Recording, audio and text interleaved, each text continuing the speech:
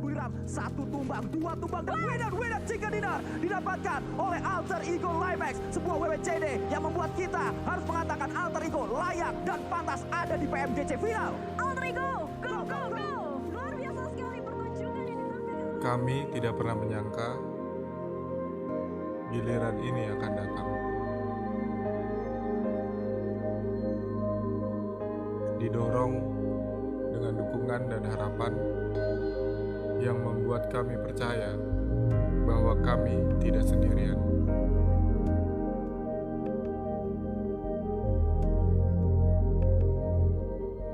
Kali ini bukan hanya tentang sekedar berjuang, namun untuk siapa kami harus menang. Untuk mereka, untuk kita, untuk Indonesia. Terima kasih untuk kesempatan ini.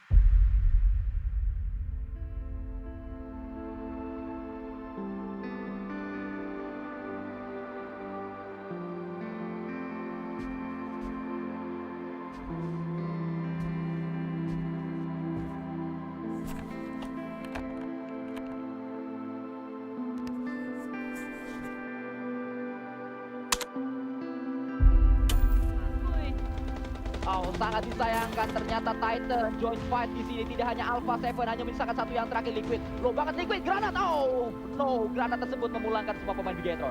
Memang di fire karena bagian dalam dan ternyata Mikro tahu tertek juga negara masih berdansa, ternyata terbait oleh tim Morph. Morph luar biasa sekali bisa melakukan bait karena bagian defense dengan sangat baik karena dia tahu di bagian dikatakan maju. Untuk Genesis Doma ngeras maju karena bagian depan ibu-ibu beli beras. Ayo kita rush maju tembak dan ternyata malah box Devo down. Hanya terasa Devo seorang diri saja. What happened? Sangat disayangkan.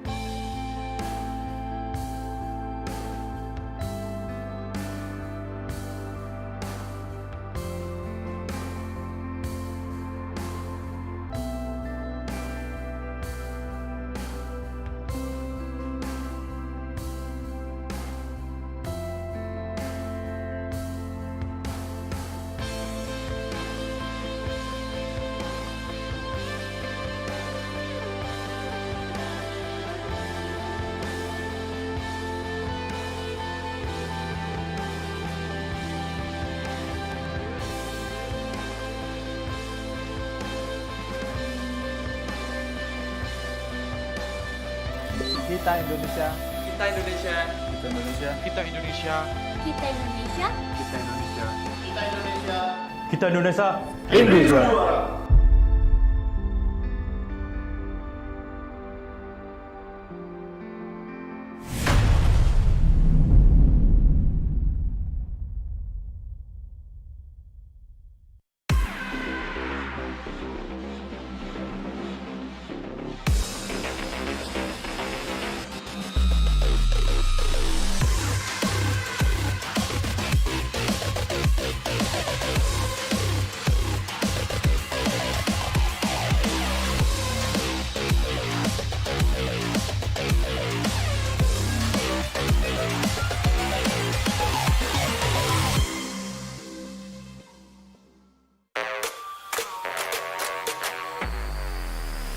Fast.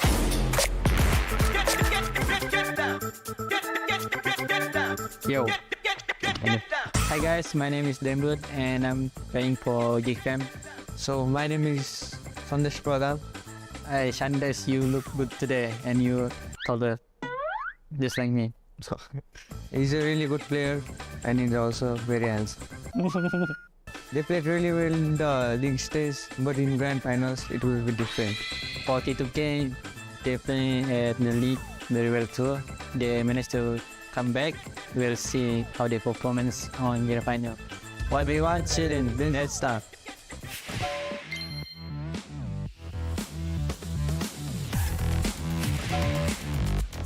Shandis, yeah, don't bully me, okay? Okay. I know you're good, but I'm better than you. Okay, we'll see. Team match, let's go.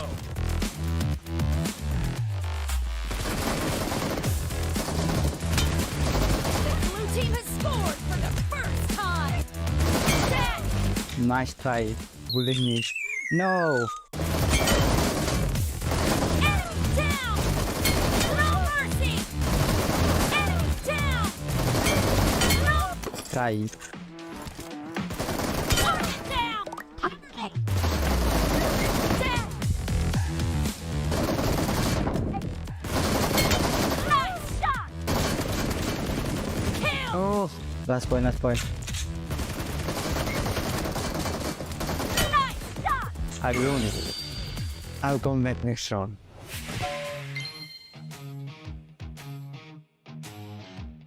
Let's go, Sandes. Let's see who's gonna win this.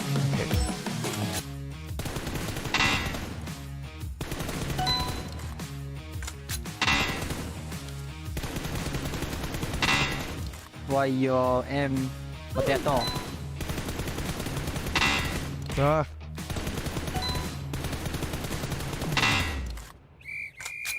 Your M was good at first, but after that, potato. Okay, damn it, your turn. Show me what you've got. Okay. Now, start. Okay.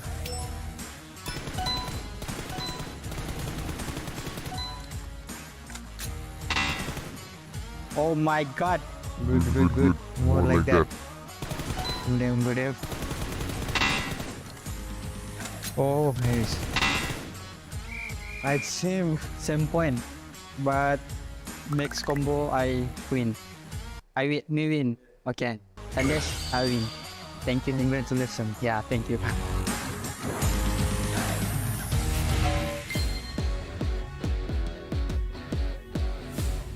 Let's go. Let's go. Kill. Wow. GG.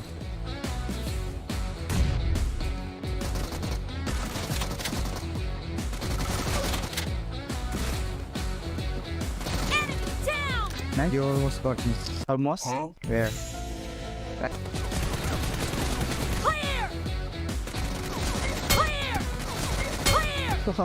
Nice. Set.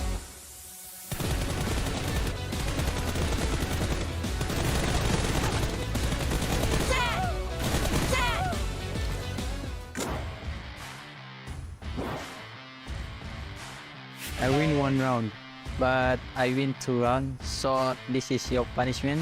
So I will pick 2 of this for you. Take it. Yeah. Like this. Yeah. Okay, good.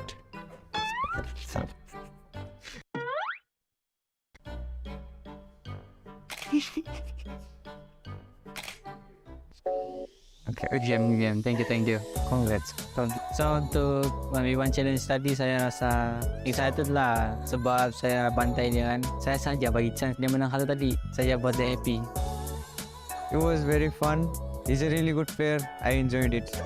So untuk tim T2K, good luck untuk game final. Make your country proud of you guys. To GFM fans, thank you for supporting us. Kami akan mengharumkan nama Malaysia dekat PMGC nanti. So jangan lupa untuk saksikan kami. See you in Jakarta. Will be better.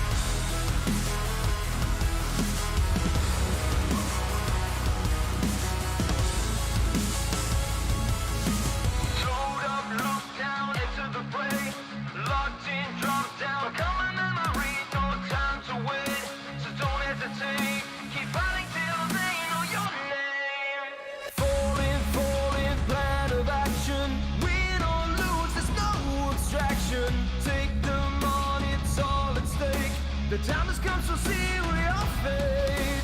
Pain and scars of past mistakes. We stay strong and refuse to break.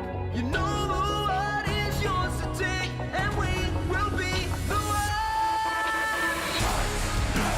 Time to take a stand. The world is in our hands, and you can feel the weight. The circle's closing in. Time to carry on, and we will be the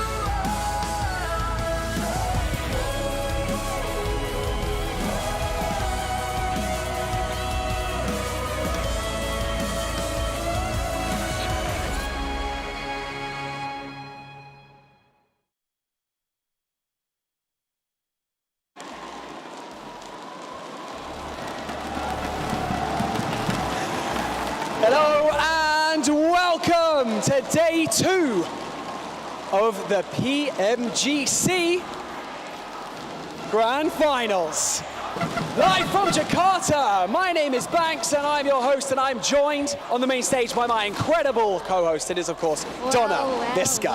Well, Banks. Halo teman-teman semuanya, selamat datang di hari kedua dari 2022 PMGC Grand Finals. Senang sekali saya dan Miska bisa menjadi host kalian bersama dengan partner saya yang luar biasa hari ini, yaitu Banks.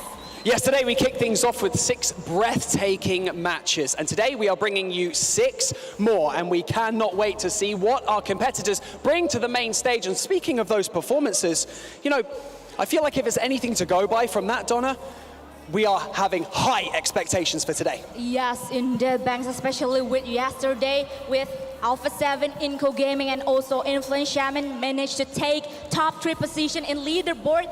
They were really amazing, and particularly with Alpha 7. With that amazing performance, they are now at the top of the leaderboard with total 78 points. Amazing. Ooh, that is right, Donna. But before we get things kicked off today, we have a very special performance for you. Yes, so ladies and gentlemen, please welcome Adnini Haq and the Java Stunt Team for tribute to Bruce Lee martial arts stage performance.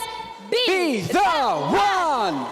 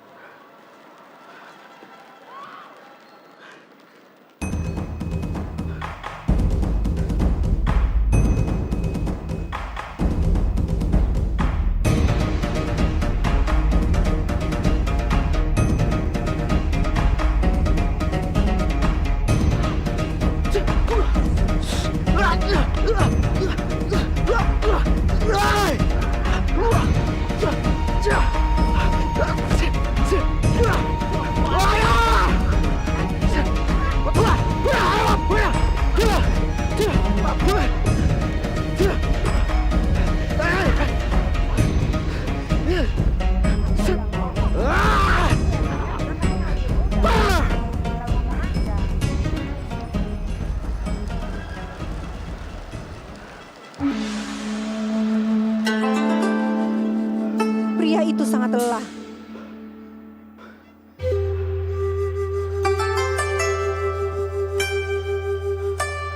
Malam itu, dia terjaga sepanjang malam. Dan memikirkan apa yang harus dia lakukan untuk mengembalikan kepercayaan.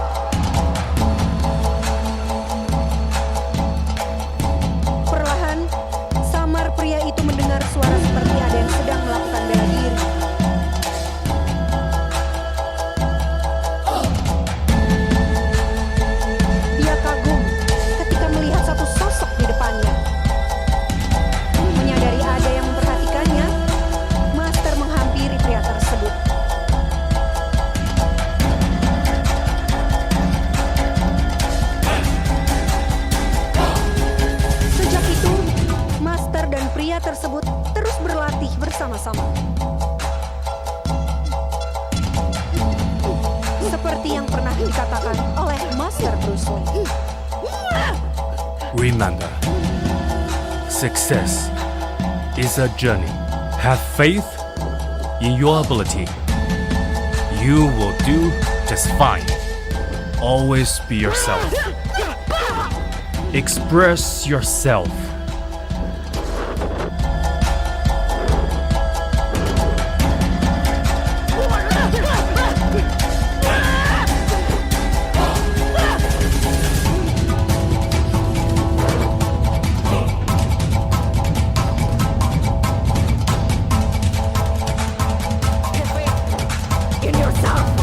Tiba-tiba 4 musuh datang dan menyerang mereka.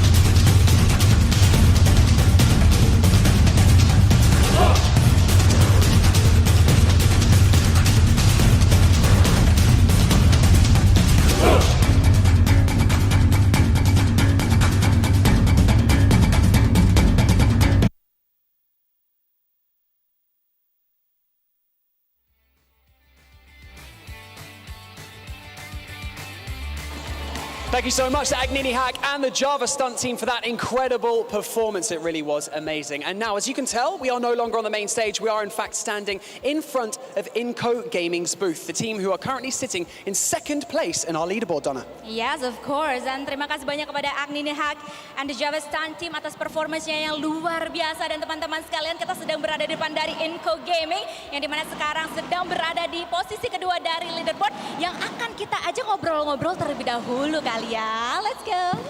So we figured as Inco Gaming are currently in second position in our leaderboard, we would like to have a quick chat with one of the players. So Nenebet, if you could come over here, that would be fantastic, and stand right next to me. We'd like to ask you a few questions about yesterday and obviously how you're feeling today going into day 2. So first of all, which team do you feel gave you the most trouble yesterday, and what are you guys going to do to prevent that from happening again today? Então, vocês ficaram na segunda posição ontem, então ele está perguntando qual das equipas deram mais problema para vocês ontem e o que vocês vão fazer para melhorar isso. Ontem, em específico, uma equipe que trabalhou bastante a gente foi a IHC, e hoje, para resolver esse problema, a gente vai matar eles. So, like, for the special team that got them, like, more trouble was, like, a IHC, but, like, so for today, the plan is, like, to eliminate them early. Oh, wow. Jadi Jadi tim yang kata Ego Gaming paling ngeribetin di hari pertama kemarin adalah IHC atau IHC. Dan pastinya plan mereka untuk hari ini adalah untuk eliminasi IHC as fast or as soon as possible. Wow. One thing that we don't talk about enough as well about competing on the main stage is mindset. You guys need to have a clear mind, and so how do you and the rest of your team keep your composure and stay so calm when competing here? Então, ele disse que a mentalidade durante o jogo é muito importante. O que você e a vossa equipa faz para manter a calma durante os jogos? A gente respira muito fundo. A gente respira fundo. So you just like they breathe in a lot. Breathing a lot. Oke, jadi untuk stay calm atau tetap tenang, mereka atur nafas sebisa mereka, semaksimal mereka sendiri untuk bisa mendapatkan atau memainkan game lebih efektif lagi setiap harinya. Well done. Quite a hot topic at the moment as well is what is on everyone's minds as well. Right now in the leaderboard, the top 3 teams are all Brazilian. So is there anything that you would like to say to your companions from Brazil, but also your rivals while you're here competing? Então, o que estão falando muito agora é que tipo, o top 3 são todos do Brasil. O que você queria falar para as outras 2 equipas do Brasil? Hoje o mundo vai conhecer o poder do Brasil. So he said like today the world will know like the power of the Brazilian teams. Today what, sorry? The world will know like the power of the Brazilian teams. Oke. Jadi kata IHC hari ini dunia akan mengetahui power atau kekuatan dari tim Brazilian. Wow, luar biasa sekali. Let's go. Nenebe, thank you so much for joining us in this pre-match interview. We wish you and the rest of your team all the luck that we can give you for the remainder of today and of course tomorrow. And hopefully you can raise that trophy. Thank you so much. Thank you so much. Donna, we are going to be closing in on our first match today, is that right? Yes, I'm sure they are ready now, Banks. Jadi, teman-teman semuanya, sebelum kita mulai, kita panasin lagi kali ya, sekali lagi. Kita panasin lagi kali ya. So, Jakarta! Are you ready? Let's head over to the analyst desk where they can break everything down before we go into our first match. Jadi langsung aja tanpa basa-basi lagi kita langsung oper menuju ke analis desk kita untuk bisa break everything down. Jadi host dan juga analis kece kita silahkan.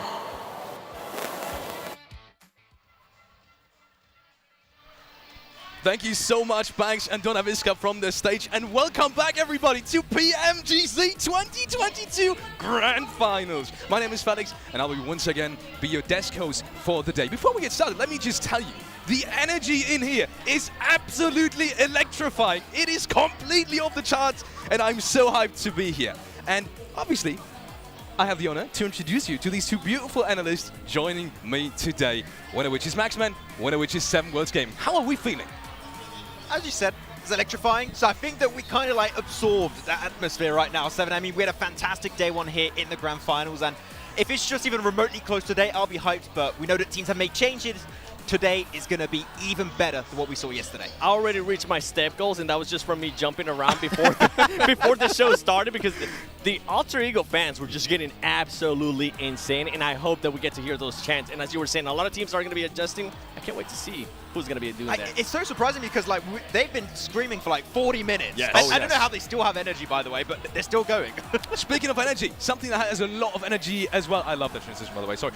Good job. Xperia 1 Mark 4.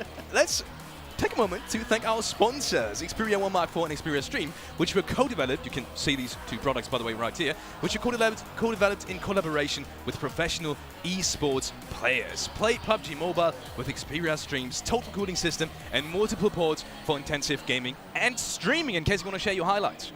And also, don't forget to check out Prime Gaming, another sponsor for this beautiful tournament here in Jakarta, Indonesia. So check out Prime Gaming. You will find lots of free content for all your favorite games, sometimes free games itself, and especially interesting to you guys at home playing PUBG Mobile, you will find free PUBG Mobile items at Prime Gaming as well. Make sure to check them out. Last but not least, another very important part of this PMGC 2022 Grand Final journey is PBESI, which is the local esports association in Indonesia. Thank you so much, PBESI, for supporting this tournament as well. And before we get back to analyzing and talking about the games that we saw yesterday, the 6 of them that we've had so far, make sure to check out the PMGC fan favorite vote. It is going on right now. You can see at the bottom of the screen right now as well. You are able to collect tokens in the Erangel map, and you can use them to vote for your favorite team inside the esports center. So make sure to just open your app and get right in there. And now, last but not least, follow us. Follow us on all the socials. It's as easy as that. Make sure to check out YouTube. Make sure to check out Instagram. Make sure to check out Facebook, TikTok, Twitter. We're on all of that. And the name across all boards is PUBG MOBILE Esports. So make sure to follow our social channels. If we could, we'll be on MySpace too. Does that still exist? Well, can't do that anymore. Looking at a quick overview of what we have planned for today. You saw 6 matches yesterday. We'll have 6 matches today, 6 matches tomorrow. And you can quickly check out the total prize pool as well. $1.5 million will be given to the players in the grand finals alone, Max. Yeah, as you know, that's half day rate for 7. So they're going to be making that. Calm down, Jason. Hey, I have to do a callback eventually, right? Yes. Of course, 6 more matches going to be happening today. So many opportunities for these teams now that we see on our screen 7.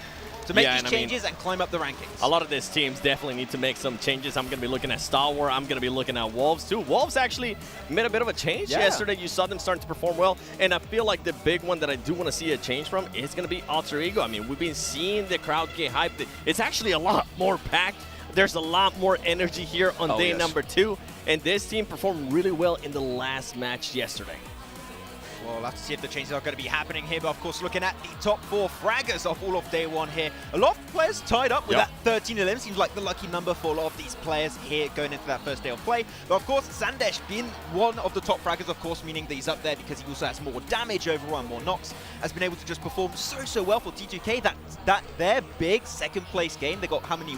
16 eliminations, I believe it was one of our top fragging games of all of that first day, and he was the one to stand out the most. I would love to see them try and replicate that in this day. 100%, and then we go to, I mean, top damage. It has to be Alpha 7 with the way they were able to perform. They did kind of fall off a little bit there in the last 2 matches, but I think they're going to be able to come back in hot today at the start.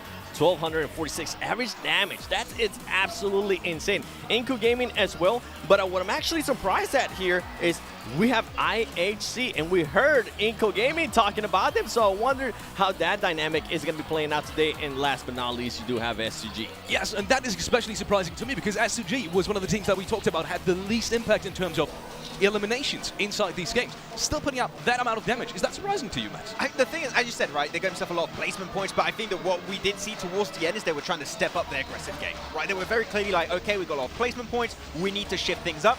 Then they got eliminations, and then get placement points. So like, you need to find that middle ground to some extent, but a lot of that damage coming out from S2G was from that second half of the day. If they find that middle ground 7, I'd have to say S2G could be looking amazing in today's 6 matches. S2G, I mean, I have them as my top 5. I'm hoping that it ends up happening. I feel like they showed the potential yesterday in certain matches that they can get that fragging power, but I mean, I'm just going to be repeating what you just said, which is pretty much they need to find that happy place between placement and also eliminations. Let's take a look at some of the highlights that we saw from yesterday's game. Starting off with game number 1, an A7's absolute mad push. I believe it was Ravo getting not only 1 but 2, maybe even 3 kills in that quick succession. Yeah, we didn't have even time to talk about it, but on the top fraggers, like, he had also 13 eliminations. Revo, I mean, this guy just stepped up. He also had so many individual players from just Brazil as a whole, with like Vitaly in particular. They showed up on a singular play and also as a team. And I'm so glad you brought up Vitaly, because I actually wanted to mention we saw 13 eliminations out of him.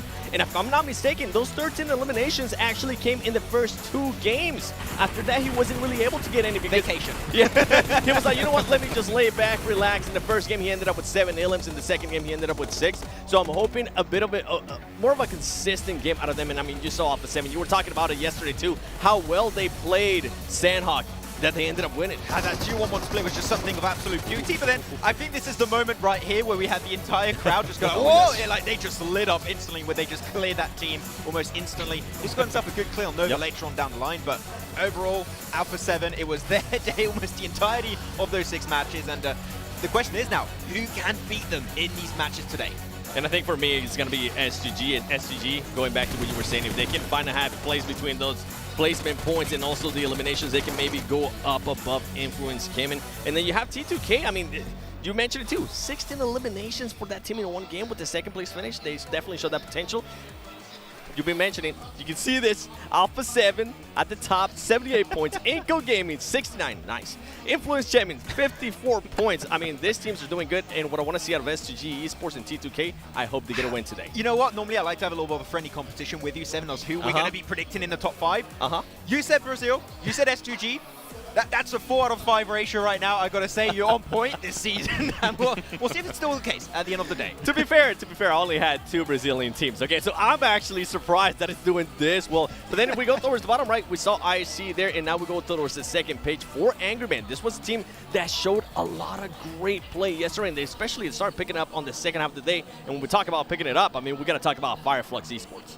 Fireflux Esports with that one chicken dinner. The thing is, a lot of their points came out from that one singular chicken dinner. You're looking at their ranking points. You take out 15, they only got 3 more placement points left. We need to see consistency from this team to climb up and hopefully be in that top 5 position at the end of today. Absolutely. And kind of the same thing could be said about Wolves. They had 2 back-to-back last places in round 2 and round 3. So the inconsistency here really needs to be fixed. Looking at Inko against INF, interesting statistics. Yeah, interesting statistics. I mean, that average elimination when you're looking at 5 is just something of absolute beauty when you're looking at it. At this level of competition in PUBG Mobile Esports, having a 5 average elimination per game is absolutely mental. The question is, of course, as you mentioned, can they keep it up today? If they do, man, they're looking like they're not going to budge from those top positions. And what was crazy to me, and I mean, they did have 2 games yesterday when they ended up in 15th place and in 16th place. And as we go to the top Erangel performance here, there's no surprise. I am a little bit surprised to not see Alpha 7 here. It seems like they were performing better in Miramar and obviously in Sanhok when they ended up getting the win. DRS, we know we've been wanting to talk about that team. That team showed up big time in the first game yesterday, and after that, I just felt like they disappeared. Yeah, were they playing the next games? I don't remember. Yeah, a bit brutal. But yeah, that first game was fantastic. We need to see more of the essence of that game in the other ranking, in the other matches. If so, we could see Nepal step up big time. We want to see DRS at the top of the leaderboards eventually. Yep. Quickly looking at what we're going to see today. You already saw it, but it's going to be the normal rotation that we saw yesterday as well. Starting off with Erangel, Miramar, Sanhok, and then the same thing except Sanhok is switched out for Erangel in the end. Exciting games that we have seen yesterday. A storyline with the whole Brazil region coming on clutch in the last games as well. I'm sorry. Wait a second. Did you just say? Oh, that is just Did you just say Brazil? Listen, I don't get to do this often. I don't get to brag this much because this team, the region usually lets me down a little bit, okay? But they're doing so well that I had to bring out the flag and just showcase it. Soak it in. Vamos Brasil, muito amor. I think I'll have to give that to Blank. He was a bit cold. I think you're right. I'll give it to him. Yeah. He's screaming already forward. Coming to the teams to watch, and I'm especially interested because you keep saying you're all about Brazil. Do we have a lot of Brazil teams on you? No, not really. It's only A7 now. Yeah, it's only A7, and that's because they are currently leading. I felt like they definitely dropped off in the last 2 games yesterday. I want to see how they're going to be coming out. And because I have Nova, they usually tend to bounce back in day number 2. In IHC, I haven't because we were talking about this too, and I know that you have them too. They got a win yesterday, and if you remember, they didn't get a win in last chance. Really, when I saw Zol get himself that 1v1v1 clutch at the end towards those last matches, I was having like callbacks to almost 2 years ago, PMGC Grand Finals, when he was playing with Zeus. It was so hype. I want to see more of that. But actually, back onto Nova, I think I had to talk as Paraboy, right? About where he was hoping to be at the end of today. Yeah, so I went up to him. I was like, do you think you're going to... I expect you to be at least top 3. He's like, you know what? Top 5. And then he was like, actually, top 3. So the confidence is there. Pretty much, yeah. Well, it has to be specified. He means that for today. For today, top 3. Yeah. Okay, I was completely surprised right there because you said top 5 to 3. Either way, we'll be getting into the first game of day number 2. John Allen and Blanca standing ready at the commentary desk, and we are heading right there. No messing. We're going right over here. We are going to be taking it in to game number 1 here for PMGC 22 finals in Jakarta. It's been such an electric atmosphere in the auditorium so far today. It has been phenomenal to watch, Blank. Yeah, I mean, I'm still a little bit chilly. I'm still You're right. Oh. Oh, the Well, there heat you coming go. off this region though right now. Oh. It's bringing me heat. It's bringing me warmth. The top three. Oh, They're dear. looking for a little bit more. I'm steaming. I'm steaming right now with this on. I'm happy days. Anyway, let's keep this on for a little while longer. But heading over to the venue right now, checking out the players, checking out the watchers, the audience in tow. Happy days. All in all, this has been a fantastic time. I'm really happy with the way this tournament's turned out so far. We've had a beautiful amount of turnout, just in terms of audience, just in terms of the amount of people that are here cheering. The audience is absolutely electric. And I don't think we could have asked for a better day one with a very surprising turnout with that 1-2-3 over in Brazil. Excellent performance, not only from the teams, but from the crowd themselves. I think that's a big part of it. Sure, the national team that is here for the region, they might be at the bottom of the tables, but they are at the top of the tables when it comes to that support, which is phenomenal to see. Yeah, I mean, I did get to actually speak to Denny earlier, the coach from Alter Ego, and what I was telling was that like it kind of looks like this is a team that qualified like through a real bracket to get here. Yeah. I don't think they're in that point in time where it looks like they're completely lost, completely broken. I do think that when you see them, they're making the right moves. It's kind of those little things that are off, and I think that's to be expected with this kind of stage, this kind of level. And I think for Alter Ego, just getting out that 16th place would be a massive boost to their confidence today, and I think they can do that if they can continue with this good game sense. They just need to bring up that skill level in terms of the mechanical play, those team fights. And yesterday we saw them take out Nova in that 4v4, which is not easy to say the least. So I think that confidence is really something that is maybe holding them back a little bit, but we've seen it come out now and again, and it works. So you maybe just need to relieve that pressure and relate to what Nenebete was saying in the case of just breathe, keep it calm, keep it cool. It's what you've got to do in the PMGC. With this being a sprint, 3 days only, you have to keep that cool a lot of times. Plane path for match number 7 here at the Grand Finals. Goes north to south. Again, we've seen fairly fair plane paths over the course of the entirety of yesterday. We're going to continue that trend today, it seems, to kick things off here for our first Erangel match of the day, the first of 6 matches that we'll be seeing. Absolutely, John. I think that's something that's been really interesting to watch, and in the case of like, there's no one that can really go out after these games have concluded on the old Instagrams, on the old socials, and say, look, this team didn't deserve that win. They were gifted it. They had the best position in terms of playing path, in terms of circle. I think everyone's had to really work for their position on the map, and they certainly will have to here. This doesn't really favor anyone at all. It's a difficult circle to play. This could be heading over towards Yasnaya, in which case we have that finish over in the compounded area, which currently Influence Chem is very happy about. And this is the first time we're seeing this circle up towards that northeastern side, and with those statistics coming through, showing that Influence Chem is the best team so far on Erangel, despite having one of the lowest damage numbers here out of those top teams. This could be a really, really good chance for them. Inco, though, we know how they do. Already sending their way up towards that northern side of the map, that northeast side, to get a position, to get placement, and go from there. Just getting those vehicles first on board, and Inco will be moving a little bit further. In Alpha 7, our current leaders with a 9-point lead against Inco will be on that northwestern side and trying to get as much loot as they can. And if you guys are trying to get as much loot as you can at home, make sure you're checking out the 2022 PMGC Special Crate, available until January the 8th. We know with the way I've been seeing these players in game, I'm very jealous of these outfits at the moment. Probably one of the coolest PMGC skins, in my opinion. So get them while you can. Only available until January 8th. So the time is running out right now. Just one more day. So make sure you can grab them whilst you can. Maybe, I think at this point in time, it is just one more day, depending even on time zones. You got to be quick, guys. You got to be snappy on that store. Pick up those crates and get going. Specifically, for a lot of these teams, they're going to have to be snappy inside this lobby too. With the circle being where it is, a lot of these teams over towards that western side will have to make some moves fairly quickly. I'm looking particularly over towards 4AM, A7, Fireflux, IHC, all clumped up towards North George and South.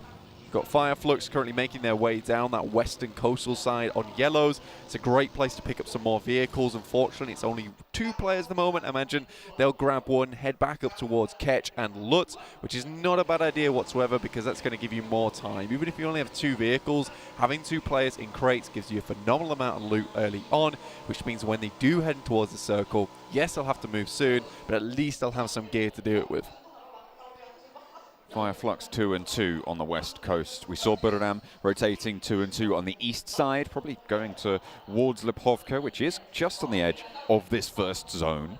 So we'll see a little bit of looting going on there. Inko breaking north with some of their players as well, moving up to that east side of Yasnaya, and Influence Kemen not wasting any time, sending a player up north. Kayovsky going to mount up towards the top of Stalber Hill, maybe even break as wide as Kameshki. It's a really interesting meta that Inko is kind of bringing out these days, because I no longer think that Inko has this set drop spot anymore. For them, they have generalized position where they'll drop on the map, but that's not their spot entirely per se. It's just a case of this is where they'll begin their journey. A lot of times this is more of a case of dropping on top of vehicles, because they instantly send it towards a position where they can start to play out the rest of the game a lot easier for themselves. It does mean that they get quite a lot of trash loot.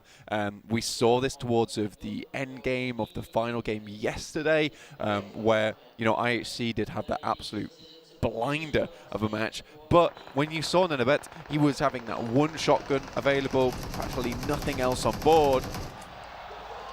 T2K rolling up on the rotate, and it's 1-for-1 on the trades right now, but IHC are giving them a little bit of hell here. Legend taken down as well. Was this IHC trying to turn it around? A drop shot not good, and there's a sliver of HP on the inside. Oh, it's all coming apart. Godless bites back after losing a teammate to a knock. Alex is going to be happy to have had him at his side. T2K certainly feeling Godless right there. No miracle from above to save them from that devilish presence.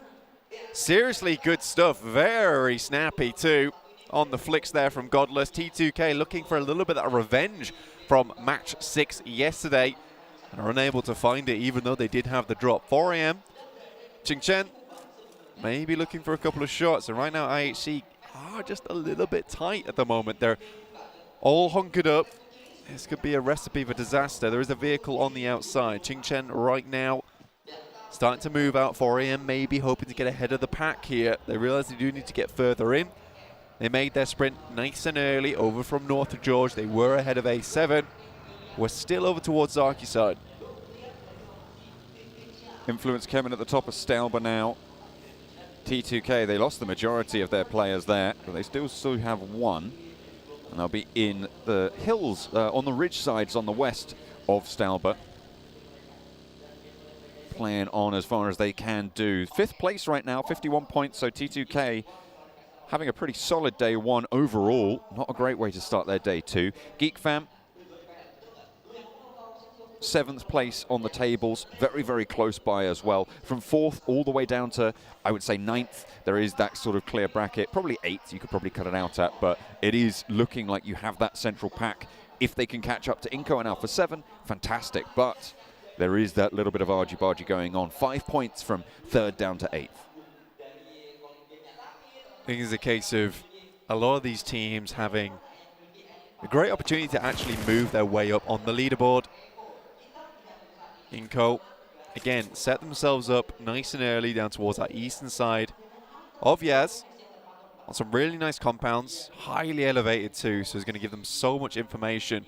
Kind of banking on this central spot over towards the eastern side. I think the circle, it could outplay them, right? It could head up towards that northern side, but they're playing the numbers game at this point in time. And for Inko, they can play the numbers game all day long. I think for them, it's really these blast out games that are super beneficial for them. They do taper off sometimes, though we have seen them start off very slow and then ramp up towards the end of the day. It's the only thing that really worries me about Inko. I think A7 has that kind of consistent streak where they get that momentum on board and it's good to go. And I think if we see Alpha 7 have a good game at the start of the day right now, could be very scary for a lot of the rest of the lobby. You're talking about some of these teams down towards the bottom side. I think it's still very malleable, like you said. You know, even down to, goodness me, 11th place, right? because you're looking at this bracket, which is very, very slim. And just a big game like that could set you upwards towards that top side. So at this point in time, very, very likely that we'll see some big changes today in terms of the leaderboard. We could see some very surprise numbers on the leaderboard as well. Nova being down towards the bottom is a little bit worrisome. However, for Nova, we were just talking to some of their fans, some of the people who have known them for a long time. They do have the chops on them to bring out an insane couple of days, which would send them right towards the top. We've seen them do it before, and it's always terrifying to see Nova get on that streak. Circle popped on the east side, does keep a little bit of water out on that east coast as well, but does allow teams to make that call, that decision to leave from Stauber, to move past Yasnaya, away from those fields. So a lot of teams can make a lot of decisions, and when a lot of teams are making a lot of decisions, that means a lot of rotates are coming into conflict, and that's exactly what's happening with IHC and Influence Kemin, as well as Buradam and the home ground team. Alter Ego, at the moment, it's going 1 for 1, 2 go down for Alter Ego, and Ponbit now left last standing for the squad. A little bit too far to do too much here, but Buradam are still taking heavy punishment. Yeah, again, this is what I was talking about at the beginning of the day. It's that team fight that really is the problematic for AE. You can see that they're making all the right moves, all the right decisions. They don't seem lost, they don't seem hopeless, but it's that extra little bit of PMGC power that they are missing at the moment. Hopefully they can bring that back on board. The home ground fans, they get to cheer them on a little bit more. Right now, Ponbit, last member, not always the worst thing in the world, can hide out for quite some time, maybe get towards those top positions. Inco, though, seem to know something that everyone doesn't right now about these circles. They have a very, very good handle on where these are going to end up, where the center's going to be. They're a little bit down towards that south side. I wouldn't say that mattered. I think heading up towards the north isn't really ideal in terms of positioning. Right now, they have a very, very strong spot and a strong base of operations to play from. Just in terms of scouting, just in terms of getting that information on board, this is really good for them.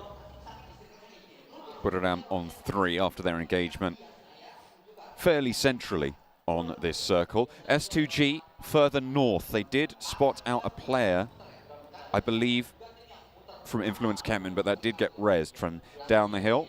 Vampire have not had the most successful of days from the glory that they found in PMWI. It has been a little bit of a fall from grace in their regional stage and the group stages earlier this in December back in 2022. It wasn't the Vampire that we were expecting to be able to come into this one, but they still have a little bit more time. You talked about Nova being able to put up massive performances towards the end, in those small day frames. Hopefully Vampire can have that resurgence as well. That would be ideal. It would be good stuff for Vampire. I think if you look at their December performance as well, it wasn't exactly what we wanted to see from them, but there were certainly those moments where it felt like they really had that go time on their shoulders, and it was a case of, we just need to qualify, so we're going to pump those points up, play how we usually see them play. I think for Vampire, it's just finding that rhythm, finding that movement that works so well for them. At the moment, it feels a little bit awkward. Not quite there as of yet. Geek Fam gets some gear delivered from on high. Yuhai does not want it though. Sends right past, tries to get a little bit further in towards a compound to play from. 4AM, however, snuck their way in from that north side. Really good stuff from them. Considering they're over in North George, they've made a very apt rotate. The difficulty now for them is that they're surrounded by a lot of teams, but getting into this position without taking any knocks is very impressive. Fireflux on the south side, coming into conflict with Vampire. With Vampire on the lead in terms of their position, could prove to be a little bit sticky. Inco still very central. North side, Alpha 7 behind the queue for Influence Kemin, and outside of the circle, quite a few teams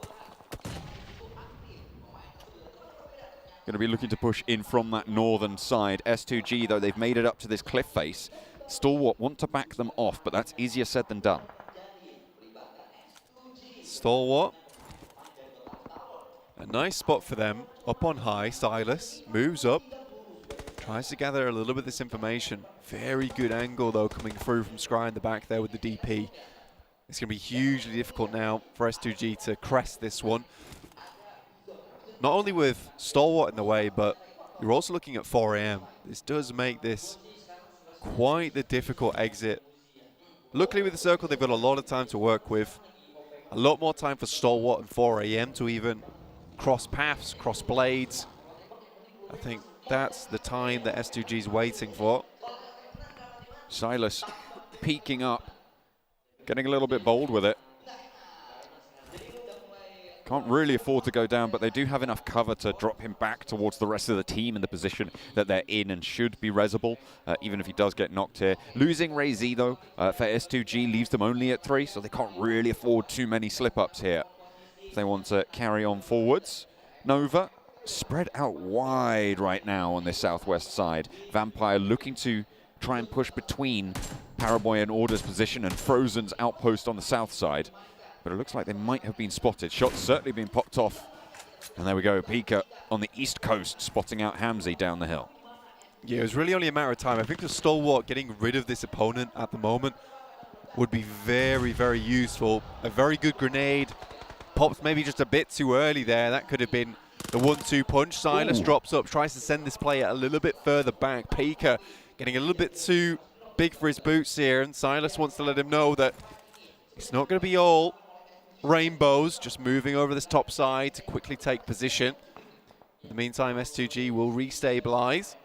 Stalwart's moved a bit further up, though. This is an excellent compound for them to play from.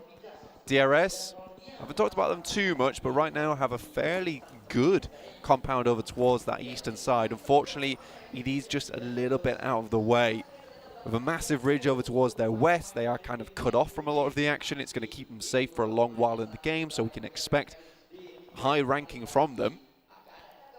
You could see there that S2G were very, very worried about their northern flank, and for good reason. There's still a lot of teams yet to push in from that direction, and they'll have to wait and see what they can find. Order spots out a central position for Nanabete, and they're looking to put the pressure onto Squash as well. Order lighten them up. Becker not really in a position to get an answer shot back. Inko still at 4 alive with Vitali half HP down the hill. Vitali was a massive factor for them in yesterday's games, hopefully able to put up the performance again. Oh dear.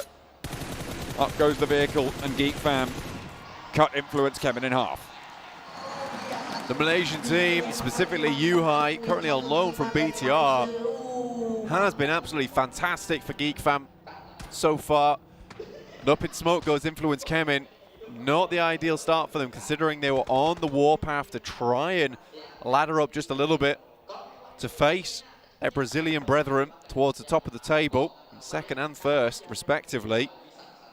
Nova, though, great spot over towards Inko. It's difficult not to take shots from that position that Inko is currently holding in. It's a bit of a Hail Mary.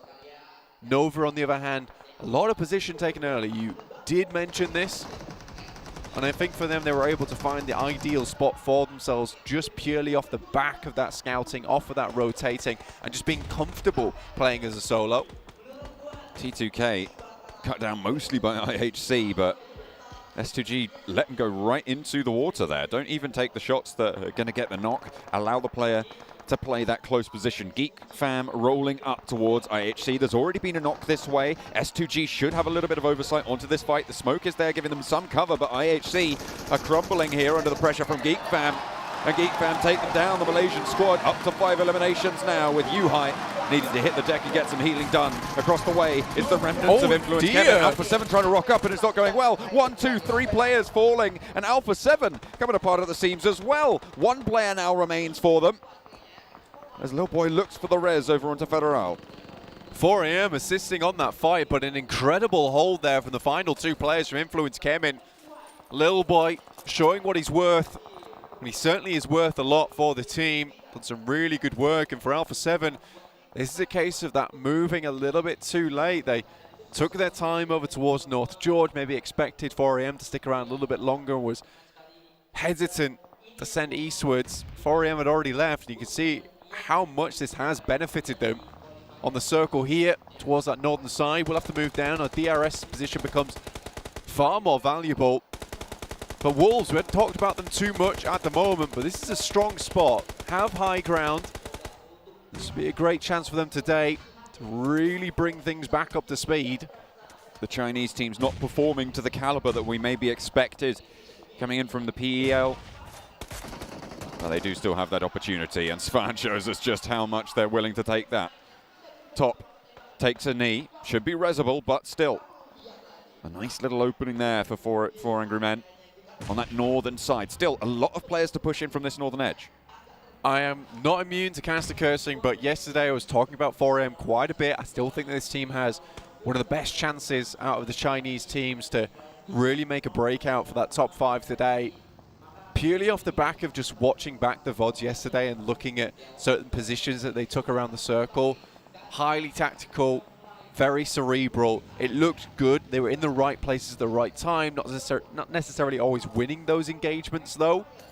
But they still have that firepower to boot. So I think for 4AM, this could be a very good day. Still reasonably consistent yesterday. They do need to get a few more points on board. Ching Chen looks down towards Geekfam. Lights him up, big style.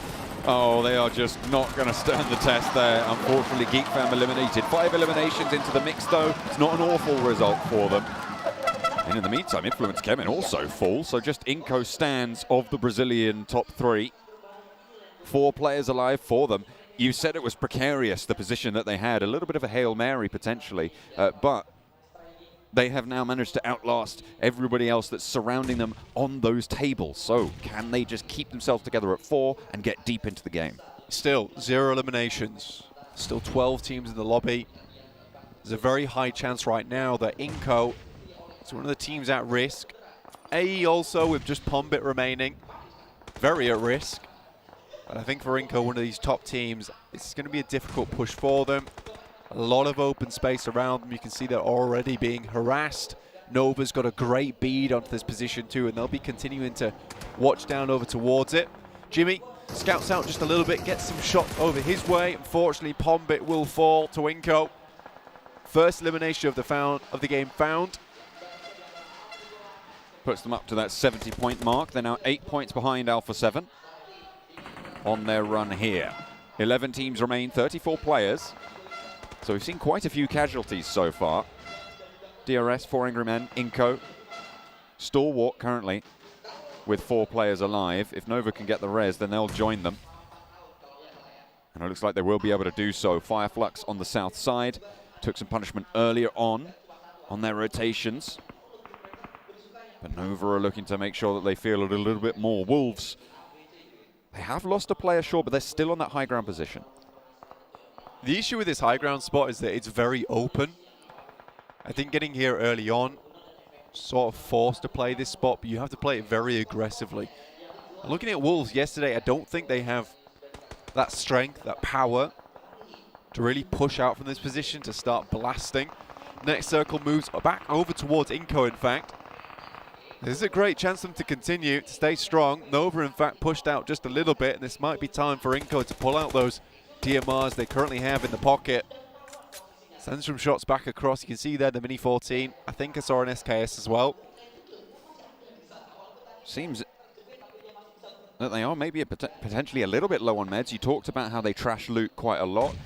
They have taken quite a beating so far to stay alive in their position, so maybe they're trying to save those meds for a little bit later on. A lovely nade over the top, a lot of damage, but doesn't get the knock from Calci. S2G trying to put hurt in towards the health bars of 4 Angry Men. But the repositions are good. The smokes are there. They're looking to try and flow around this side. Yeah, this is smart, to be honest with you, because 4M's compound currently is locked away from SDE. They won't be able to engage on this fight. So for S2G, they've identified this is probably the only play they have. For 4AM, they need to react to this soon. It's a great nade on the top from Ching Chen. Perfectly placed. They're out in the open. They could have taken the shots, but a nade like that will do the trick massively. It's unlikely that 4 Angry Men are going to get that flush there, but there is a lineup coming through. There's nades. Hang on a minute. Svan just launched one over the top at S2G. Pulled down there into the depths. No more will we see the team from Turkey in this game. And now Inco on the western coast have Buradam to deal with as well. South side being pushed in by DRS. And the Wolves up the top have Nova to deal with as well. You're going to love this play from DRS. I mean, they knew that this position would afford them time and capability. They've remained patient. Now it's going to start paying dividends towards the end of the game. Long nade there. Nearly tags Svan, but Escapes with nary a tickle. Tiger behind the buggy for Buradam. 2 players remaining, one of whom is down already, so Tiger the last standing. The last player from T2K, speaking of last standing. Right behind S2G. You've got to think the 400 men do not know that there's a player nearby. Maybe they think this has come from Stalwart. Are they going to check this angle? Ching Chen seems to have jumped out on the ridgeline, but he's spotted. Action. And that's Action taking him down. So still, T2K have not had to stand up and go for this peak, but now is the time to strike. Good Xiao on the inside, looks for the challenge. Oh, a spray around from WWX. There's only one player now to deal with. In through the smoke. You chuck your right flank, but it's not going to happen. Good Xiao keeps 4 angry men in this, but Stalwart are not going to let the pace up. Oh, look at this. Is there. The Molotovs are good, and they can start to rain hell down from above. This is disgusting. Stalwart took their chance, but T2K might have just ruined the chances of 4AM here. If they can get all players back up on their feet, perhaps they can restabilize this one, but that was looking very nasty. And Good Xiao even puts the shot in towards the UAS, just in case there's any more bullets coming their way. Scry, though, look at this. Has the nade. It's a pretty easy shot for them. Has to assume that they haven't got out yet. It's a little bit long, but another one still on the pin. Mercifully, the blue zone stops there and allows them some sanctuary, but Scry, that could be the 4K, wants to turn this cover into their coffin. It could absolutely, but didn't want to pull the pin on it. They're going to give that one back, and 400 men allowed another opportunity. 7 eliminations, and all 4 of them somehow are still alive, but they have to move further south. It is a really tough position to kind of counteract that one, because you get the instant flush on that second grenade from Span. You assume that that's that team done, but no, it's not the way it is. Wolves, though, find 1 over towards Fireflux, leaving them down to just the 2 players. 1 now. Catch on the hillside. After Fireflux lost a couple earlier, they've just been picked down, pushed around on the south edge. DRS continue their pressure, continue their chokehold as they continue their approach as well, but they are not in this next circle. They will have to take the 4v3 with Ketch as a wildcard entrant. Nova ahead of the curve on that western side will stop any retreat from Wolves. Locking them in. Good smokes here from 4AM. I know right now for them it's just getting into this circle. Stalwart in a similar position, but they haven't covered to play around with. 4AM were forced to take all their vehicles out of the mix, out of the picture, to prevent being exploded. And Stalwart's just had insane oversight over 4AM since the beginning. But again, they're looking for a longer game here. That's brilliant from Good Xiao. That's going to give them time. And time is what they need. And there was a second knock as well going over towards Stalwart from Svan. Really nicely found now. DRS are going to try and mount this assault onto the Wolves' position, but it is not going their way. Remember, will be the last player standing. It's 1 for 1. Oh, a nade takes his teammate right out from underneath him. Sweeps the leg. A crawl forwards from Delta to get the information as Rules gets healed on up. They spot the player down in the ditch, but he goes for the player to flush. And it's the Wolves to stay alive with 1. Great stuff there from the Wolves. Fortunately, just 1 player remaining, and Nova currently at 3 eliminations, looking to take this all the way. Svan hits the deck. 6 teams remaining, would like to go a little bit longer here. Ching Chen, as well as Good Xiao, looking to finish off the remaining players from Stalwart, all in his lonesome as 2. He brought 4AM back into the mix versus T2K. Can he do it again here versus Stalwart? Around the side of the rock, spots a tail there. Oh, but no! will be shut down. Excellent moves from Pika to be able to keep them alive. But there is the Wolves yet again, lighting it up here in Jakarta. Remember, still going strong here. Nova, though, looking to have that resurgence today. Always terrifying. Yeah, one day, they get the VODs in, they make the changes. That's when things start to pop off. 10 eliminations now for 4AM. Ching Chen still going. And in the top 5, this is going to be a big game for them regardless. And Inko is still alive as well. What a way to survive it. I mean, they've just been chilling so hard right now on this western side. Everybody else has been fighting over the coastal areas. You know, with the amount of players they have and the position they're holding, it's very likely that they could pick up a chicken dinner here. In Inko fashion, a big win at the start of the day to see them nice and healthy throughout the rest. 5th place for 4AM, 10 eliminations, great game for them. That'll see them on a much better average coming into the next games. But Inco looking to retake that first place spot. Not only that, Nova looking to have this resurgence. We've talked about their capability to do so. We are starting to see that now, Blank. Nova currently clumped, but have had good eyes, good information down towards Inco. They are down the hill. Nova would love to get rid of this last member from Wolves, but Vitali steps up first. Nova, health bars looking very good at the moment. Inco, on the other hand, is the problem. They weathered the storm. They're all out of brollies at this point in time. Starting to spread out now. Remember, the last player from the Wolves team that was holding on the south edge, an entrant into the final circle. Every team will know that there is going to be 3 parties to this fight. Looks like Nova are more worried about Remember's position, and the smokes start to line up. The spread out from Inco, kind of crunched in right now, and these smokes are going to play well for both of them. Paraboy sees the Wolves to bed, finally playing for Team Edward. Oh, gonna get knocked. That's really terrible. good opener from Squash on the back line. A nade over the top. Paraboy looking to play on the left flank of this smoke. Can he light them up when he needs to? Squash found and spotted. Evens the numbers back in the favor of Nova as they can put pressure on with this line that they have. They have the more central area. Vitali, 4 bullets in the magazine, needs to go for the reload, and Paraboy spotted, taken down. Jimmy and Order now, 2 players to go, but it is Order to even the odds yet again, and Becca spotted as well. A beautiful peek around the trunk of the tree, and Jimmy will still be in action for Nenebete. A star from Brazil, and he lines them up and shuts it down. Converts a seemingly impossible position. What a transfer. You almost cannot see that one coming, but there is absolute skill and finesse in that final moment.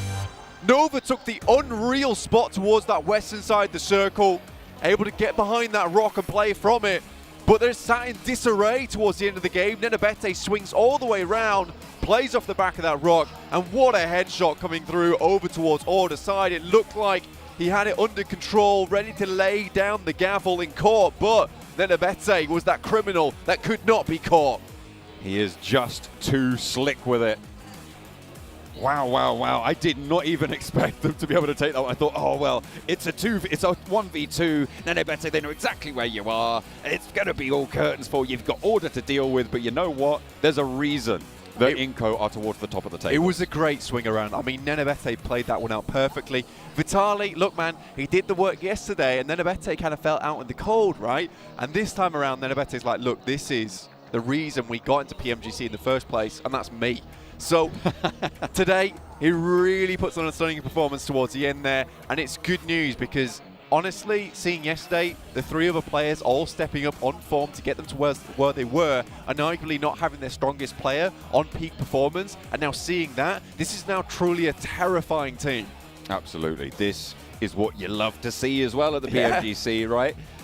I'm really, really happy that we've seen what we did in those final moments of the game, right? Yep. Because it's so good to see teams playing into the storylines that we've been talking about, really. For sure. And I think that Inco, again, it's this weird meta that now setting is, which is a case of like, we're going to drop here, but it's not necessarily where we're going to loot from now. We're going to pick a better spot within the circle, being able to just weather things out. They're a very resilient team at the end of the day. Yeah. Yes, they don't have a lot of health towards the end there. They don't have a lot of meds, but they make do with what they can, and it's that first initial knock that is so important because they really do light things off massively towards the end. It's big fireworks they start to bring out in those final moments, and I don't think the Nova was ready for that, and by the time that they kind of repositioned, and I think Order was in full panic mode towards the end there, damage control, he was doing a great job at it, by the way. Unfortunately for him, it just wasn't enough versus that team. And Jimmy's health bar being as low as it was towards the end there as well made it very tricky. I mean, let's not forget, in those final moments, Order also took a 1v2 and won it out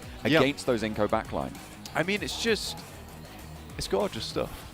Oh, it's not the team that I really thought 2 months ago would be here right at the top, man. But they are. Seven's laughing. He's happy about it. This is a team I can get behind. But this is the question, right? You've talked about how Inco can start off a day very well and kind of taper off. We saw that they stayed consistent yesterday. Do you think they're going to be able to do it again today? I don't think it was consistency yesterday, honestly. I think that it was a case of a couple of good games, and then some decent games in the middle. And I think that's what we're going to see today. I expect there to be another big Inco game coming up, and then it might die down a little bit. That can't happen anymore. In the meantime, let's head back over to the desk, see what they have to say.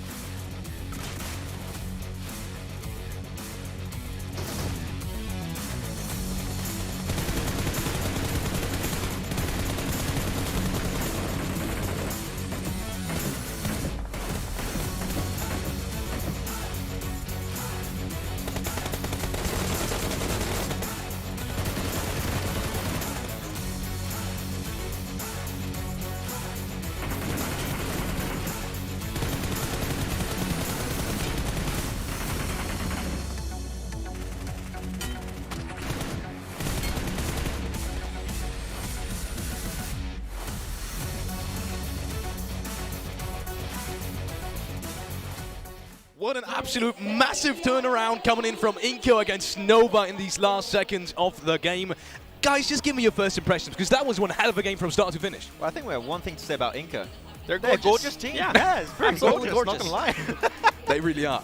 Starting off, maybe let's keep that Inco discussion for a second. Geek Fam, that was something that impressed you a lot throughout that game, wasn't it? Yeah, I enjoy how aggressive they were, and I enjoy that they took the fight to IHC. It ended up working out. It didn't end up working out for them in regards to a rotation, but just the aggressiveness that they were able to showcase, that's good to see, and now they just need to be able to find that switch. We always talk about it, Max. They need to be able to switch that on and switch that off and make sure they put themselves in great positions, because that was the downside there. Yeah, because exactly, I was about to say, that was not a good position. Yeah. You're just pinched, you have a team in front of you, you're not in circle, you have 4am behind you, especially Svan.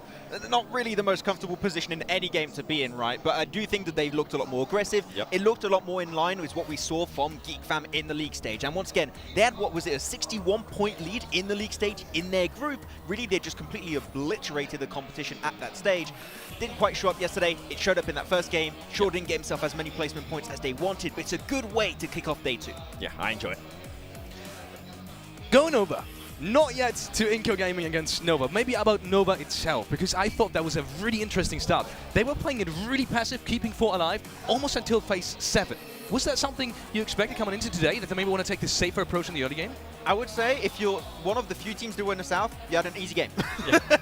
Okay. I put a list. All the teams that were North, you had Stalwart, 4am, T2K, IHC, S2G, INF, Buriram. But these are all the teams North that had no space to work with. You had, what was it, 3-4 teams South? Chill game for them, not going to lie. And I think they had, what, 4 elims towards the end of that game before taking that final fight versus Inco. It's still a good Nova game, but I think they didn't really put them to the test as much as the teams North. What I enjoyed about that game, though, from Nova is that, it might have been a chill game, but they put themselves in a position where they could actually push there towards the end. I mean, they were able to, if it wasn't for Nenebete clutching that at the end, that was absolutely wow. We'll get a chance to talk about that later. But overall, I mean, we were kind of expecting it, right? We were hoping it would happen. We both had Nova in our teams to watch, and this is the Nova on day 2. They had a chance to go back and see what they did wrong yesterday.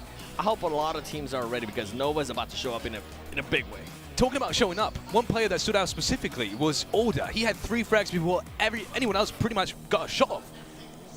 Talk to me about it. Order throughout the whole game, and then the last clutch situation as well. What a player! I mean, with games like that, like Order could very clearly be the back-to-back MVP of the Grand Finals of last year. Could be making it happen here once again. Like, he had such a good angle. It really hard to take down. But the fact that Inco were able to actually turn that fight in their favor, it came down initially to that first nade. They created a little bit of a man advantage in their favor. The moment you put Order out of commission, that is your game to take. And once again, Nenebete, we didn't see him too much yesterday. It was Vitali. Now you have 2 top fraggers for the team. Inco, they're not going to slow down. We didn't see him much, but hey, as long as it shows up today, that's all that matters. Inco Gaming there with 21 points. What I'm surprised, though, we're talking about yesterday being Brazil's day. Today might be China's day. You can see 2nd, 3rd, and 4th are all from the PEL. 4 Angry Men with 18 points, Nova with 16 points, and Wolf Esports. I mean, this is teams that we were talking about. They definitely have the potential. They're here for a reason. 4 Angry Men with 10 eliminations. They're continuing to show that they can definitely frag out, Max. I'm super happy to see it happen, right? I was not going to lie. I mean, even though Brazil still got the chicken dinner, I was like, I hope we'll see other regions and teams do well. I'm happy that is in fact the case with this first game. Teams are heating up. Teams are willing to make adaptations, but still at the bottom, you've got a few teams like, hopefully Alpha 7. I mean, it's just one game. This is what I was talking about. This is why that was my team to watch, because I was wondering how they were going to be coming out, if they were going to be coming out hot, or if they were going to maintain that lead. And as you can see right there, they are not maintaining that lead. Now it's Inco Gaming, and they're actually creating a nice little cushion for themselves. And then you have 4 angry men. They finished off yesterday so well, just stepping things up slowly and surely. And the fact that they're now in 3rd position without a single chicken dinner, all the teams above and below them have wins, and they're there without a single one, goes to show how their games from yesterday actually were towards the end of the day, how strong this performance was also from them. And I still have no idea how they survived that fight versus Stalwart. That's just...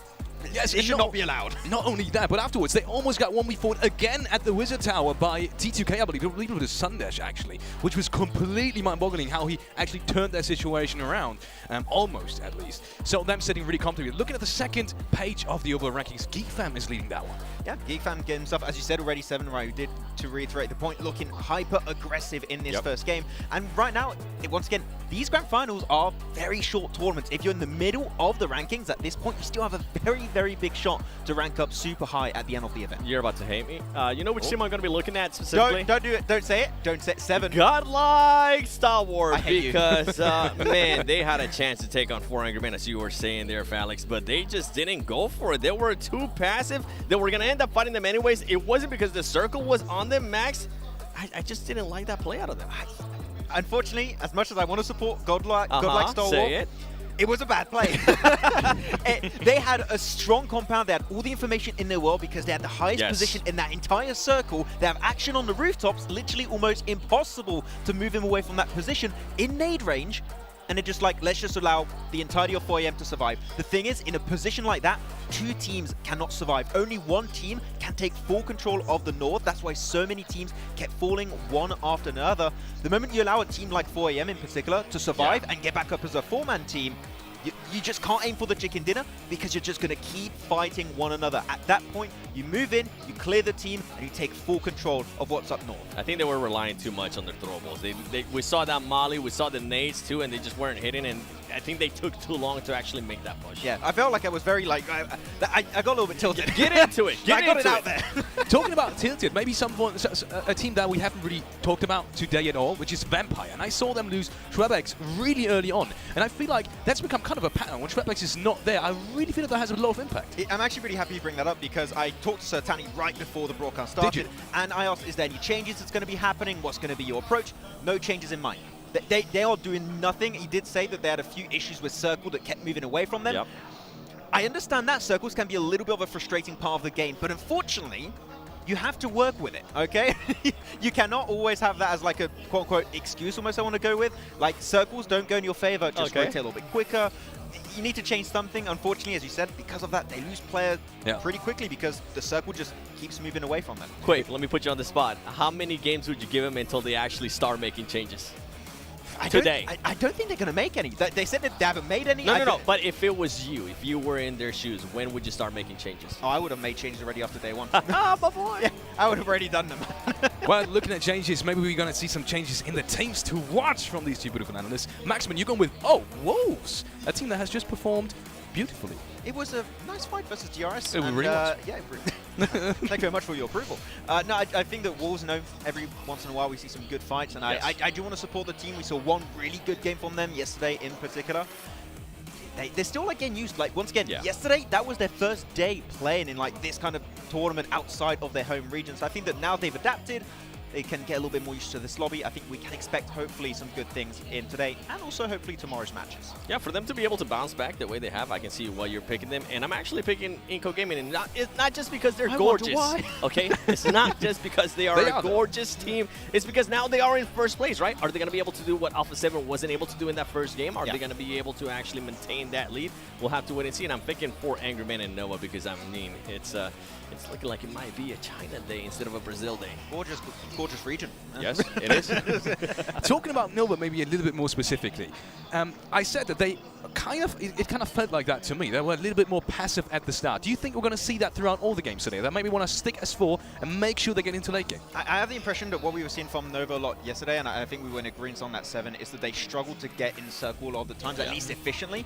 This game, I mean, as we said, not really a lot of action happening south, and that's a good thing because they read the circle and the teams how they were going to rotate extremely well. Like, we're just going to find the easiest entry point and actually get ourselves in circle, because that's where Nova shine the most, is when they are in control of their position. When they're pushing, 50-50 chance they'll come out on top, but when they're controlling that position, it is so much harder to move them out of that spot. So if they have rotations like this throughout all of today, I could see that comeback happening right now. And something with Nova, I mean, it comes down to, are they going to be losing some of their players early on in the match? We saw that happen yesterday, and it was definitely hindering them. And, I mean, going back to group stages, it was actually an issue that was happening with that team. They were able to readjust that. They were able to make sure, like you guys were saying, try to keep their whole four towards the end of the game, and that's when they started doing amazing things. But inhibited. That's a bit tough, man. You both picked 4 AM as well. I know that you were quite... yeah, you were liking them in the last game, especially because they were under so much pressure. Is there something that sticks out to you about 4M just in general? Because that is what it looks like to me. They perform really well under pressure in terms of fighting scenarios. They rarely ever really choke. You know that?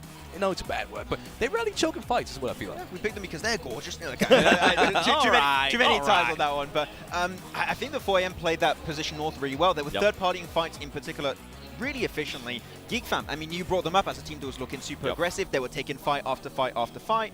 When you're taking fights, that opens up opportunities for other teams around you, and that's what 4AM are so good at. They're super opportunistic as a team. They see an opportunity to go for a fight, create more space in their location, they're going to take that fight, and that's why I enjoyed this start of the game. Still, as we said, I do think Starwatch should have taken them down, but at least they took a good fight in the north while they still could. I feel like if that T2K player wasn't there, it would have been a completely different story. That 4AM definitely got set back. I feel like they definitely would have rotated early on. They would have been scouting a lot more, and that T2K player was just throwing them off because they were getting naded by a guy like Starward. They were just so confused, but I'm pretty sure this match is going to be different. Yeah, 100%. And one more team that you just touched on, which is called like Starward, and I feel like they're in a really weird spot now where it's just make or break. I would say they're in a bad spot all that right now if you're looking at the rankings, but yeah, I don't really know where to put it. This does not feel like the Stalwart that I used to see. I don't know if you're in agreement on that one, Seven, but really, like, the team just looking confident, willing to take these fights, like, no hesitation in their eyes when an opportunity arises in front of them, and right now it's just not happening too much right now. But look at that, I'm seeing some Paraboy signs in over there. So I can't. Oh, say I can't quite. I was about to say I can't read, but I can read, but not the sign. let me put on my glasses. Oh wait, it's gone. But what I was gonna say there with a guy like Starward, yeah. There's an order sign as well. There's an order sign. Oh, I love it. yes. I gotta go Saw down that there. one with the glasses. Give out some hugs. What I was gonna say there for a guy like Starward is I'm kind of getting flashbacks of last PMGC. There was a team that was just kind of hyped up a lot. And it's just nothing happened, Max. I'm starting to get flashbacks. I don't want to say it, but it might happen again. Seven, you continue like that, I'm going to demote you to 6. Okay, just you just keep on going that way, man. At least 6.9. Okay, nice. Okay, very cool. Wow. Maybe coming back to a team that we have on camera right now, which is Alter Ego, the home ground team. They have so much support today. It is absolutely unreal. What are your expectations? Can they come out of that slump they have? They're less. Wait, bro, the thing is, with the amount of games you still have, 100%, they can still make it happen. They can still climb back up. The thing is, it's going to start looking scary at the end of today if they're still in that position. Hopefully that's not the case. There's still a lot of hope available. But seeing how dominant the teams at the top currently are, you can't just be consistent now. You need to get those big, explosive matches if you want to initiate that big comeback for Alter Ego. I'm so glad you said that. I was about to call you out. I was about to say you were lying. Sway, bro. That they had a chance. But I agree with you. If they want to make a change, it has to happen now. Yeah, you are in your home country. Yeah, you are in the hometown.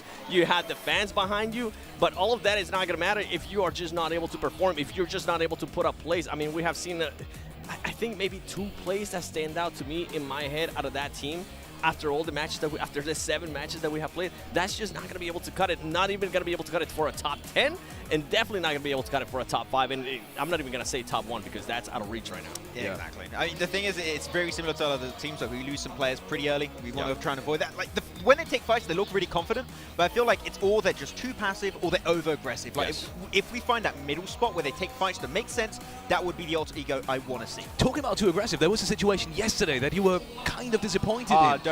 don't even. It's your choice to talk about it, but they were at somewhere near Volcano, and there was a team just above them, and they pushed out of the circle almost. Yeah, the circle finisher was near Yasnai Polyana Fields, like down to the southern western side, and they took a fight versus Nova, and that was like a perfect fight that makes sense. They were aggressive on a position that just was really going to give out them as so well. much to them. Exactly, and they won it. The crowd went wild, as you would expect. Fantastic. That's a fight this strong. Then the team third parties their position, and the Blue Zone is pushing that team towards them, and yet they actively push out of their comfort zone for a fight that is going to come their way eventually. They don't have to chase it down, and they push it one by one. That is when they're taking a fight that's over-aggressive and doesn't really make too much sense. So just put a little bit more thought behind those fights, and I think that if they just waited, they could have got himself 3-4 more limbs, maybe also take themselves the game off that match. Going from last to first. Now, we haven't really talked about Inco that much, Seven, but give me your expectation for this day in general. Is there a possibility they will be in first place after 12 matches being played? Still remaining there. With Inco Gaming, I'm honestly not sure. If it was Alpha 7, I would say, yeah, I can see Alpha 7 definitely being there at the top. I feel like I'm just not convinced with the inconsistency that I saw out of Inco Gaming. I think Blank was able to point it out perfect for us, that it was, I mean, they had 2 great games at the start, and then in the middle, they kind of just disappear, and then at the end, they kind of showed up again. Inco Gaming cannot do that. That's not even a consistency that they want to have here if they want to be able to maintain that first place. And going from Inco Gaming, and other teams that I personally want to talk about is going to be Fireflux Esports and S2G. This was a team that we're kind of wondering what are they going to be able to do here, right? With the announcement of PMGC 2023 Grand Finals going to be in Turkey. I want to see more out of these teams right now. I mean, they started off the day with, what, a 15th place finish for S2G with only 1 ranking point? That's not going to be able to cut it, and then you got Fireflux only being able to get 2 points. Okay, it's China Day today, Turkey Day tomorrow. No, it's a region step up, time at a time, okay? Okay. I'm still scared of the castles over there. Ladies and gentlemen, let me put that into context. The reason why Max is saying that is because the Turkey casters are right next to us. I'm scared of a death stare right now, okay? It's going to be coming my way eventually, but they could pop up, but we mentioned it. We had some clear critics about the criticism, for these two teams. Fireflux, they get 1 big pop-up, and that's a lot of their points. Then they kind of like fizzle out for the following matches. And then you have S2G, or you get eliminations, or you get placement points. We need to find that middle ground. Those are the 2 things we need to see from these 2 teams, and as of right now, we haven't really seen it. Something that a lot of this team, especially the ones that are currently, I'm going to say, between 3rd and 5th, right? We saw Inco Gaming getting away yesterday with being in 2nd place because the teams that were actually trying to catch up to them just weren't performing. I feel like today, those teams that are actually trying to catch up to 2nd place and 1st place will be performing, especially with what we just saw, and especially the jump up that we just saw out of 4 Angry Men. They need to find a consistency. They cannot have this off and on games. They cannot be having those pop-up performances like you're saying. I'm talking about S2G, and then just completely disappearing. Yeah, I have the impression every time we go back to these grand finals, there's one word that keeps coming back, and it's consistency. Yep. It's the name of the game. It will always be. It will always be. And even if you get those big pop-off games and then bad games, you need to be consistent in how you get those pop-off games too. So there's no, secret sauce, okay? You need to just get yourself those big games or just consistency, and that is how you're going to reach the way to the top. 100%. A team maybe that's still in the middle of the pack. IHC, we saw them last game being very aggressive early on, capitalizing on a mistake from T2K, but then they fell off again. What's your thought process behind IHC and maybe their performance today? Do you think they're going to be coming back strong? I mean, hopefully. Once again, that fight with Ziol yesterday when he took himself that 1v1 was looking really good. They were looking confident with their approach. I think it was Wolves in that 6th match when they were approaching Inco Gaming also. Like, they were a team that was seeming to be aggressive because they knew how valuable that position actually was. Yeah, I do think, though, that fight they did mention on this previous game that just happened, I think they were just seemingly not prepared that well for that fight at the time, so I'm not really going to put too much thought into it. But yeah, IHC, I think that they have clear potential to get themselves some good games, and I would like to see if Mongolia as a region also can have some big step-ups. Yeah, I'm with you, and I mean, with what we were talking about earlier at the beginning of the day was that IHC at least got a win already, right? They're going to have a little bit of that confidence boost that they were able to kind of do that. Get that out of the way, in a way. Check market. Okay, we got to win. Now we can focus on other stuff and try to be a lot more consistent with IHC. I think right now with what they're doing, I don't see them being in the top 10. We will see about that one. Let's do a quick recap of what's been happening so far. Or not. Maybe we're staying right here. With a recap. It's coming right now. Ooh, oh, that is just a lovely graphic. Oh, this is nice. Oh, so we can see. By the way, something I did want to point out yesterday, nobody keeps challenging Wolves in Pochinki, and I feel like at some point that we're going to be able to take advantage of that, and I think it's finally starting to show that they are going to be able to take advantage of just being able to move wherever they want, whether it's north, whether it's south, whether it's east or west, and I think that's definitely helped them out in a big, big way. Yeah, I do also really like the rotation we saw from Nova, Gatka. Of course, you're not going to have a lot of teams up in the northern side of the map, so they tend to be on these eastern circles to always go for the instant rotation northern side of the river, because you have like maybe 2-3 teams, so the chances of you clashing in another team at that stage is very, very slim. It's been working out good for them so far, and then instantly as we see a lot of these teams trying to just center up, because we know this terrain here, Seven. You don't have an insane amount of good position, and then you have this shift, and you're just like, oh my god, this is horrible. Yeah. North is going to be hell. By the way, look at the 2-2 splits there from Nova. Yes, they always do it. They do, and we saw that yesterday, especially in Miramar too, and it kind of worked out perfect for them for that circle. And right here, I mean, it ended up working out perfect for them, as well as they were able to kind of just figure out where they were going to be going. And I feel like this is what Nova bread and butter is, being able to utilize those 2-2 splits that they end up doing, putting themselves in a great situation, and then at the right moment actually getting together and putting themselves in an even better situation. Exactly, because that's what these 2-2 splits enables Nova to do. It keeps your options open, and boom, the circle pops off, and they saw this like, okay, we're going to regroup on the 2 players further south, go for the wide rotate, and as we said, avoid all of the madness up north. That is what enabled them to make it so far in the game, until once again, nearly bit it, but it's still far enough and a really strong game. See, and this is what I'm saying for Angry Man. It would have been a completely different story if that T2K player didn't show up. All right, yeah, they have to rotate, but I mean, if they would have been able to just kind of push back on Godlike Star Wars, which if they didn't have T2K player just laying down, being a little snaky snake, that would have ended up happening. I think they would have ended up in a much, much better performance. How often are you going to bring back the Star Wars fight? I'm just going to keep doing it. Just going to keep it above my head, aren't you? Yeah, until they start performing. Yeah, not too cool. But at the end of the day, 2-2 split from Nova worked pretty good. Didn't really capitalize on it too much yesterday, but they keep doing it, and I feel like the execution on that split in particular this game enabled them to make it in the late game. Just like, it was a breeze for them to make it. 100%. And with that being said, you can hear the crowd getting hyped up because we are going into match number 2. John, Helen, and Blake, take it away. That's right, we're ready for Miramar. So are the crowd, so is everybody involved. The players have loaded into the lobby, and they're getting ready for the desert. Absolutely, I think the desert is a very scary place. Big map, Alpha 7 usually was quite good at this one, influenced Kemin. Kind of took up that mantle over in Americas though for quite some time. This is going to be a little bit more of a difficult match. I think that with some of these other teams starting to build up momentum now, build up some actual good games, some good consistency, we might see a very different Miramar to start off our day here. Excited to get into it though. Some of our players already down there in the booths, repping Brazil, which is good to see. Honestly, some of these teams, I think they've done very, very well, considering the circumstances, considering where they've come during this year. There's some great storylines. I think Inco, almost out of nowhere, a team that a lot of people didn't expect to do this well, have really proven a lot of people wrong, which is great to see. Love to see all the fans here as well in the crowd, trying their best. Come on now, you got to practice that type of stuff. Oh my God, some of the talent, some of the Indonesian talent had those backstage, those ball toys. I'm really bad at it. I'm great at it. No, I was doing it in Don't secret. lie to me. Don't lie to me. Yeah, I did a full like 20 run. I can't believe you. Yeah, I was like spinning in a circle. I was so good at it that I wasn't allowed to go on You don't video. even know what a circle is. Well, begs to differ. I've seen a lot of circles in my time, specifically in PUBG Mobile. Also here on Miramar as we head into match 2. Getting started right now, right here. Circle, not here yet, but I can identify one when I see one. However, the playing path is on our screens. Over from Minas del Sur all the way up towards just the right side of La Cobreria. So a lot of this area over towards the eastern side, a little bit more inaccessible. Over towards the western side, it is quite rocky, a little bit more difficult to navigate over. So it's going to be a bit of a weird start for a lot of these teams. It's going to be a case of dropping down, getting some vehicles.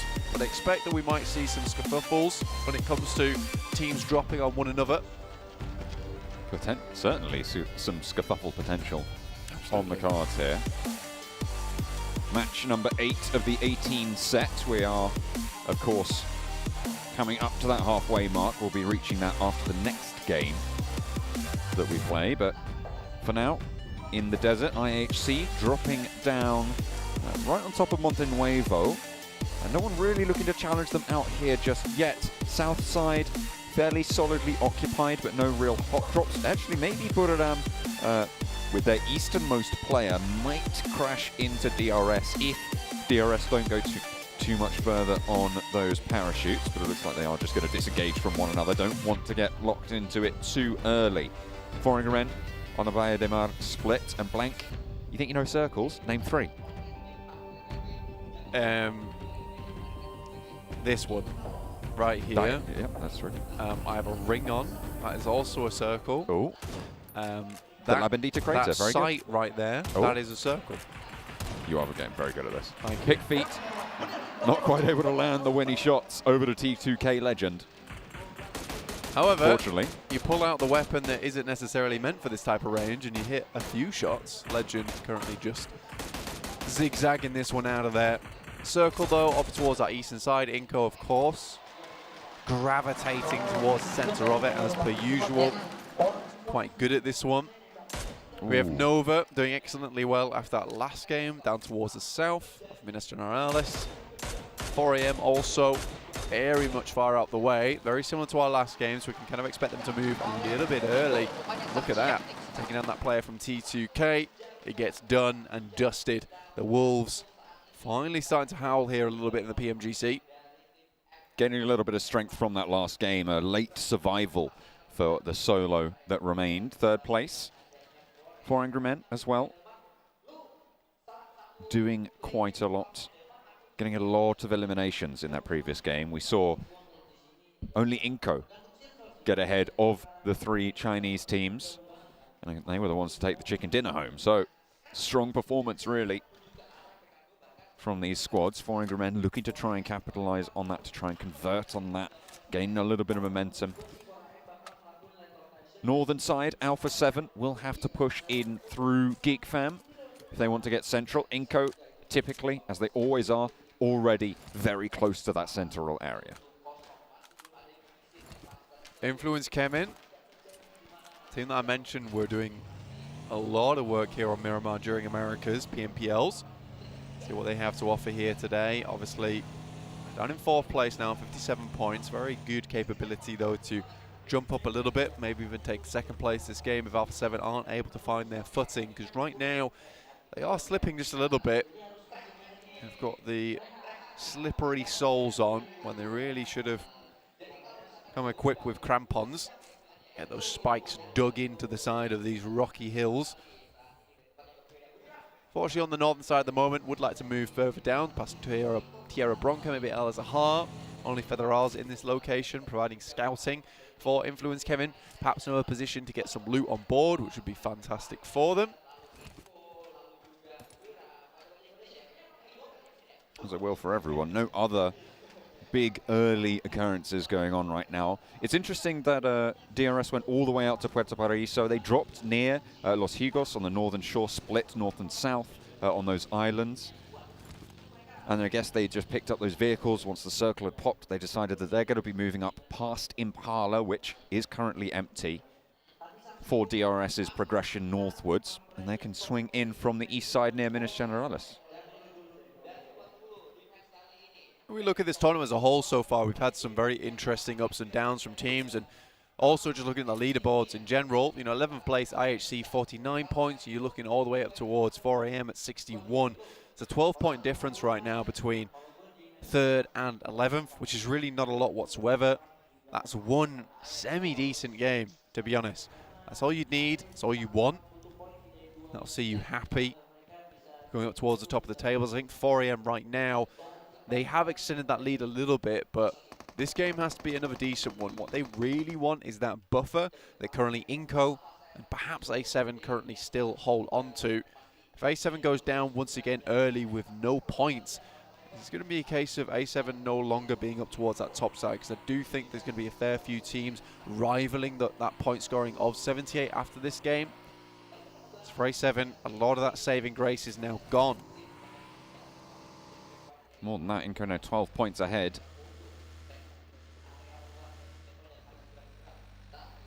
at the top of the tables, a clean 90. Will they be the first team to break 100, or is someone else just going to blast out from those 2nd to 5th positions, or 2nd to 7th positions, essentially, with the three-way tiebreaker going on there? The Wolves managing to meet the match with the Nepalese teams.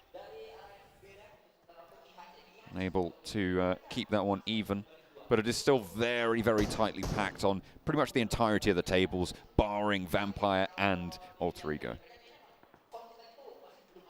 A lot of teams really like to stamp their mark during this PMGC, and right now it seems the best time to do it, with Nova currently in 10th place, 52 points. This has never been so clear a path to success for a lot of these teams right now. Nova has dominated the scene for such a long time. The three-peat would have been absolutely glorious.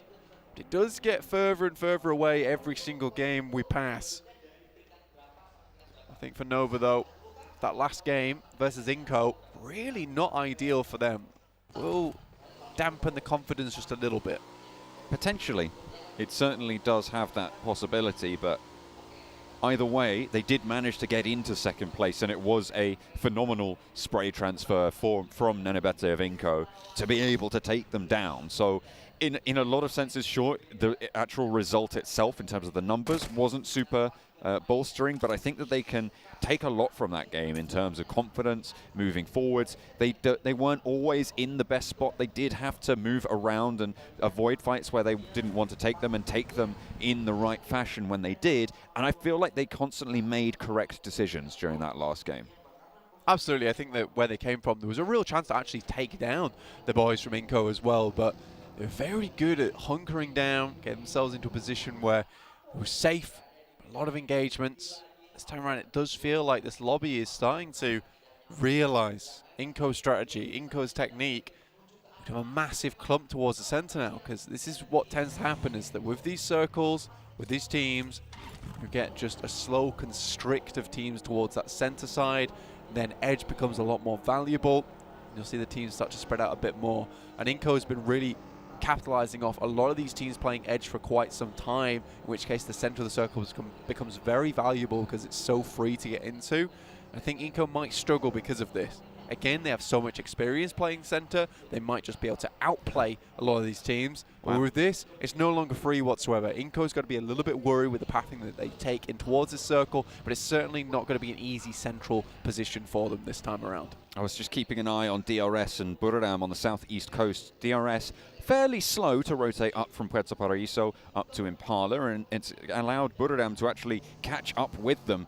Now a little bit of conflict potentially on the southeast coast as My Name P looking to peek on over towards Rules, both of whom are in the blue zone now. Spotted. Rules takes a little lick of damage there, and that's going to slow things down, make it all the harder. My Name P can't really afford to take too much himself, but Killer dispatched early into the buggy, trying to flee the scene, but Rules under pressure still by My Name P on the ridgeline. Can't quite connect the shots. The bullets are not there in the magazine, and Rules can careen down the hillside, get some healing done, and get the res on. That could have been an easy one too there for My Name P. It's funny because that shot over towards Killer was the really difficult one. The player just sending away in the buggy should have been pretty simple. Even Stevens. Fortunately, pressure gets the player, and My Name P is not able to finish this one out. Sends up towards that top side. Fortunately, in the meantime, he is taking massive amounts of damage. And remember, this is in the blue zone, so you will need to stop and heal. Killer re-knocked there, and actually they're not even going to go for the... Oh, no, he is. Rules is going to stick by his teammate on this front. Try and get Killer back to feet. Couple of frags going the way of DRS. Wolves have picked up one. S2G have picked up two. That'll be against Stalwart. Inco have lost a player as well. This is always the issue for A7. Is that Influence Kevin take very similar rotational pass. I think they do it a bit sooner, a bit more slick. For A7 now they have to figure out a different approach inwards. They could just go for the blasting charge play, try and set that one up outside the doors of Influence Kevin and just breach inwards. Not be a bad idea. Fortunately, it's one of those fights that is not easy. Influence Kevin and A7 both widely known for their team fight capability.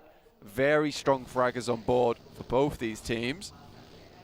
Inco, like I said, losing a player. Again, This is what I thought would be a big issue. A lot of these teams are realizing that Inco is getting away with playing center far too often.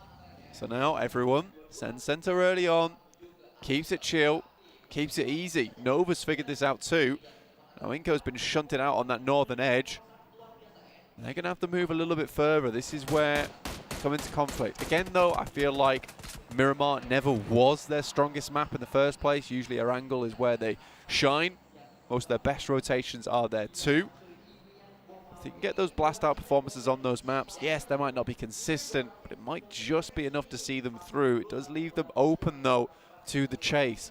Specifically at the end of that day 3 tomorrow, we will conclude everything. If you were sat at a point for Inco where you go down, you've had your blast out games, you're sat ahead, you don't want to be in that position where you're getting no points anymore, because that really does open the gates up for the chase. Oh, 400 men taking a knock from Cal C, and that's a very swift flush coming through as well. S2G managed to pick up a 3rd elimination so far in the game with 58 players remaining. They haven't really had too much of a challenge to deal with, and this is great news for S2G's position in this next circle, with 4 angry men ahead of them and most likely in a location that they'll want to stretch out to. Yeah, getting that initial knock and flush can make it so much easier. I love the positions they're playing as well.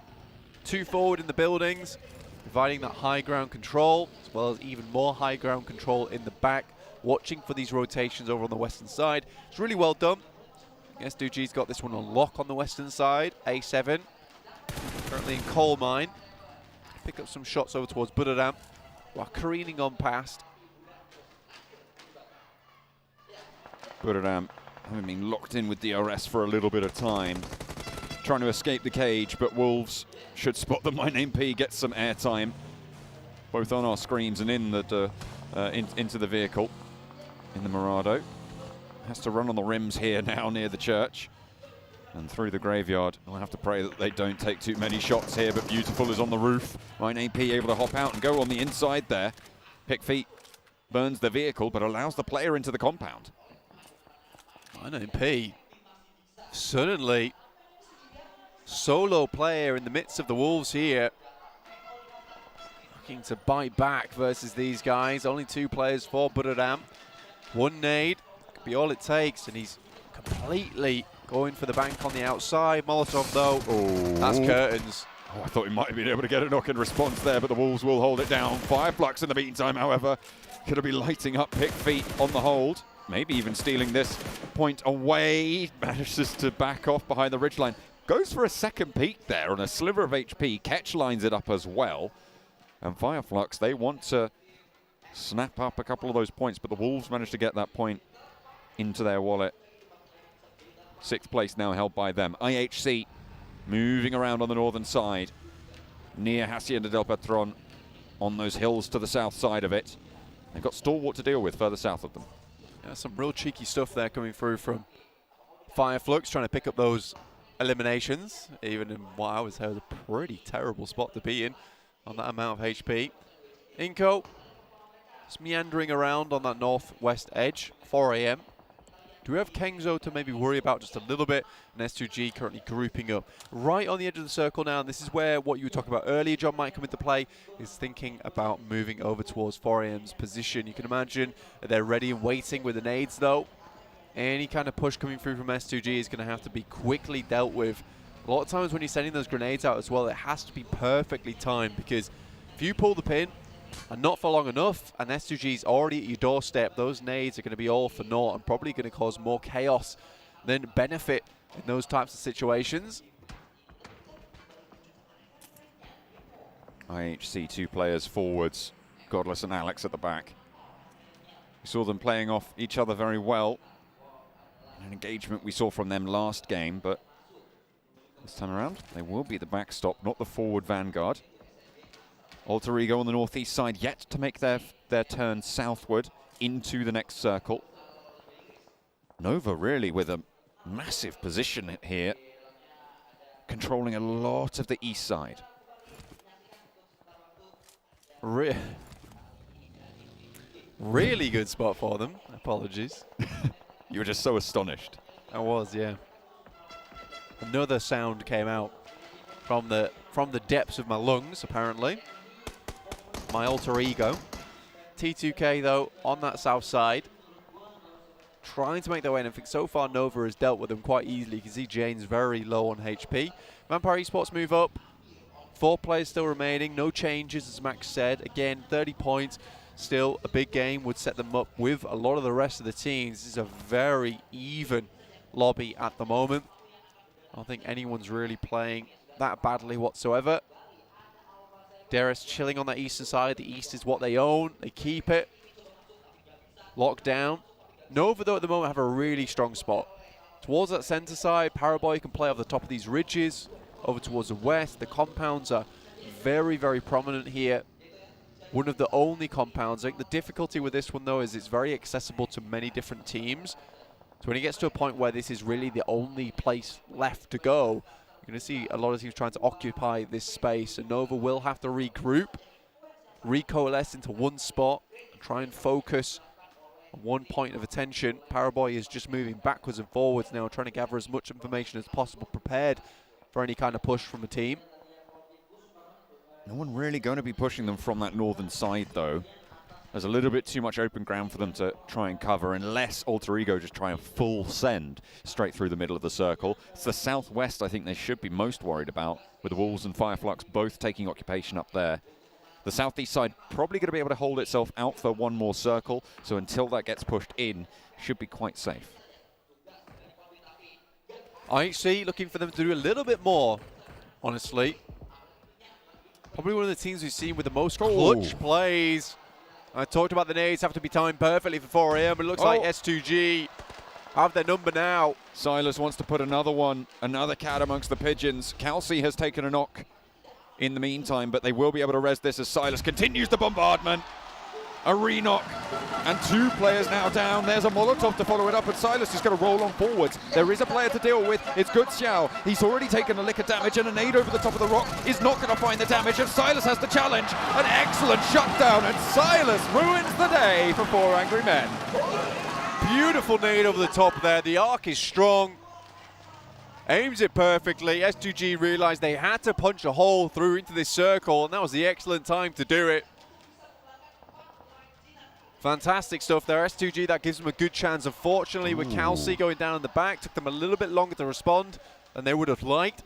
Luckily, Silas is just very, very strong with it there. Paraboy on the northwest point of the Nova hold did manage to find a player from Inco, but GeekFam all the way on the north took a long shot with an SLR over towards Paraboy. That's going to force Jimmy to reposition to get that res, and Inco might not be able to capitalize. They probably think he's still going. Wouldn't have heard those gunshots from all that way away.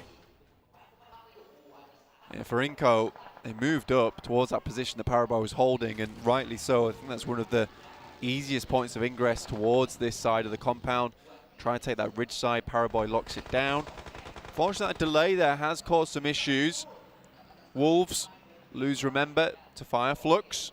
Pick feet, though, still looking over the top. Nays going backwards and forwards. Doesn't do very much. Sorkai sends one's back of his own. Equally as inefficient.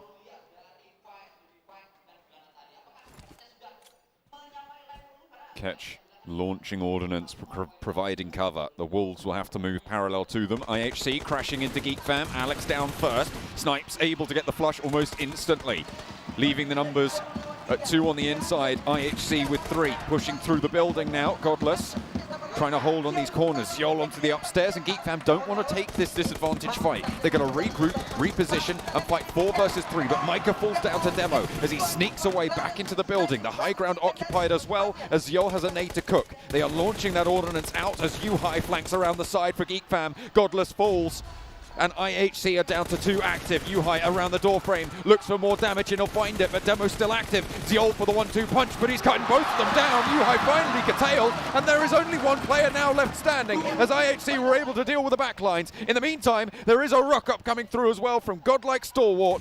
The desk said they wanted to see more from them, and this could be a whole host of points if they can move in at the right time. Damn rude for GeekFam. 1 or 2 players alive. Ziol isolated to the upstairs, and now Godlike Stalwart put a break on the fight. Crazy moments here coming from IHC to hold this one off, but GeekFam able to restabilize here. Yuhai gets back up to speed. A huge amount of damage done by him, but Stalwart starting to send grenades through. 3 players for them.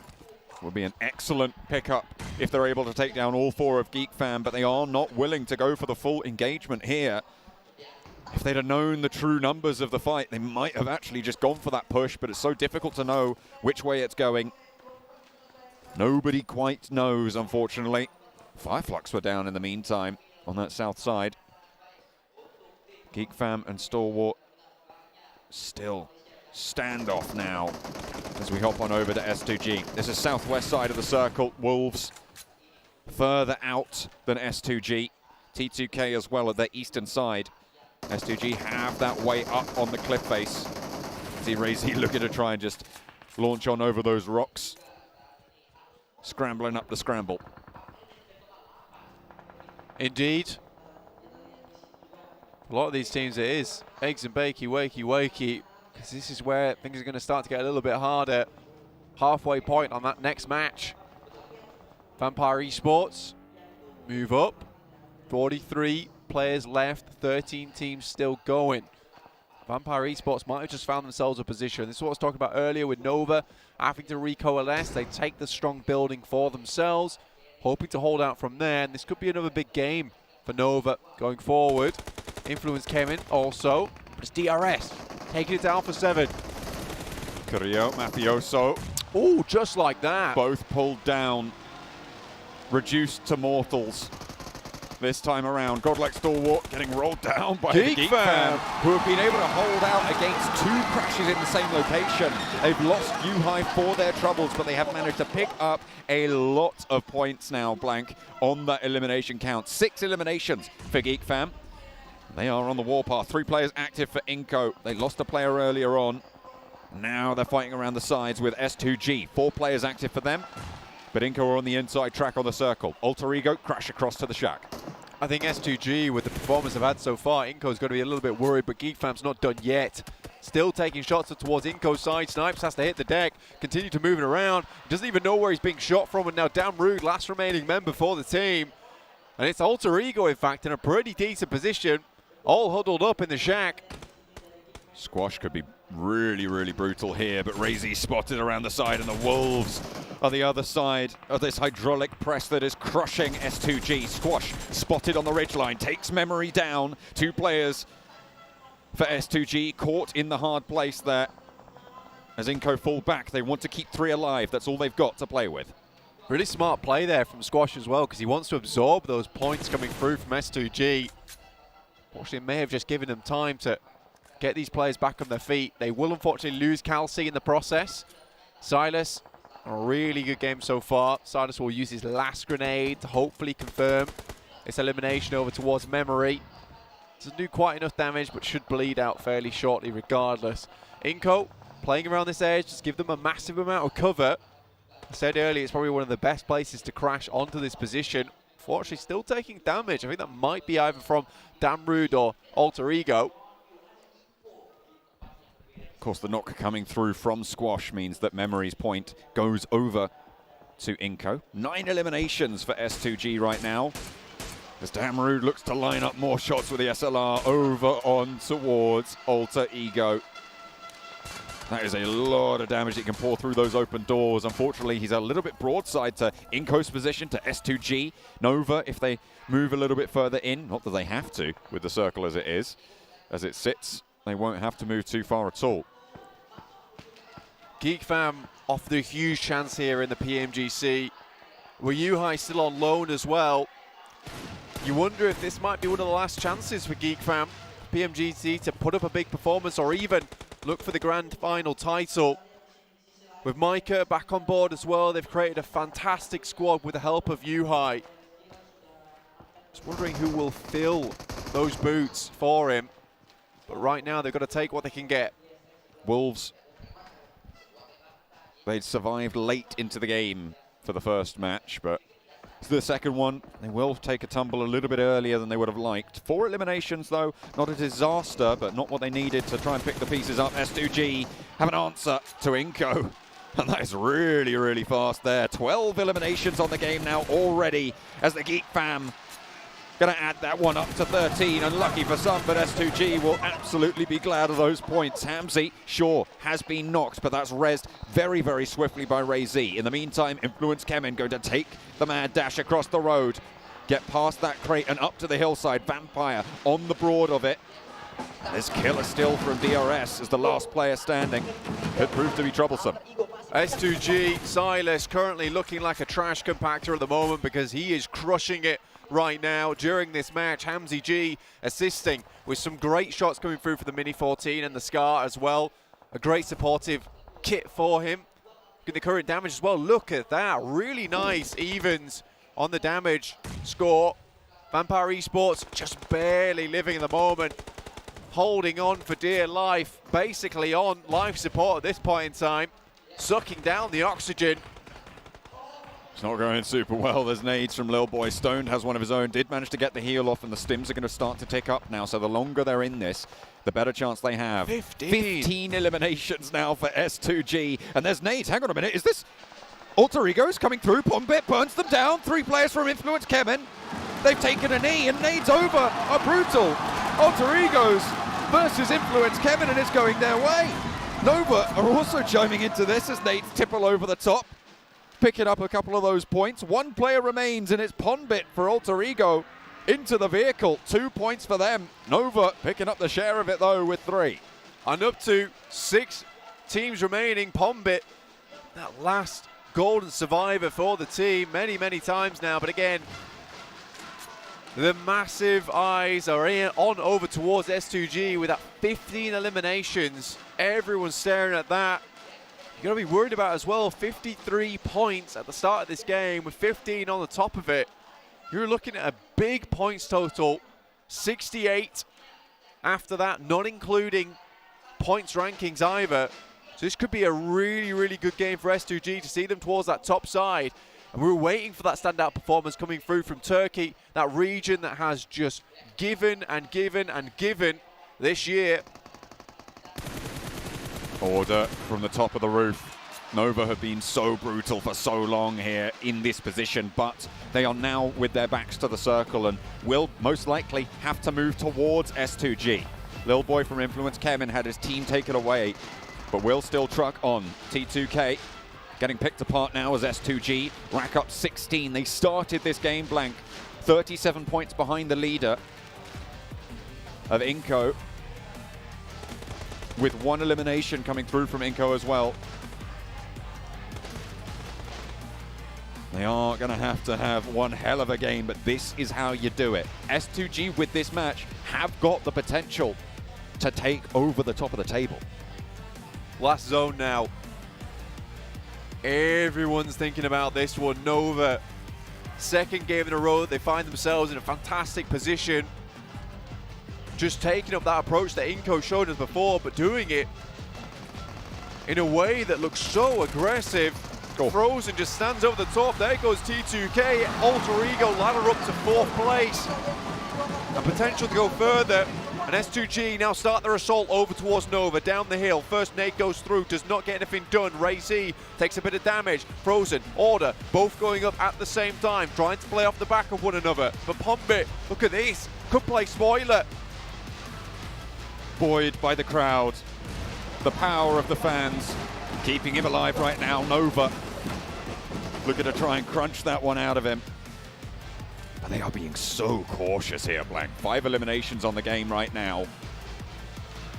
And S2G just suppressing that ridgeline. Little boy from Influence Kemen is still here and he still wants to play. Order falls first. Jimmy pushes up to the rock and will handle business. But this is an opportunity for S2G. Unfortunately, that door is shut. 1 player falls, the second soon to follow. Silas is the last to be put under pressure, put to the test, and with that, Nova take it down. From the central position, they held strong. And that is the way that they come back into it. They come back swinging.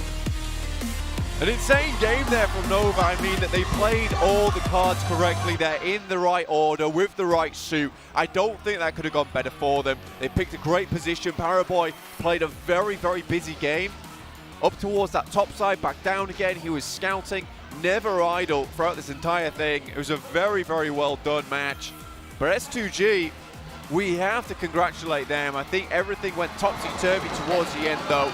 With shots coming from behind from Alter Ego, with Little Boy getting in on the mix. I think S2G was completely confused towards those last moments.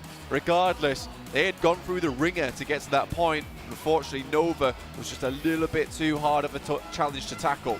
Just that little bit, unfortunately for them. With a couple more nades, they might have been able to do a little bit more. If Ponbit had gone down earlier, they might have been able to move around the side a little bit more effectively. But they played it with 3 for so long, and they got so much done for S2G. Absolutely, they did.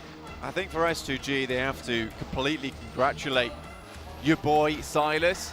On the other hand of things, Alter Ego, what a way for it. I mean, I mentioned it earlier on, saying that Ponbit, this guy is the golden survivor of the team, and he's certainly got a lot done there for himself. Got very, very far into the game and lived that one out. It was not an easy lobby to live that one out in either, particularly being right at the bottom of the hill.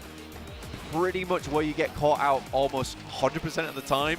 So the fact that he made it that far, fantastic stuff. I didn't quite catch, actually, if S2G went down 2nd or 3rd. I think it was 2nd. Yeah. But Ponbit surviving till at least 3rd is a really, really great result.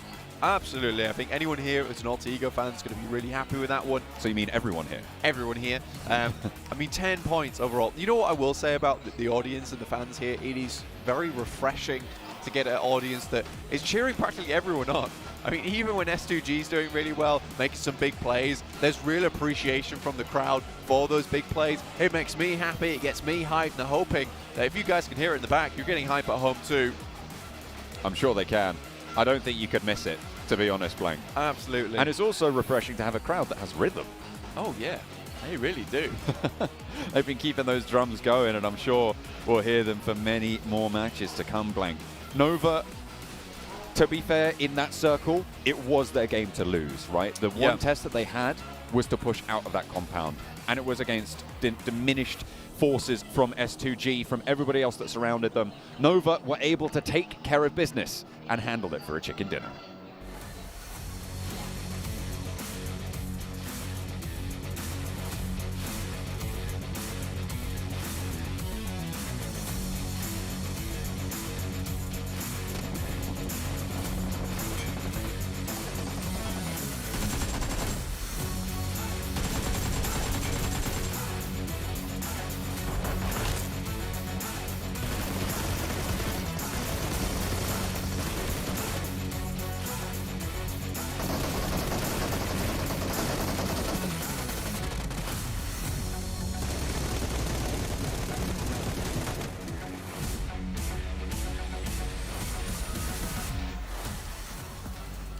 Thank you so much, John Allen and Black, and welcome back to the desk. My goodness, is that one hell of a storyline we have back in our hands. S2G taking home a win in at least points-wise, a win in a incredibly convincing fashion.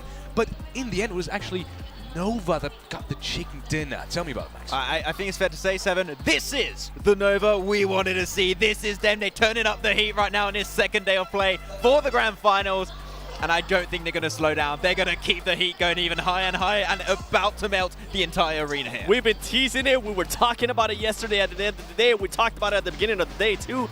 Nova on day 2 is an absolutely different animal. I mean, for them to be able to get 24 points, but as you guys mentioned, I mean, S2G, we gotta give them some credit. We've been talking about how, they are able to get elimination. Sometimes they're able to get placement points. This was the perfect marriage for both of them. Silas, he just put on an absolute clinic this game. That nade onto 4 AM, he eliminated almost the entirety after that with his team of Wolves. If he cleared out Nova, they just cleared all of PEL pretty much. But today before he goes to sleep, he's definitely gonna be looking at that 1v3 versus 4 Angry Man. He's gonna be like, oh, a core memory has been created. Something incredibly interesting about that game was as well, Kelsey, your star player, kind of star player in that team, he got taken out very early on, and they still managed to pull through almost the entirety of that game. Yeah, exactly. I mean, Silas just pretty much like clutched things out of it was a big show. portion of that game. It was a Silas show at the end of the day. But yeah, that's the cool thing, right? If you're still a team that, despite losing a player as valuable as Kelsey, as I say, like I do really like Kelsey, he's one of the top players in the European region. It goes to show how good all of the players currently are on that roster. Even when they're missing one great player, they can still perform and just pop the hell off currently with the most the most eliminations in a single match. That's what I was trying to say. Yes. Before we head into a small break and afterwards, don't run anywhere. We will have time to discuss that match in detail. But before we go into the break, quick shout out to our sponsors, starting off with Sony and the Xperia 1 Mark IV, that way. And obviously the Xperia Stream that you can see right here, which were co-developed in collaboration with professional esports players. You can play PUBG Mobile with Xperia Stream's total cooling system and multiple ports for intense gaming and streaming. And also, we want to thank Prime Gaming. If you haven't checked out Prime Gaming yet, it is time to do so. You will get free games, not only games, but free in-game content also for PUBG Mobile. So make sure to sign up and check that one out. Also, we want to thank the PBESI, which is the local association in Indonesia in terms of esports, they're handling esports, and we want to thank them so much also for their support in terms of, you know, this tournament, this beautiful tournament that we have right here going on in Jakarta, Indonesia. And last but not least, you want to get your eyes peeled on the survey. You may have seen it already if you have been active in the chat. If you haven't, make sure to do so. You can check out the PMGC survey link on either in the chat as I've said or on all the social media platforms. So make sure to check that out. And the best thing about it is, if you do give us feedback and if you do answer that survey, you will get a chance to win some amazing prizes from our sponsors. So thank you all in advance for sharing your feedback via the PMGC viewer survey. And with that being said, we're heading into a small break, and we're going to do that as fast as we can because we want to get talking about that game. See you in a bit.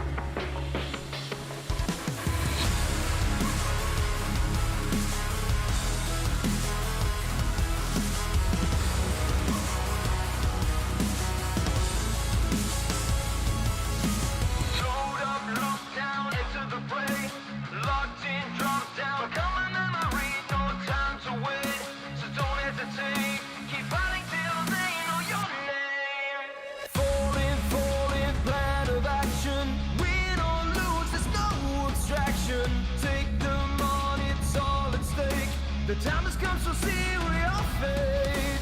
Pain and scars of past mistakes. We stay strong and refuse to break. You know the world is yours to take, and we will be the one. Time to take a stand. The world is in our hands, and you can feel the weight. The circle's closing in.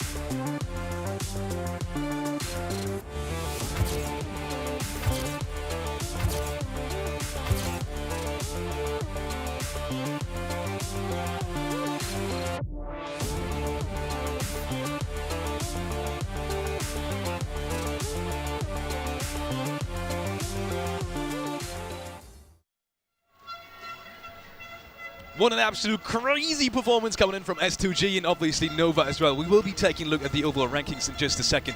But guys, that was one hell of a performance, not only from Silas, but also from Nova, and I want to talk about them in specifics. Their rotations and their playstyle, we talked about it in the first map as well. It did seem to change now in terms of, in comparison to yesterday.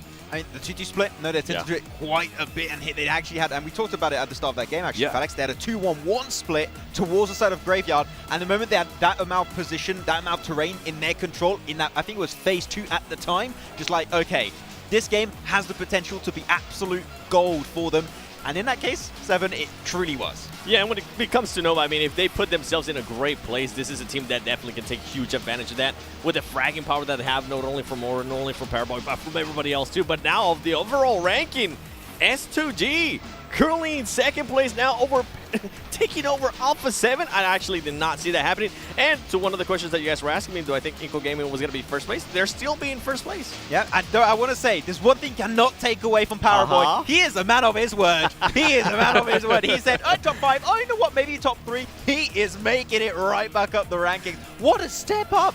He told me top 5. I kind of gave him a look. I was like, are you sure? And he's like, you know what? Yeah, top 3. Screw you, 7. We're going to make it 2 games. Yeah.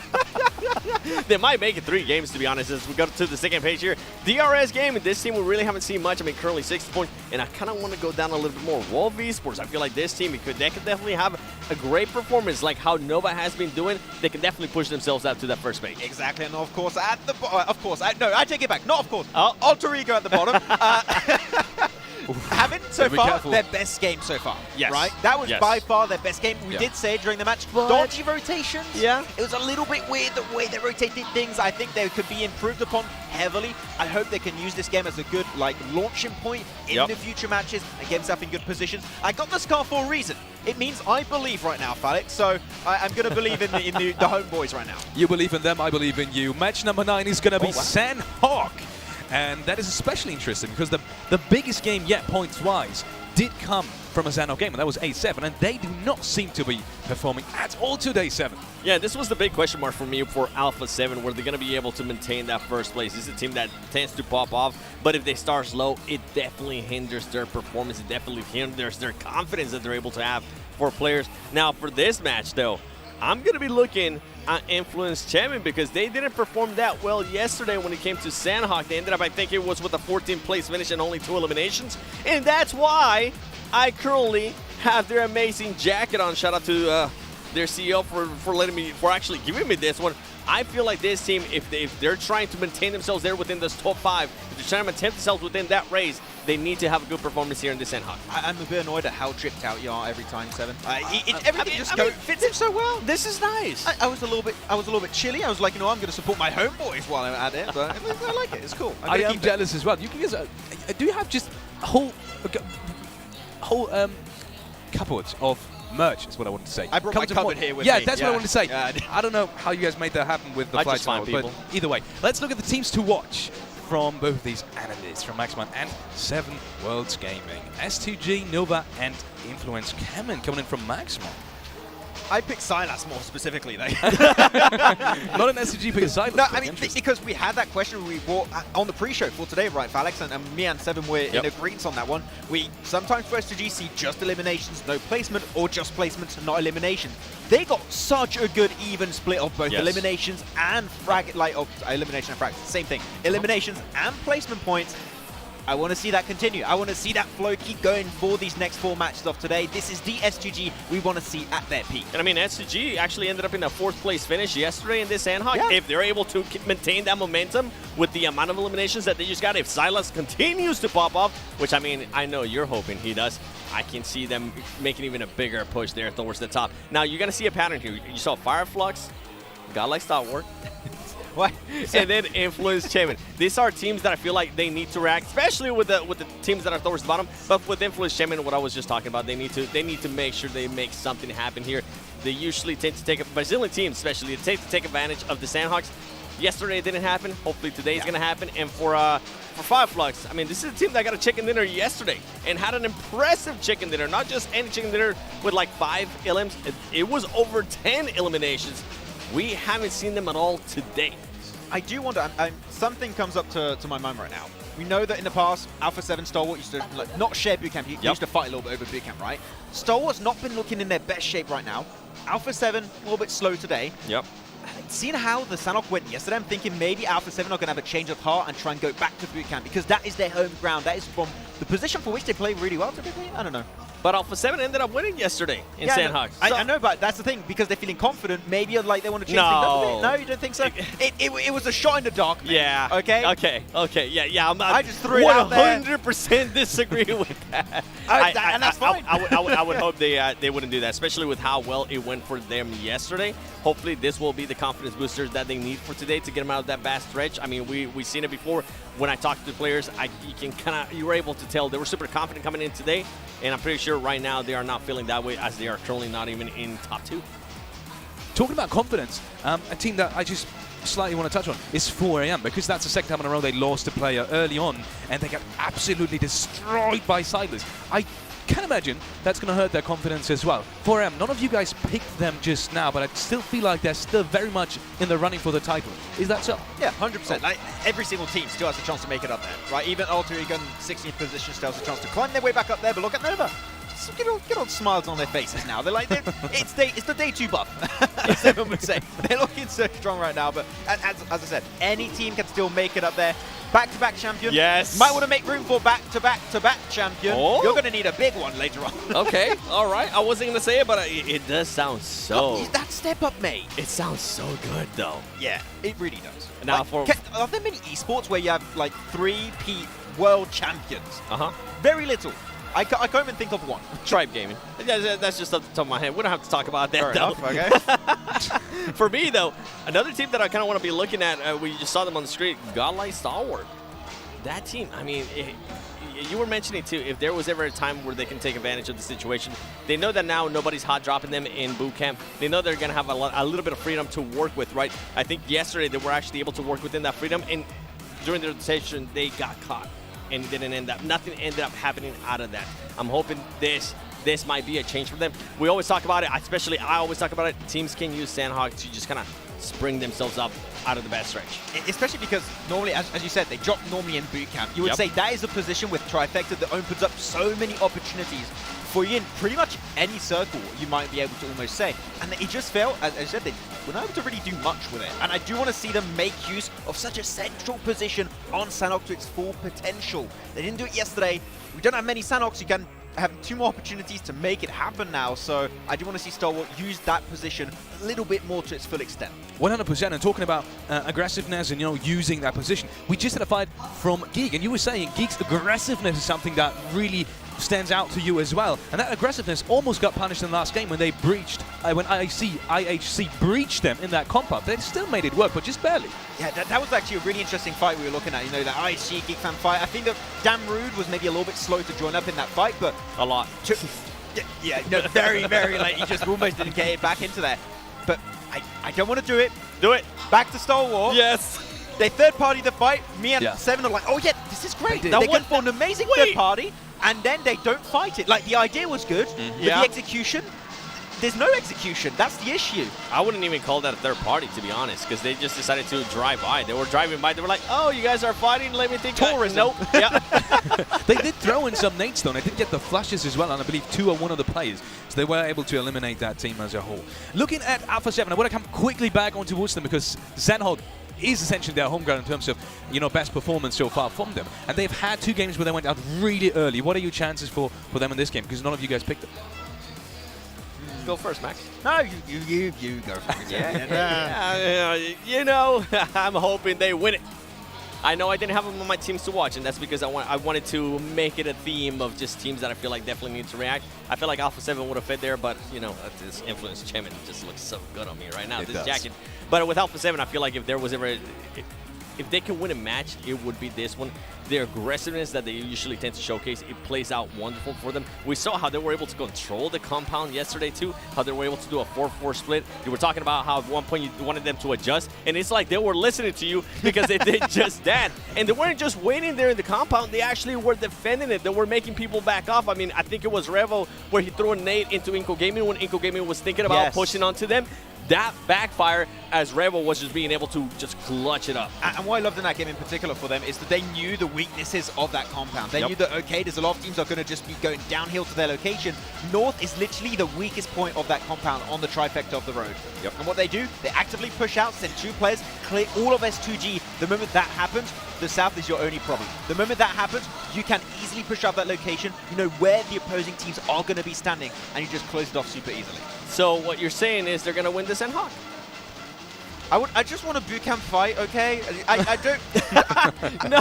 I just want a boot camp fight. Okay? You really want Godlike Stalwart to get eliminated first? Whoa, come on. That's the thing. Come on, Max. Ooh. I do not have a comeback to that. Shots fired. So you win this one, Seven. Thank you. Coming back maybe to something that we've discussed earlier, to Nova and their play style today, which is, you know, taking things slow, staying as 4, making sure you get all of these players alive, and maybe having very confident splits as well. Now that on Sanhok isn't always possible, but you still pick them, Max. Any reason behind it? Just because they've been looking so good today. Yeah. I think it's not like it's not a map-specific thing. It's just that today they got themselves a second place, got themselves a chicken dinner, and they're playing in circle. That is something we didn't see much of them yesterday. They just kept getting caught out of circle, taking fights out in the blue. They're not doing that today, and that is where Nova really excels, is when they're fighting in circle, when they have full control of their terrain. And I don't think they're going to change it. Even on Sanhok, I think it's going to keep going that exact same pace. If Nova does end up getting a win, right? Inco Gaming goes off early, S2G doesn't really pop off. We could see Nova end up in first place after this match. Wait, what? Wait, they started in what position? I'm getting my other cue card. I can tell you, they started in 12. With 36 points. Yep, and they currently have 76 points. So in 2 games, they got 40 points. I swear, man, I always make this joke during the league stage where normally they have, like, in the previous system, they would have, like, 1 week where they just do not perform. And it's like their vacation.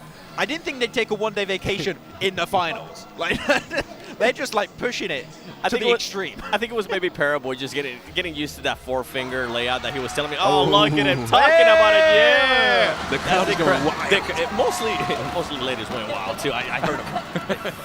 I went wild, too. I need to calm down. Whoa. I need that jacket. It's insane, man. The legacy of a player like Paraboy. He just looks at the camera, little heart, crowd goes wild. Like, there are not many players like that. Sorry, I had to go wild there for order 2. Anyway, we muted you because you screamed. Okay. Well, I can understand why. The 4th place right now for Nova, it's kind of make or break time for them as well in terms of getting towards that top 3. It surely gets there, at least for them today. We've talked about all of these teams now, but we've left out one in specific, and that is Inco, the 3rd in line in terms of the Brazilian teams. They also lost a player early on, again in the last match. So both of these matches that we've seen today, they lost a player early on. Is that a recurring theme now? Is that something we have to expect? Because they do seem to be rotating quite aggressively, quite risky today. I'm not sure. I mean, I think that we've seen a lot of teams have the issue where, you know, they're losing a player or 2 early game. If you can improve on that, work on that, fix it, it's going to be better for you for a lot of teams. I mean, it's pretty much a given, right? But I think the changes can still happen. For the teams at the bottom, we did bring this up earlier, right? Even if you're at the bottom of the rankings, you can make it up there. Unfortunately, you cannot make it up there without making changes. And like, another player, I just want to go well. I look at every single player, I'm like, this is so cool they're here, man. It feels the LAN, like, atmosphere. Yes. Fantastic. I absolutely love it. And talking about going wild for players, one team that I actually want to go wild for, Vampire Esports. We haven't seen them, Max. I know I didn't want to do it, but I mean, currently 15 plays, 34 points. They're being able to, out of those 34 points, 19 eliminations. I know you got a chance to talk about with Zertani, talking about the changes. I even asked you earlier, when would you, by the way, he said, just to, in case for some reason you're just tuning in, Zertani, the coach of Vampire Esports, said that they're not making any changes. Yeah. After 2 matches, you're currently 15th place. You have to make changes. Yeah. I love your mom too. We all love your mom. Your mom. That's an interesting sign. I think there's 1 letter too much right there. I think we'll have to fix that sign. But it came from a good place, you know? Oh, there they are. From a really good place. There we have them, the #1 team at the moment. Inco, 4.6 average eliminations, especially the damage is something to behold. 1,071. Wait, Max, hold on. You skipped my question. We got too distracted by that awesome sign. What was the question? That gorgeous sign. do you make changes with Vampire Esports? Yes, because all of the teams at the bottom have made changes. They've been slowly rising up. Which team has not moved too much? Unfortunately, is Vampire. Right? You need to make, because and when I was talking about those changes with him that they're not going to make, they're non-existent changes. He said, but we're just going to hope that the circles come our way. At some point, Circle, sure, there's a little bit of luck in play, but to some extent, you also, Seven, create your own luck. And I think the Vampire staying idle, not making those iterations, is just going to keep them in that 15th position. We need to see the Vampire making adaptations like in PFN we saw at PMWI. Yep. I was expecting something else to go up there, but I mean, that's his signature move, so looks good. Yeah, in terms of changes, is there any other team that you have spoken to maybe that we're talking about changes as well? I mean, Vampire said already they're not going to want to change much. Maybe Alter Ego in terms of changes. Is there something you would specifically change? If you could give them one piece of advice. I know you were wearing the scarf already. There's one piece of advice you could give them. What would it be? Oh, piece of advice I would say, scouting. The way they scout. Scouting. Yeah, because we had, in the previous game on Miramar, weirdest scout possible. You had two players in really good position for scouting, and you would have two players far behind them, serving no purpose, unfortunately. I would want to see the scouting having purpose, having positions where they can actually get strong information and then actually get in those positions relatively quickly. That speed things up a little bit quicker. You're saying far behind them. You also forgot to say they were so far behind them they weren't even in the circle. They weren't getting any information. So just I appreciate, right, that they're trying to do a split, but that split wasn't going to be doing anything. Look at Nova. Yeah. Do those splits in the circle. You're good to go. Oh, man. I want to read all these signs now. There's Noah pure, Paraboy? there's pure goals. I'm busy reading them as well, yes. Adanova. A lot of Paraboy signs. I did, sure, I mean, Paraboy stuff, but I wouldn't have expected that many. It's just crazy, almost every second one of them. I saw an I Love Luxy earlier from Bigatron. Sadly. They were here. They did a signing session. Yeah, they were here They'll earlier. I saw appreciate them. it, I'm sure. Yeah, yeah. Hopefully. Hey, there's back. Love Your Mom. He's back. You think he did that on purpose? Or you think he was trying to say "Love You, Mom"? I think that was the intent, and I think the Google Translate did him dirty. You know. I think you're being nice. I think he really meant to say "Love Your Mom." My mom's a nice person. No, I like her. So thank you. I appreciate it. Hi, Mom. How's it going? Shout out to my mom. Shout out to my mom. Some 4M fans as well in the crowd. We saw some Australian ones in the pre-show. I'm not sure if you guys have seen that one, but we're going through the crowd earlier before the broadcast even started as well. I believe Banks was talking to an Australian fan as well, supporting Nova. So we have literally people from all over the world in this audience, and we saw some Chinese fans getting here to Indonesia, Jakarta, just for this tournament as well. It's just completely crazy to me. I love it. The energy is, it's unmatched. And I believe we have heard that tomorrow is, like, we're not fully packed. Tomorrow, we might be sold out. This is, with some seats still available, tomorrow is going to be absolute pure madness as we're slowly getting ready for this next match. My body's ready. 100%. And with that being said, ladies and gentlemen, we are not wasting any more of your time. We are getting into the next match.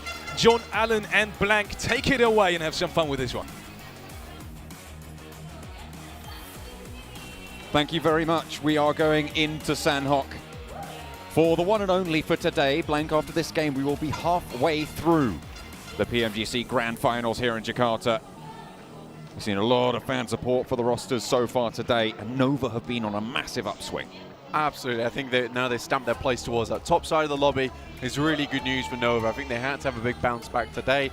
No one expected that to happen in the first two games, though. That is what was very surprising. For a second place to a first place, this is the Nova we're expecting. Again, China is all about adaptation, and Nova is the best at it. They're so quick, and again, with that organization behind them, very easy for them to identify any mistakes, and they're very good at taking on that advice on board and adapting with it and implementing it into their own gameplay. I think that's what is so astonishingly good about Nova in the first place, is just how easily this team is able to quickly get things done and make themselves into an even better team come the next day. Obviously, Sanhok now a little bit more, I'd say, random. I still think there's a lot of skill involved here, but it can be one of those cases. If you lose a member early, not necessarily because of you, maybe a little bit of unluck, But we'll see what happens here in Sanhok as we're going to get into it very shortly. Yeah, a little bit higher variance potentially on this map, so we'll have to wait and see who's going to be able to hold their own. The players seem to have sorted it all out. We're just waiting for that plane path to come on through. And then we'll be heading straight on into the jungle. Green stage means Sanhok's on the cards. Let's head into match number 9. Halfway through now, John, as you said, grand finals. Almost there to the end now. IHC in the plane, Vampire's already out. Max was saying they might need to be making some changes at this point in time, despite not wanting to. I think that when you do look at Vampire Esports, they are quite hard-headed in that sense, that they will just keep trying to make it work, taking the sledgehammer to the wall until it starts to break. Inco, though, left out in the cold in that last game. Weren't able to get towards that center as quickly as they would like. I think a lot of these teams are starting to realize what is the best way to play these circles, and it's just go straight for that center, find yourself some priority compounds and play around it. Some of these teams are in a better position to do it just with the way the circle lies at the beginning, and it's no longer free real estate for Inco, making a very long journey to get into those center positions. Bit of a close drop there between Order and two players from Godlike Stalwart. Fortunately, did manage to get a little bit further away. Painan majorly occupied by Nova in this scenario, but Order has been spotted, very separate from the rest of the roster. So going down here would pretty much be a death sentence at this stage. Fortunately, back behind the rocks now. Doesn't have a weapon to play with, but can just flee through these hills. They should have seen there's a team over towards Ruins, and that blank is a northwestern circle. You can't quite see it on your screens, but we've had it just flash up for us. On that northwestern island is where it's likely to finish after this shift. Alter Ego already have Fnatic on top of their mountain itself. Ready and waiting. Order gets the pickup in the grab car, in the grab bike. Makes his way on out. Delivery on towards the rest of his team. Vampire Esports, hat in currently. This could be a good game for them to get some points on board. Influence came in down towards boot camp. Alpha 7 not challenging that one out towards the Kawi. Long way to go for them, but again, Sanhok quite small. Can make these rotates quite easily. Inco deciding to head down towards Sami now. Try and pick up that position, but DRS are very close in the vicinity. Still on the wings for DRS. Just getting across towards Sami. They are really chilling right now. They will hit the floor soon enough, and they will have to make their way north, I'm sure. Inco also on that south side of the map towards Bantai, with a little bit of an outpost in Nanabete to the west side.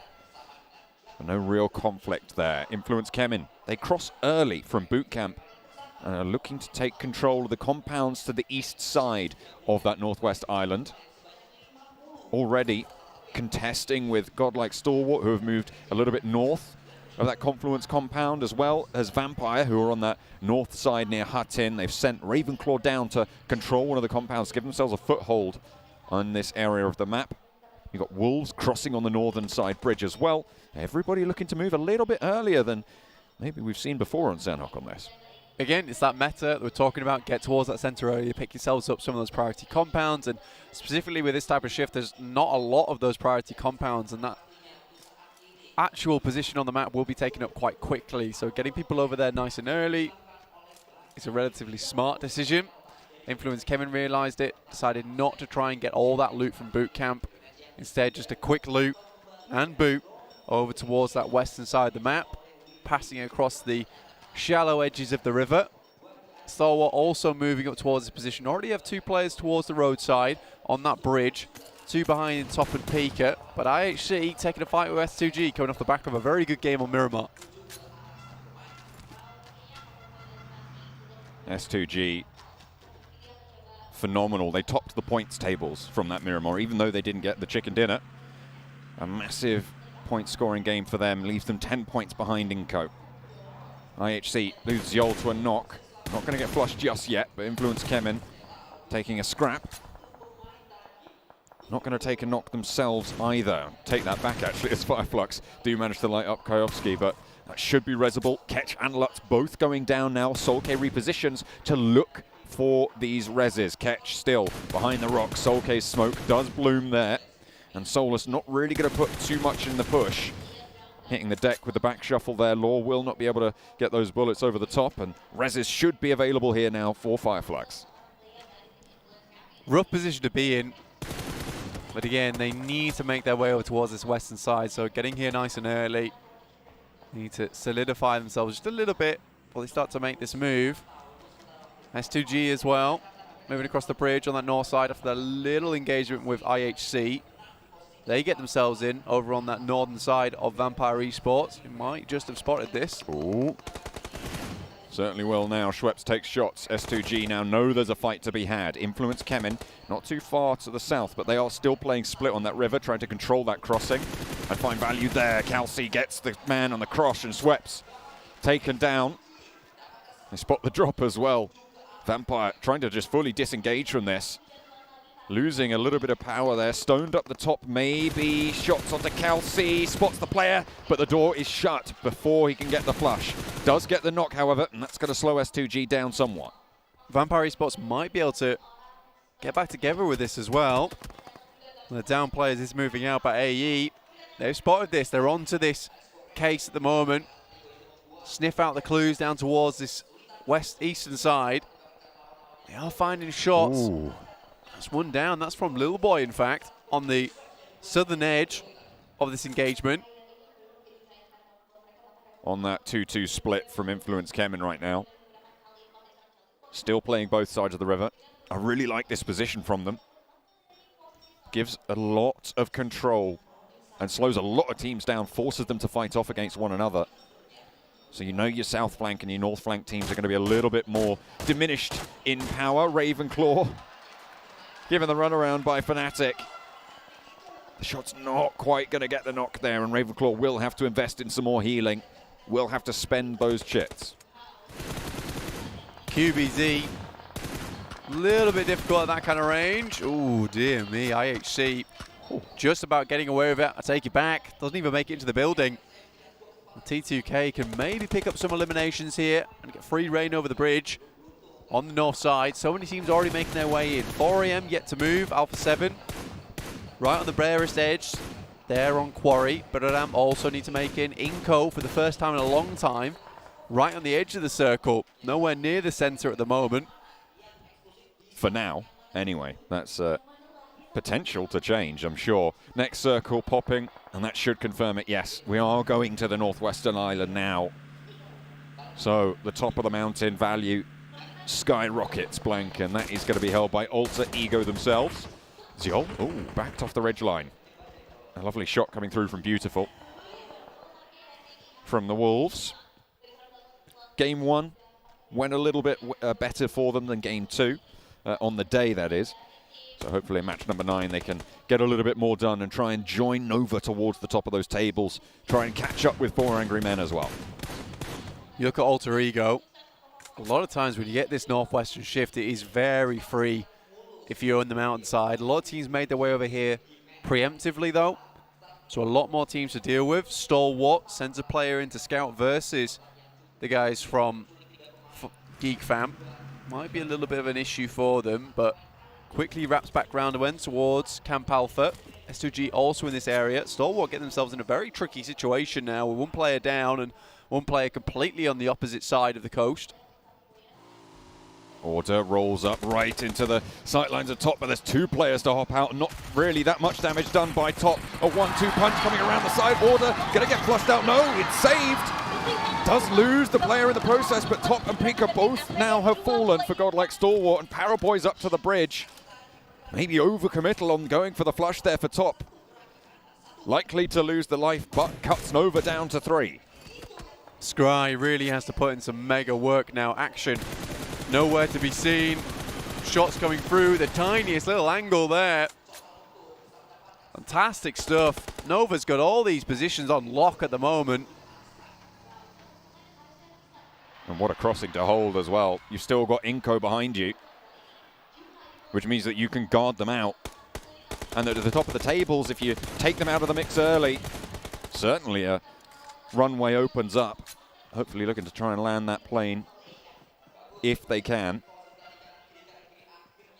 But still have to push through the remnants of godlike stalwart, Inco. They're clashing with Alpha 7, who are trying to swing in behind them as well. Becca as the backstop for one of the Brazilian teams, fighting off against the other. Shots from Nenebete up the top of the hill. Challenges out Mythic as well with Becca. Not going to find that knock, but does suppress the angle. Nenebete moving out, playing 2 and 2 now. They want to sweep the back before they make the aggressive move, the aggressive push forwards. They know they can't really do too much if they've got Alpha 7 hounding at their heels. Yeah, a little bit caught between two very difficult teams at the moment. Alpha 7, though, pushed in by the blue that is ticking quite hard even at this stage in the game. So, have to make a move. With Inco taking up high ground, Alpha 7's exit from this position will be very difficult. Basically doing calculus to try and figure out the best way to get into the circle now for themselves. Look at that, using the ridgeline near the coast for Alpha 7 to actually skirt around it and actually finding themselves in that compound. Jimmy will be first to face from Nova. They have managed to get away from Inco, and I don't think they have any idea that Jimmy's here as of yet. There are no vehicles, but he's got to have a challenge. 1 through the door, 2 to hit the floor. Will find the second knock, but Jimmy gets felled by Rebo. Mafioso through to try and help his teammate out, but not going to be enough to save out the player on the inside. Luckily, they can go for these reses. Frozen, however, with a chance for Nova to change things around a little bit. The nade was cooking, and Mafioso falls. A second knock on the back as well as Rebo gets 3 knocks. Now it's just Mythic, and Frozen wants to put 1 through. Cooking that perfectly would spell the end of Alpha 7, but he sends it through and picks up the 2 eliminations instead. Paraboy, Frozen trading off against one another, and Alpha 7 fall. But hang on a minute, where did that come from? Was that a self-nade? Did they put that in earlier? Oh, they've taken themselves out! Paraboy, no! I can't believe what I've just seen. Nova tried to seal the deal. Paraboy's nade. And they totally forgot about this one coming in. A nade by all stretches. Very, very well placed to explode late. Should Alpha 7 wanted to leave, but it was not communicated clearly. And forgotten about by Paraboy. What a horrible way to end it. After an incredible play from Frozen. They must be so furious with that. You would expect so. We're on board now with Inco, though. 2 players remaining in their scrap with Fireflux. The crossing from the south side proving to be very troublesome for them. Fireflux nearby, ready and waiting to take any opportunity to slow Inco down at the top of the tables. Buram, they tried to cross ahead. Nenebete takes the knee and now leaves just Vitali alive for the #1 Brazilian team. S2G, they've been on that northwestern island for a long, long time, and they're on the west side of the next circle as it comes through. Still great positioning here for Alter Ego to take it all the way here in this match. Influence Kevin find themselves the very strong compound down towards that eastern side. You just feel so bad for Nova there. And even worse that the only thing that can defeat Nova is Nova, apparently. IHC found themselves a little bit of a handhold over on the east. T2K towards the north. A lot of teams just trying to get themselves any kind of advantage. 4AM still moving into the circle at the moment. Been out in that blue for a long, long time, so very much scratched and bruised. Sending across the bridge now, though. This could be the engagement with T2K that they were not looking for.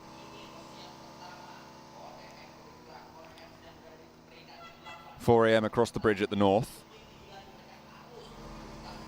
Fairly low on the health bars, but should be able to pick that one back up. Allowed ingress. Actually, no one in this compound.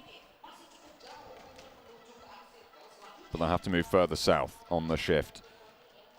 Alter Ego, I feel like they've been fairly quiet so far in this game.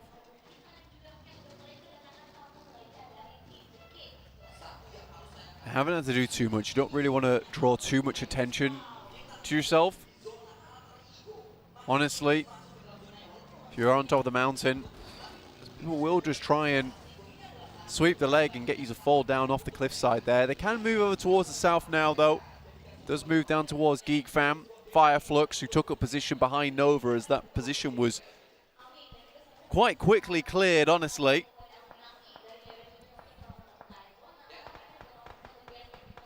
Southwest side heating up now. Geek Fam slowing down DRS, S2G as well. Close by. Buradam and Fireflux will be entrants into this engagement too.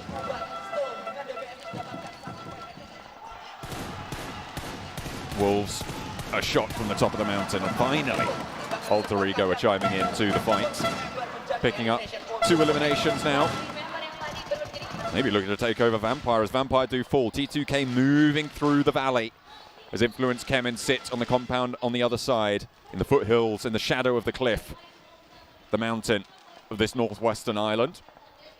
Will be holding off against Jane on the push. Lil Boy looks to find a backline as Jane swings in for a challenge, but won't be able to find it, not just yet. Close up and personal now. Rig not in for the close range backup. Kayovsky has got that DBS to play around with, so it's going to be hard for Jane to launch through this window and successfully breach this building. Lil Boy moves into position by the door, but Jane allows Rig to move back up. Federal on the back will be able to spot these players moving forwards. Jane lobs a nade in through the window, but Rig has fallen, and a nade to burst right under their feet. Only the one now remains from the top rope, but will have to move south, and fairly soon as well. Spots 4 Angry Men and might just go for the points here. Ching Chen finds out all about it. A lovely little spray, a couple of taps more, and you get a point. You take that. 4AM had moved quicker and further downwards. They might have found that position. The IHC currently trying to hold. That's all the way on that eastern side, but they're going to go deep towards the circle. WWX has already fallen, so only 2 players left now for 4AM. Alter Ego, though, with a real chance in this game to put up some big points. Next circle does move away from them, though. It shifts to the east side here. Influence Kemen with a compound on the north can take shots at anyone who moves forwards. Alter Ego, if they can maintain that high ground, however. As you said, so much control. Shifts in an awkward spot for them. 4AM smokes out a position that Alter Ego might have liked to have picked up, so there's going to be difficulty in the way. Here's that replay. Obviously frozen with some incredible shots. And yeah, there was the nade through the window, through the door. And it's all over. Must hurt to watch it all over again. And again. And again. They're happy about it, though. They're in good spirits. They still managed to get 6 eliminations on the game, so it's not the end of the world, but S2G is still in the fight. In the second place there, they have, however, just lost Hamzy.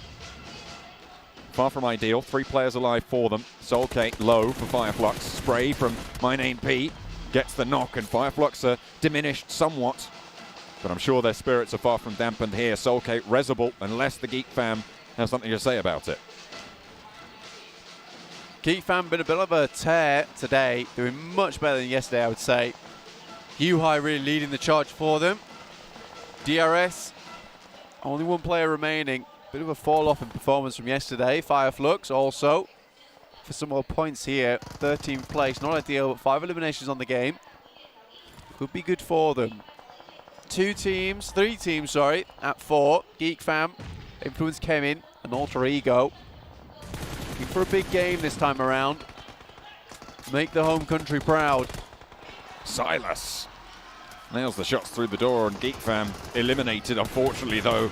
Alter Ego still have the high ground and leave S2G with 1 player remaining. 6 eliminations, just Kelsey to move forwards. 4 eliminations from the high ground position, and they've moved 2 down as well. The west side of this circle, it feels fairly controlled now. Influence Kemen and 4 Angry Men are going to have to fight it out for the east. 2 players from 4 Angry Men, a tall task in front of them to get further into this game. You gotta like this from Potato, though. He's sticking close towards his engagement, providing information back across. Looks like he's going to move up towards that loot crate. Influence Kemen coming in now. Law, try and take down these players, remove the vehicles, take out the wheels, but it's 4v2 here. 4 Angry Men eliminated with that. 6 teams remain. Influence Kemen looking to move past Potato here. But look at the off angle from Fnatic. It needs to be pivotal to control this Influence Kemen push. Ponbit as well, in an ideal location to slow things down. Still a lot that can go wrong here, honestly. There's a lot of teams still in the mix. IHC, Fireflux, S2G with Kelsey. But right now, Ponbit putting in the work. Survival is in his name, but sometimes that requires you to lash out and do exactly what you need to keep going. So far, he's putting the damage over towards Influence Kemin, and they're suffering right on the edge, and soon enough, the blue is to become their real enemy.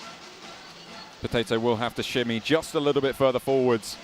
I was checking out the utility available for him. No nade, so can't just underarm bobble a nade downhill towards Influence Kemin. Lutz from Fireflux spotted by Kelsey. Influence Kemin making a breakout wide and trying to move down the hill instead of going on the cliff side. But Potato is there, ready and waiting. The Guardian from up on high, and Potato finds a second knock as well. Law made the cross, I say unharmed, but now they can start to res up in that location. Potato, first aid kit.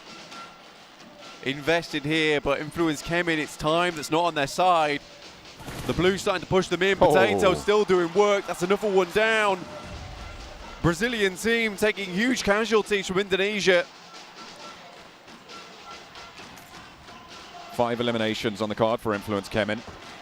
Same story for Fireflux and Alter Ego, but they're trying to rack up a couple more. Potato has to top. Oh, okay. Wins a crucial duel there, but Koyoski has the opportunity now. Cuts his legs out.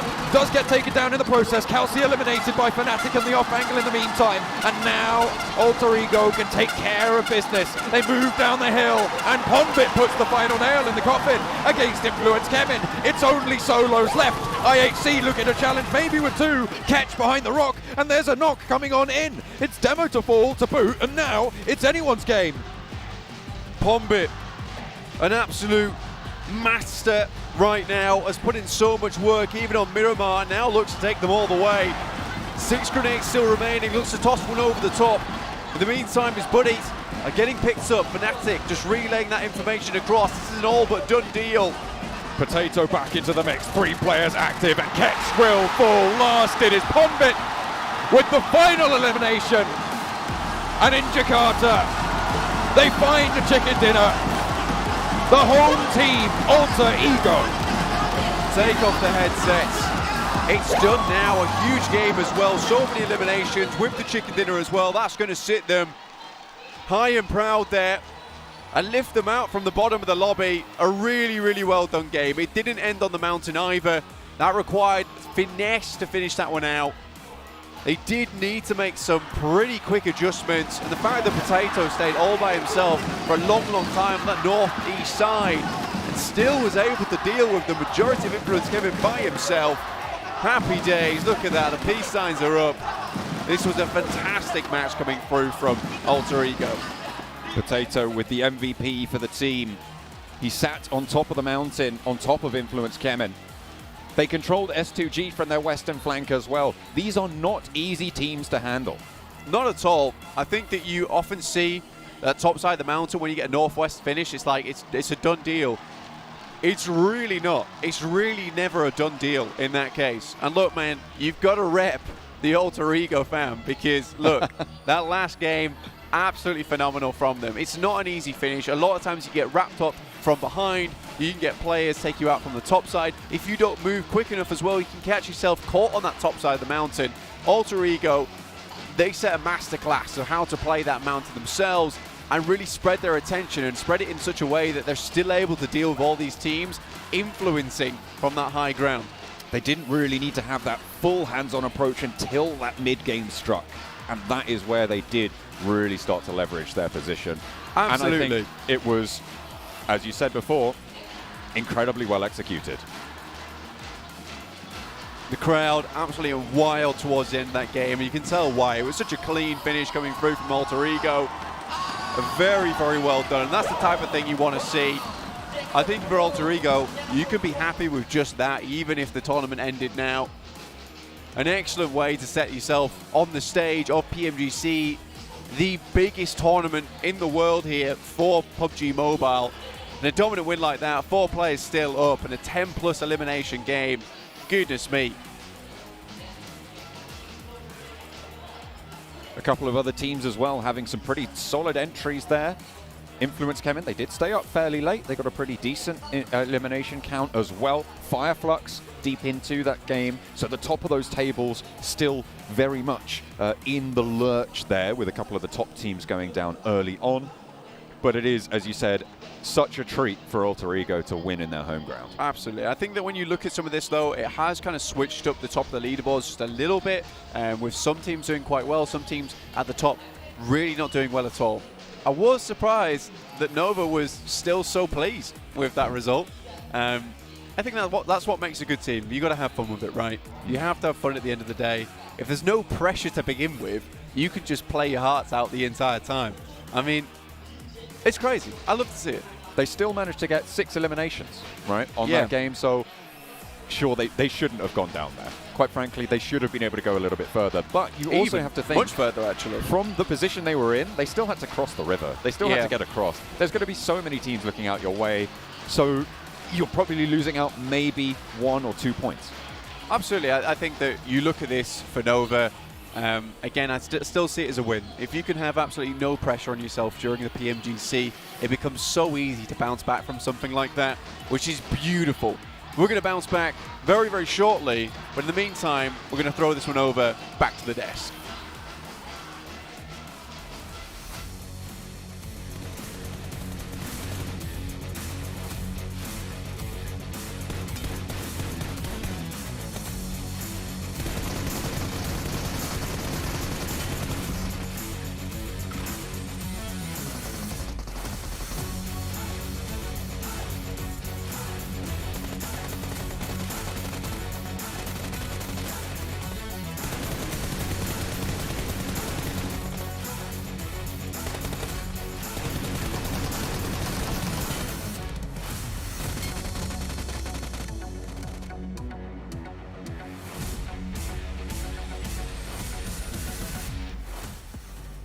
Welcome back to the next absolutely absurd scenes from no one being able to take out Nova but themselves, to AE finally getting that well-deserved chicken dinner that we were searching for so long. 26 points. I think I've never heard this much hype for match ranking 7.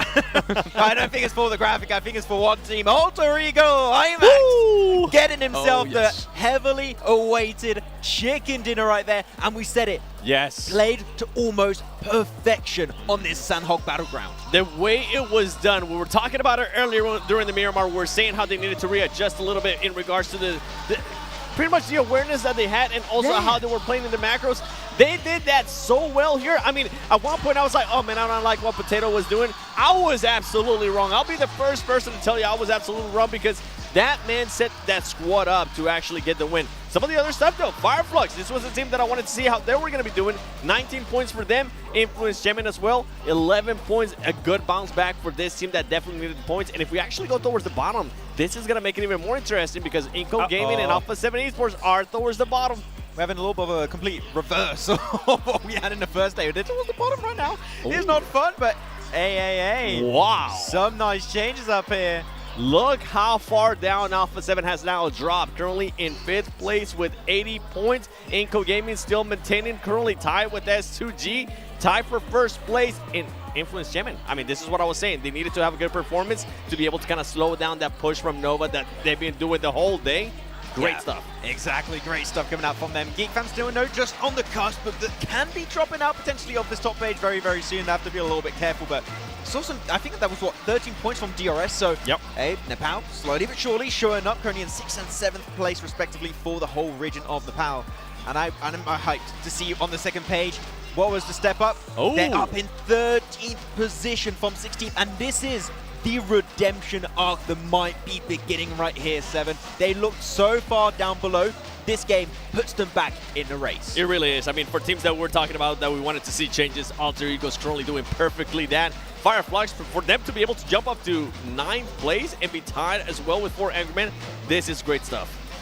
Let's head over to look at the next matches. What is coming up? Match number 10 in just a couple of minutes, which is going to be Erangel. And we've had all sorts of theories about who's going to take Erangel matches for today. The first one obviously has already been decided, which is Inco. But going back to the overall rankings really quickly, I wanted to touch on, because you were saying something really interesting. Is that just the beginning for AE? or is there maybe beginning of the end in terms of staying in that second page of the overall rankings? I don't think so. Like this is hopefully going to be serving as a wake-up call, right? I mean, we said it. That was a gameplay to almost perfection. We had a lot of criticisms for them in yesterday's matches, for the first 2 games before this previous one of this second day of play. If this is the new normal, I'm telling you, the redemption arc might be happening for Alter Ego here, over here in Jakarta, Indonesia. Not only just their positioning that I loved in that Sanhok, I love the aggressiveness. Yes. I love that they were willing to just try to look for those extra points in regards to eliminations, and I'm hoping that that actually continues. Saying that it's going to slow down, I don't think they're going to slow down. I'm hoping, as you were saying, carry this momentum, continue doing what you're doing, because right now everything's looking great for them, and with the crowd so hyped up, they better continue to do that, because I'm going to be getting myself a scarf if they continue to do this. It is absolutely crazy. Honestly, the ground was shaking. Let me tell you that one. The ground was absolutely shaking. We could feel it up here. The energy is just out of the charts. Let's take a look at the teams to watch from both of you really quickly. Start with you, Max, but S2G, Alter Ego, and IHC. Let me touch on IHC really quick, because I thought they were really interesting in the last game. They were really quiet on that eastern side, but they still racked up quite some points. Is that something you expect in the that's the thing that you said, right, the word quiet, and I do not want to see them be too quiet. And this is like kind of my, I want to see them present. And right now, they've not been really there too heavily throughout today's matches. Only that big pop-off in yesterday's last match, thanks to Zyol in particular. So I just want to see them a little bit more present. They've not been there so far, but we know that the region of Mongolia can be so strong, but so far not looking super surprising in these 2 days of play. What about you, Seven? I see some Alter Ego as well, an Alter Ego pick, but also an A7 pick. Yes. They have been really quiet, and it kind of hurts my heart to, have seen these last matches in terms of, A7 at least, because they've just not shown up at all. Yeah, I mean, it's now 5 games straight for them that they just have not been able to show up. We just haven't really been able to see anything out of them. And the overall leaderboard is reflected, and I'm pretty sure at some point they're going to have to wake up. I was hoping it was going to be Sanhok. That's kind of why when I was talking about it, when we talked about Influence Chairman, who I thought it was going to win, I picked Alpha 7. It didn't end up happening. I mean, Nova did end up destroying them, but that's neither here nor there.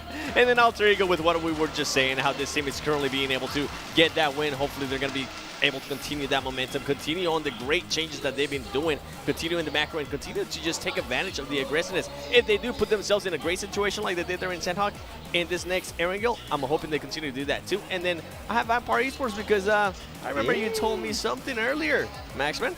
Yeah, I had a little chat with Corby over there. We got some food and we're like, oh, wait a minute, let's have a little quick chat. And he said, for the first time, Vampire, after this previous match, starting right now in this next game coming up very soon, they're going to be making changes. Vampire, he didn't tell me what. So no spoiler, okay? I'm not going to spoil you the second season of PMGC. Don't worry about that one. But there are going to be some iterations brought to the table for this team that we needed. It's a little bit late, but we just hit the 50% mark of these finals. They can still make massive adaptations in the rankings. We did. 9th match has been played, and changes coming to Vampire. That does sound good because you really do need them to perform. And I mean, every fan out there, we have a lot of them here as well, is rooting for them to finally change something. Let's hope it changes for the better. Interesting topic as well in terms of our ranking. 3 out of the top 4 teams went out first in their last match. And sure, it is Sanhok. Sometimes that can be a little bit unpredictable.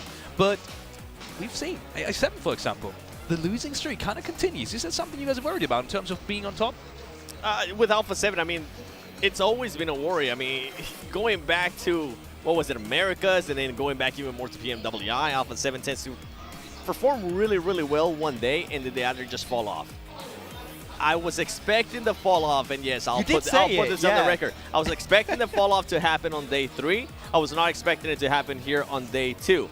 So in a way, I'm hoping it's kind of like reverse psychology. They're trying to hype themselves up. You know what? We're actually going to throw on day 2, and then on day 3, we're going to bring it. Overall, though, these teams are going to have to be able to readjust. This is what makes champions champions. This is what we were talking about with Nova earlier, how they were able to readjust on day number 2, and they've been able to continue to play so well that Paraboy ended up naming 2 of his teammates. Yeah, you just got to bring that out. You got to do the guy. At least I'm really happy, despite him nading himself with Frozen. They were laughing. Like, they were having a good, they were having a good old time. They were like, your merit's going to go down. At least don't get your account banned, okay? This is not the right time to do it. But he's definitely having some fun time over there. But I do really like the fact that even the top teams of yesterday, it's not a good thing that they're struggling, but the fact is that even if you're at the top, this lobby is so tough that even teams that were at the bottom, like we saw as Alter Ego in this previous game, even teams that are in the middle of the pack, they can get those big pop-off performances. Even if you're at the top, you are never going to be safe until that very last game. And with that said, I mean, let me just say something in regards to that. If Alpha 7, if they can pull off a win and back it up with a nice amount of eliminations, they're going to be back in the mix. Their confidence is going to be up, and then we're going to be seeing that Alpha 7 that we saw yesterday at the beginning of the 3 matches. Talking about teams coming back and maybe, you know, grabbing onto that connection towards this first page of the overall rankings, Fireflax has just performed really, really well. They were partly also a little bit quiet on the southern side, but when they actually got out of that warehouse and, you know, were able to push out, then they actually started coming back into this game, and that was the Fireflax that we knew, popping off shots. Fireflax, I think one of you had that in that prediction as well, if I'm not mistaken. You did. What's your hopes for them? My hopes for them is for them to continue to just move up that leaderboard. We saw them yesterday. They ended up getting a win. And then after that, there was nothing. It was a bunch of crickets. I don't want that. I don't want it to be like this right now after that, Sanhok, after that performance. Crickets? Yeah. Fair enough. Okay, I'm not going to go to that. It's a saying. It's a saying. Never heard it. Let's hope it's not going to be like that. Either way, we are getting into the next match, and that means the commentary desk is ready already. Waiting for you is John Allen and Blank. Take it away, boys, and have some fun. We'll have a little bit of fun. We Sure, will. why not? Let's go for a little bit of fun. Can always go for a little bit of fun. Any time of the week, any day, really. I love it. That's all I want. Just Fun. more fun. More all the time. fun. Well, this week is going to be a lot of fun. Too much fun. It right now is a lot of fun. Maybe. I don't think so. Maybe just enough fun. This is the right amount of fun. But that can also... Okay, whatever. We won't get into the semantics of how to have fun. I'm I sure will. you guys know plenty about how to have the fun. Of course, Alter Ego fans will have had plenty of the fun in Most that of the previous fun, game. actually. Most of the fun was had by Alter Ego fans in that last game, obviously taking that chicken dinner. A magical moment, I'm sure, for the home ground supporters. A wonderful win as well. Really well executed from Alter Ego. I want to see a similar kind of performance out in this next game. You're playing it tactically, really having each other's backs, and some pop-off performance overall from each player, which is really nice to see, honestly. That's something we weren't able to see a fair few times over the past day and a half, let's say. I think just looking at Pombit in general, though, this guy has really stood up for the team massively. Really doing a lot of good work. Bit of an odd playing path to start off Erangel as we head into it right now for match number 4 of day 2. From shooting range down towards Primorsk. Vampire Esports were getting out the plane very late here. A west side plane isolates places like Milta, like Lipovka. It's be a little bit harder to get to. Novo potentially pretty tricky to achieve there, but you can drop towards Sosnovka military base. We haven't seen too many teams really target that as a main drop, so there might be a little bit of an opening there, but there's certainly going to be a couple who are going for it as a backup drop location. Severny close to the starting point there, which means T2K will be out and over it very, very quickly. Inko breaking out wide, a little bit further west for them. They'll head towards Kameshki and Stauber, probably swing down towards Yasnaya in the next couple of minutes. We're in a big game here now for Alpha 7. Get things back on track. I think for them, this will be a good time to bring things back into the fold on match 4. It's the only 2 more matches after this one before we head into that final run towards that grand finals itself. See exactly who will take the prize home, and now it's no longer a case of Nova not being in the picture. Could have been anyone towards the top, but now Nova is really chasing after this one. That's a hard northern circle there, Blank, though. It's going to go all the way up north. Slap bang on top of T2K in Severny. This engagement in North George, well, I say engagement, this drop in North George, 4 angry men. All 4 of them are in North George. Alpha 7 have sent 2 towards North George, with Mythic all the way to the northeast side and a compound closer towards shooting range. And actually Carrillo sending out almost towards Zaki. Bit of a change of pace here for Alpha 7. I like this as well. It's a good adjustment. Considering we saw 4 AM get ahead of them, and they were a bit worried to move off to that eastern side. Instead, now they have Carrillo towards Zaki. Alpha 7 Mythic over towards shooting range, looting that area. This is going to give them a lot of great anchor points now going forward. They can move over towards, and 4AM might not be able to get the drop on them, getting heads much quicker. Still, for 4AM and Alpha 7, this is probably the best opportunity for them to get a very nice and central spot. Rozhok still open to teams like Alter Ego. Influence Kevin and Yasnaya can quickly get across the bridge as well, and Inco opt to head up towards Stalber. In fact, as soon as they saw that circle pop, they stopped moving down towards Yasnaya, picked up some of the more likely vehicles in that area towards Stalber and started looting. So smart move from them. This will give them a chance here. It's been a fair few times in the last couple of games that they have been outside of the circle with no real hope to actually push through the masses of teams that were ahead of them. Geek Fam playing on the mouth of the Western Bridge. 50 seconds before phase 1 circle closes. Godlike Stalwart, they dropped long and late towards Novo and military base. They won't have had the most time in the world to get this loot on board. See level 1 helmet and vest there, full top. Wolves making their rotation as well. That's right up the center, north from Pachinki. Moving up to the church now, a launching point towards the ruins, potentially up towards Rozhok. Pachinki always a great springboard for a lot of these teams, just in terms of being able to rotate fairly easily from that spot. Buddhadam really not had breakout performance as of yet. Alter Ego, in fact, passing them now with 57 points in 13th place. In a really good position to actually start catching up a lot of these other teams towards 7th. Really good standout here for Indonesia. For a team that looked almost out of the picture on day 1. They were in the teens of points at the start of today. So they have done well to kick it up a gear with that previous game, but it is a question of maintaining that, as we have questioned time and time again from Inco. At the top of the tables, obviously now being tied on 93 with Inco and S2G. The tiebreaker, of course, meaning Inco wins out with the chicken dinner count that they've had. S2G falling behind on that metric, but it is still very, very close. And then 3rd and 4th is also tied between the Influence Kemen squad and Nova, 82 apiece with Alpha 7 right at the door with 80. Again, though, starting the day at 78 points, John. Only 2 points found so far for Alpha 7 over 3 matches. That buffer definitely slipped away. No longer that safety net beneath them.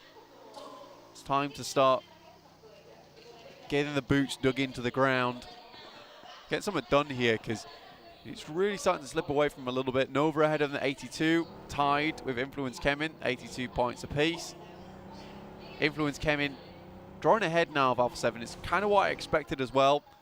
This team was a favorite of mine, honestly. Coming from Americas, they just looked leagues ahead of most Western teams, in fact. That includes HVP as well as Mad Bulls. Before they had their drop-offs in performance over in the group stage. But yeah, I think Influence Kemen definitely that favorite Brazil team for me.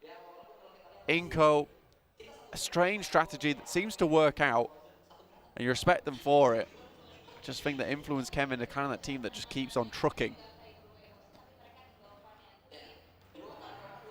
Just always there, always in the conversation. Coming into PMGC, we were worried about S2G, Blank. We were worried that this was a team that had dropped off a little bit, qualified through PMGC points, remember, to the group stages, and didn't manage to get one of those top spots in the European regional, which would have seen them in had they not been up the top for the PMGC points from Turkey, from the PMPL points, sorry, from Turkey. So people were worried about their group stage, but they came in swinging. They absolutely blasted out, and now here they are in Jakarta in the finals, tied for the top spot. This is a team that I don't think too many are going to be worried about from here on out. Yeah, some seriously clutch players on the side of S2G. You saw that throughout the group stage as well, with some seriously potent moments from them. I think there's a player on that team that I kind of discount, honestly. I think every single player has their own role to play. Every single one of those players can become the fragger if necessary, which is really good in any team. Now, to have that to fall back on in those dangerous moments that anyone can perform at any given time. T2K would get some more points on the board. Currently in 7th place, not doing too badly for themselves. A lot of ties at the moment, though. 63 and 63 between Fireflux and 4AM. 67 and 67 between T2K and Geek. Again, this is just one of those lobbies where we have a real even spacing of points. Starting to break away a little bit now towards that top side. So we meld into that middle pack. Vampire now 16th place on the table. 13 points clear at the bottom there.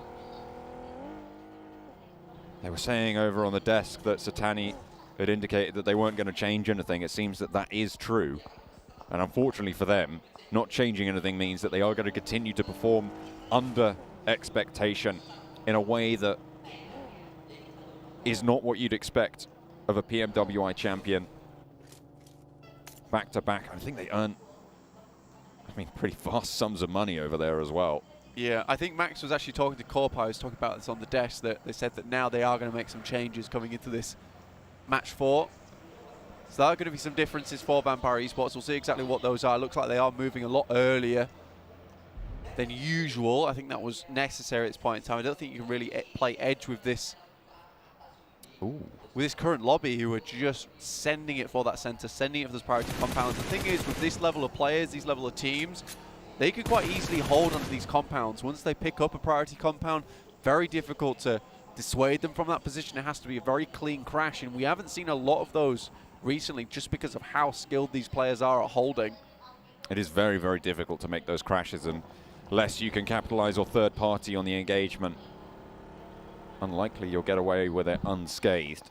Nova near to S2G, 2 heavy hitters in the lobby. Frozen takes a lot of damage early. Order cannot find the lineup. Order moves on down, and a sliver of HP gets the flush as well.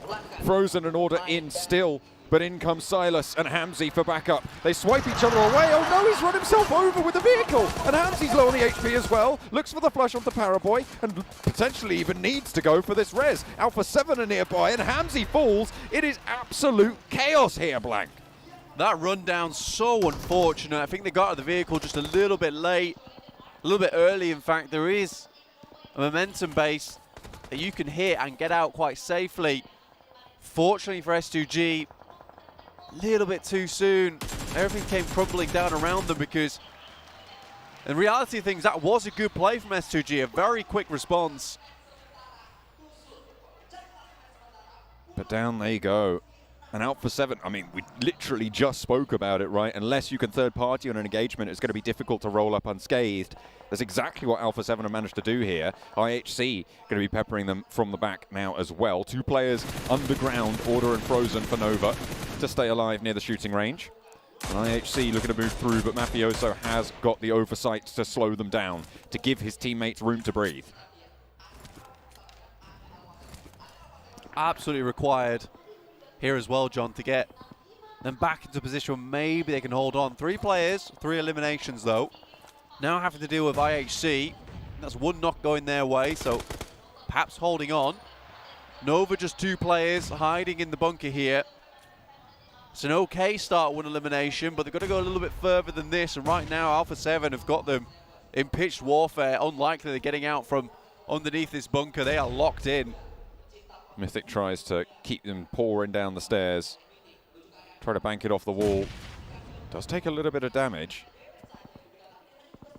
And doesn't throw any more with the smoke there. Oh, steps back up towards it. And again, backed off. Such a small route of ingress. You can't really push down here, especially with Frozen on the boxes. With 3 players, it's likely that you do lose this. With 4, you might want to chance it, but even then, it's super risky. 100%. 4 players might have been nice, but not enough with that. Getting the refrags on the 4 would have been a little bit dicey. With the 3 and the capability of the guys coming through from Nova, so unlikely. Great shots coming in from Yuhai. This guy is an adaptive player, a freak when it comes to speed. His reactions, so good. Spins Godlike Stalwart out on the buggy, picks up the flush. Couple more players still to go, and a northward shift again for the players on that south side. Keeps Severny in it, Inco on the south point of it. as Wolves taking on 4 Angry Men, going back and forth. This is on the east side of Severny in the hills, right on the crash, and 4 Angry Men sweep them aside. You were talking about consistently and staying in that conversation when you were referring to Influence Chem, and they're always there. I feel like 4 Angry Men, they have a similar reputation, but they just haven't stood up as much. Some unfortunate games for 4AM. Not quite able to get as far as they'd like, and I think some of that has been due to circles today. Uh-oh. Geek Fam moving through. Alter Ego, though, find themselves positioned to maybe hold out the guys from Geek Fam, who are sent away now. Inco was able to move down from Stalbert.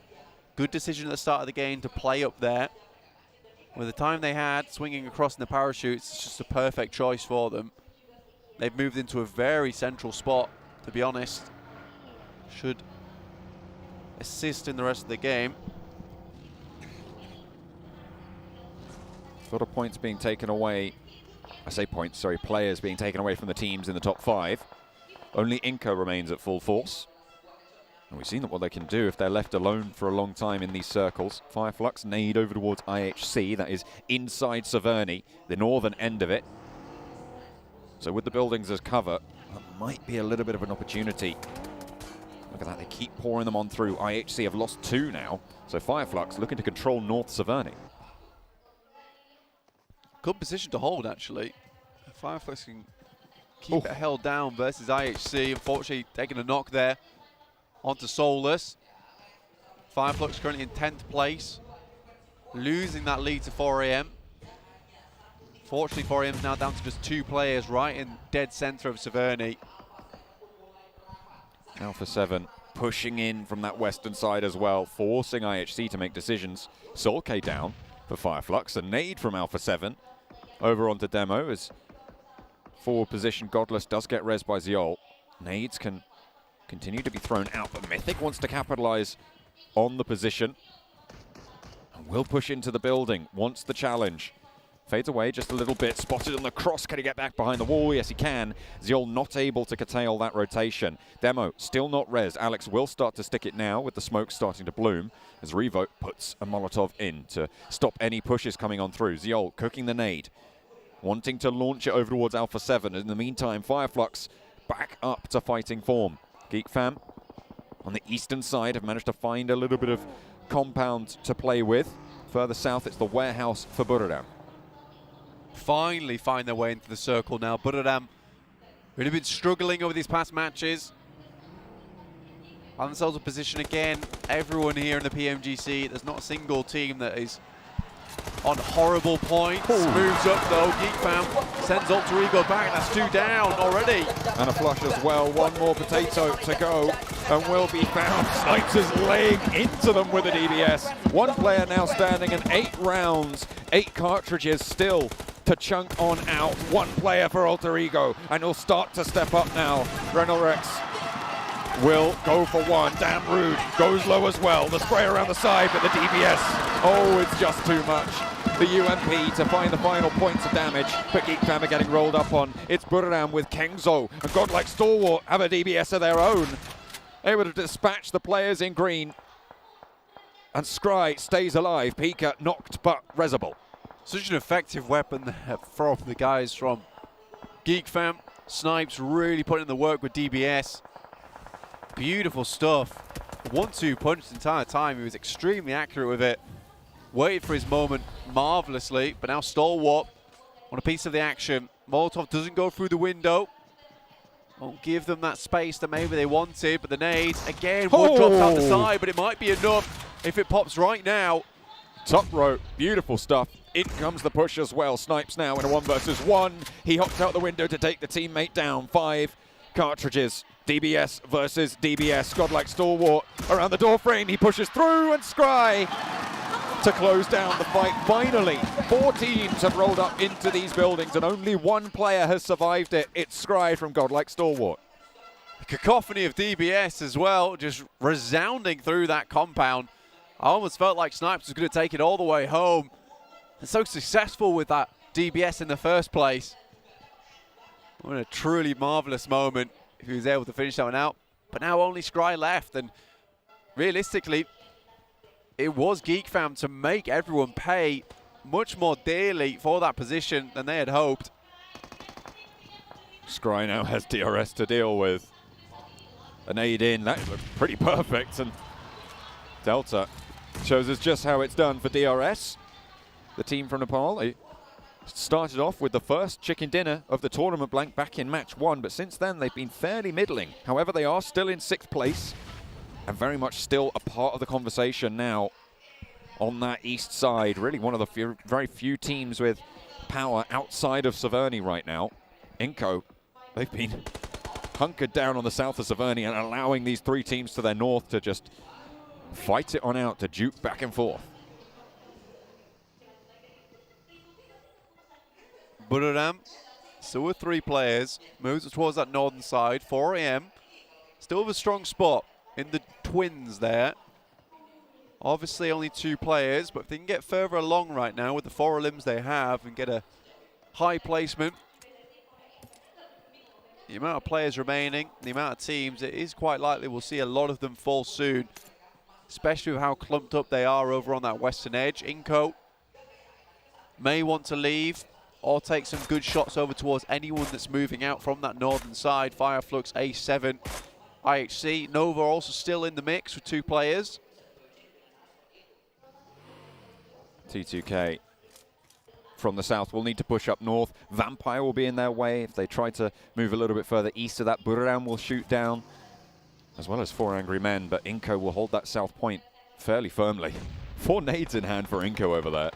I think they might have spotted that Alpha 7 got a little bit close. Nova trying to skirt around on the south side. Spotted by Vitali. Lights up Frozen, gets the flash. Order up to the wall. They know he's there. And Order is not going to be able to make it any further. Nova down, eliminated. 11th place, 1 elimination. That's going to drop them beneath Alpha 7. And now it's the Brazilian teams with a chance to realign for the top 3 on the tables. A very good chance as well. Influence coming up towards that northern side. Inco tucked away on the west. For Alpha 7, this really is an important game for them. 4 eliminations, down to 1 player now. Not really a hope to get their fellow teammate back up again. T2K as well, taking heavy casualties on this side. 3 players left. Active and Reservoir behind the rock. They are in this next zone, so as long as Vampire don't take them down, Buriram is their main threat here from behind.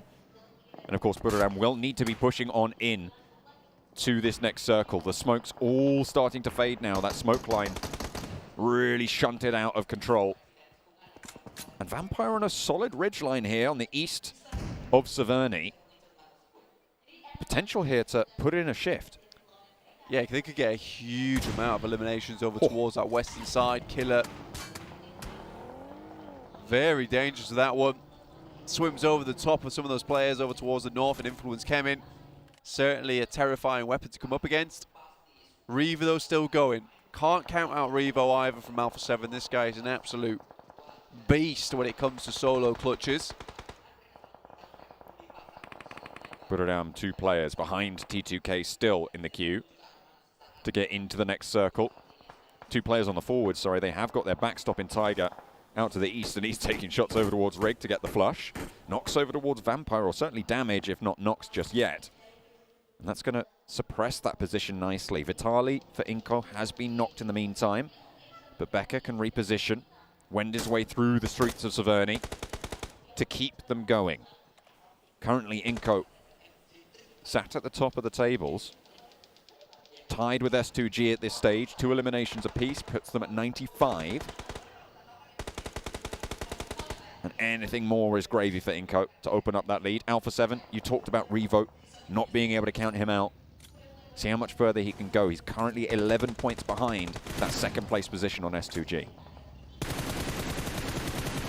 think getting towards the top placement, probably high priority for him right now, but again, he has some time to play around with Severny still being just about in.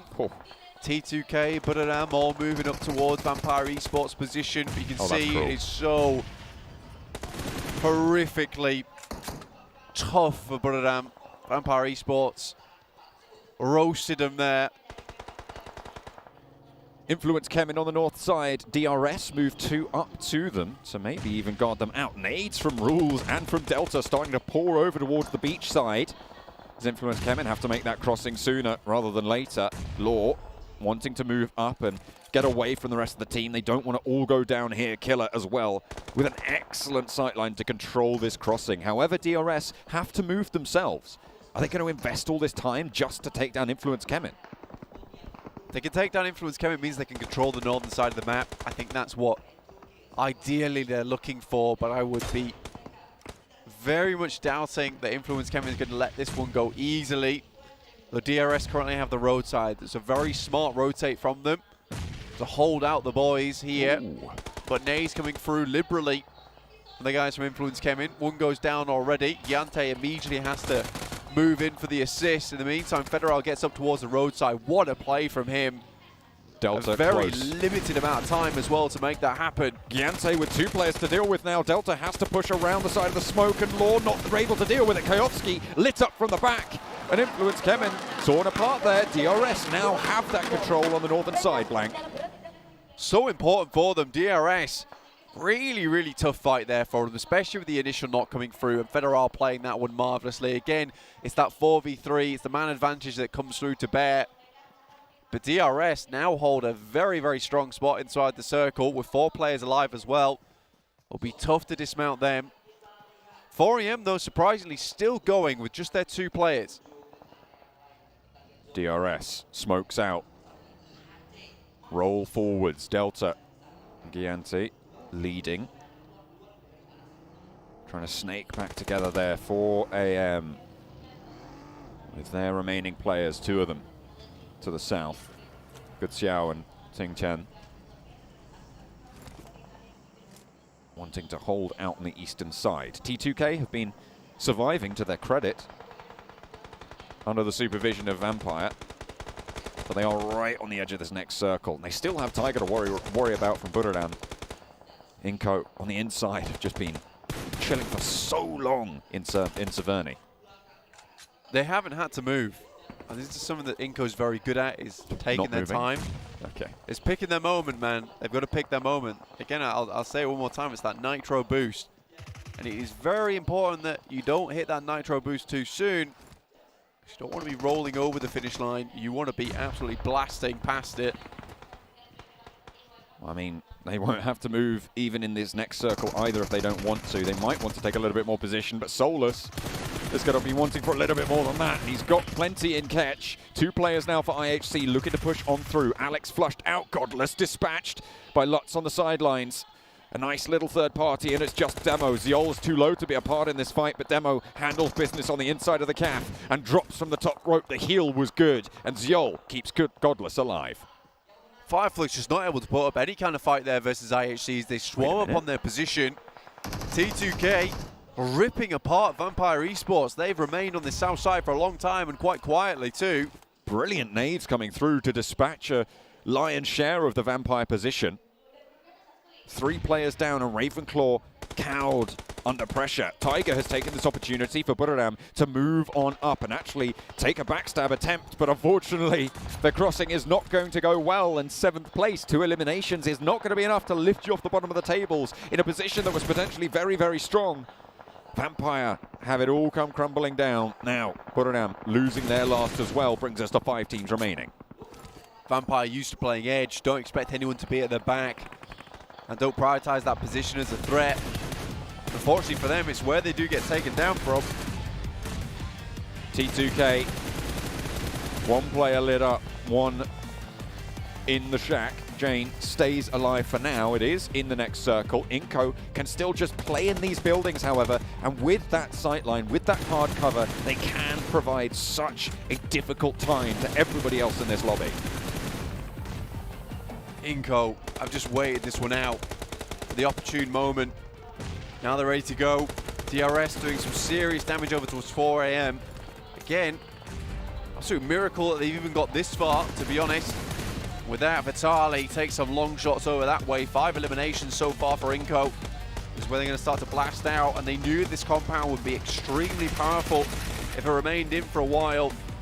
See where the circle goes. Will it still hold them in? once they've dispatched IHC, they have a ridgeline in front of them to move in towards, but it's broadside to DRS. DRS really the main threat now against this Inco position. But they don't even have to cross the road. They still have the walls to play with, Blank. Exactly.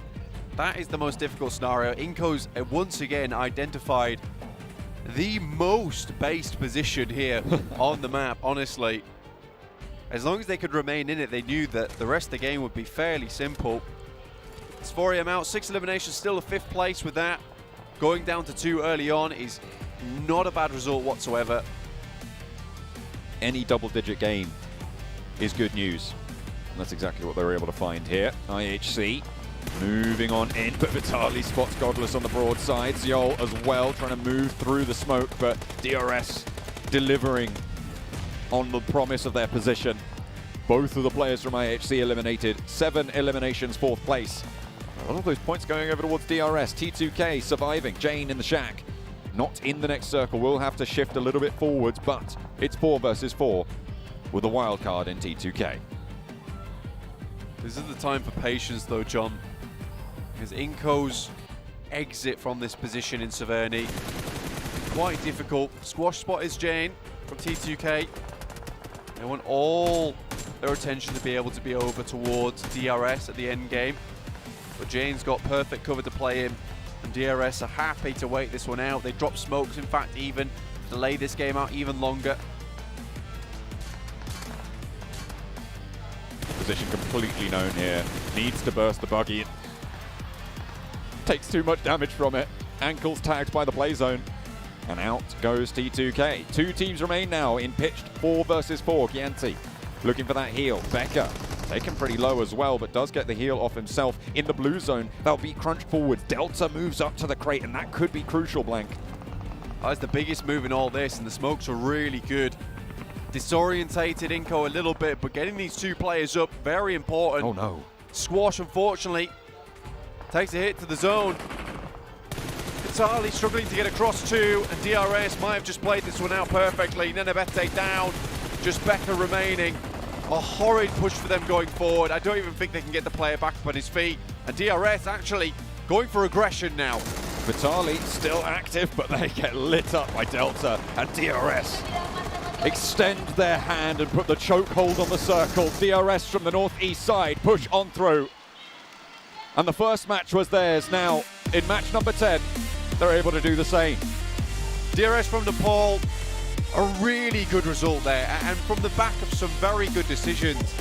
Taking that fight up towards Influence Kevin when there was a lot going on around the map, but understanding that northern side was going to be so important for buying them time for that end game, considering where Inco was playing in Severny. They knew that, look, we have the wall for us. We're just going to take pot shots at everyone out towards that side of the map on the east. But DRS don't give them that chance. They smoke out. They get a player up towards that crate. It was fortuitous it was there in the moment. But they make all the right moves at all the right moments. I've got to be very, very proud of DRS from Nepal here, because that was a marvelous game. Very, very well played out. And that should see them further towards the top of the rankings now. Actually very far towards the top of the rankings, considering where they were. I think it was about 70 points at the start of this game. Talking about seeing yourself to the top, I mean, Inco, they started towards the top, right? They are absolutely going to have extended a really nice lead now towards the end of today with an Erangel match that potentially they could have taken home, but either way, it's a good result. It's double digits, and that's what we want to see. I think they might have even broken 20 on that game. I think they might have broken 20 on that game. I think Inco did very, very well. And again, it's a lot of these smart decisions coming out from these teams that are getting the chicken dinners so far. Only DRS taking that position towards that northern side, but also Inco deciding to wait down towards the south, allow a lot of that action to conclude up towards the north side of Severny, and from there, just kind of take those shots at everyone else that really didn't have that cover to play around with. So it was very smart play from both these teams, but at the end of the day, I think DRS just absolutely had Inco in the chokehold. It was not one that Inco wanted to find themselves in. I thought they thought that would be an easy finish for them.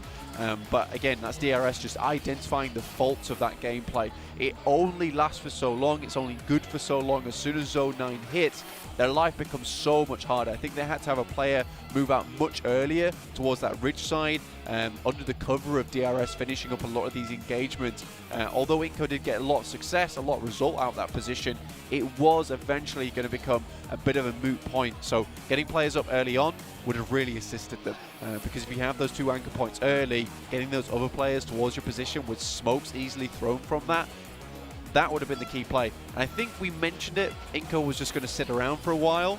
It's what they do, and I think they make that smart decision of where to play, when to play it, but I do think they need to figure out this a little bit more proactive gameplay. They made 1 rotation. Yeah. That whole game. It was into South Taverny. Exactly. And that was it. That was their entire game. They identify a very good spot. That's the true. thing. Every single game they identify a very good spot.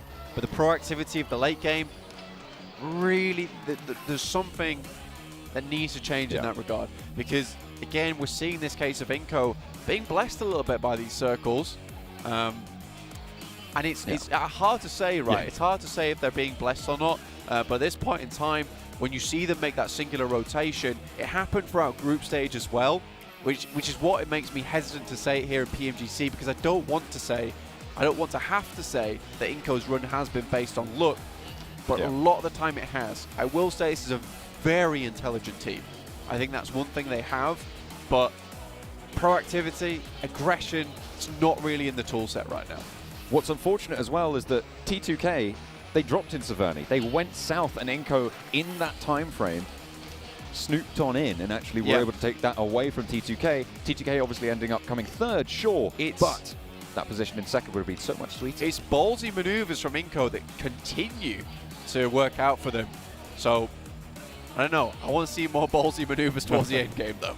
Well, that's exactly what DRS delivered on, right? They were able to do so much work, taking care of IHC on that side of the circle. A little bit of a risk, but with all 4 of them alive, they stayed in the fight, they made it work, and they took home match 10.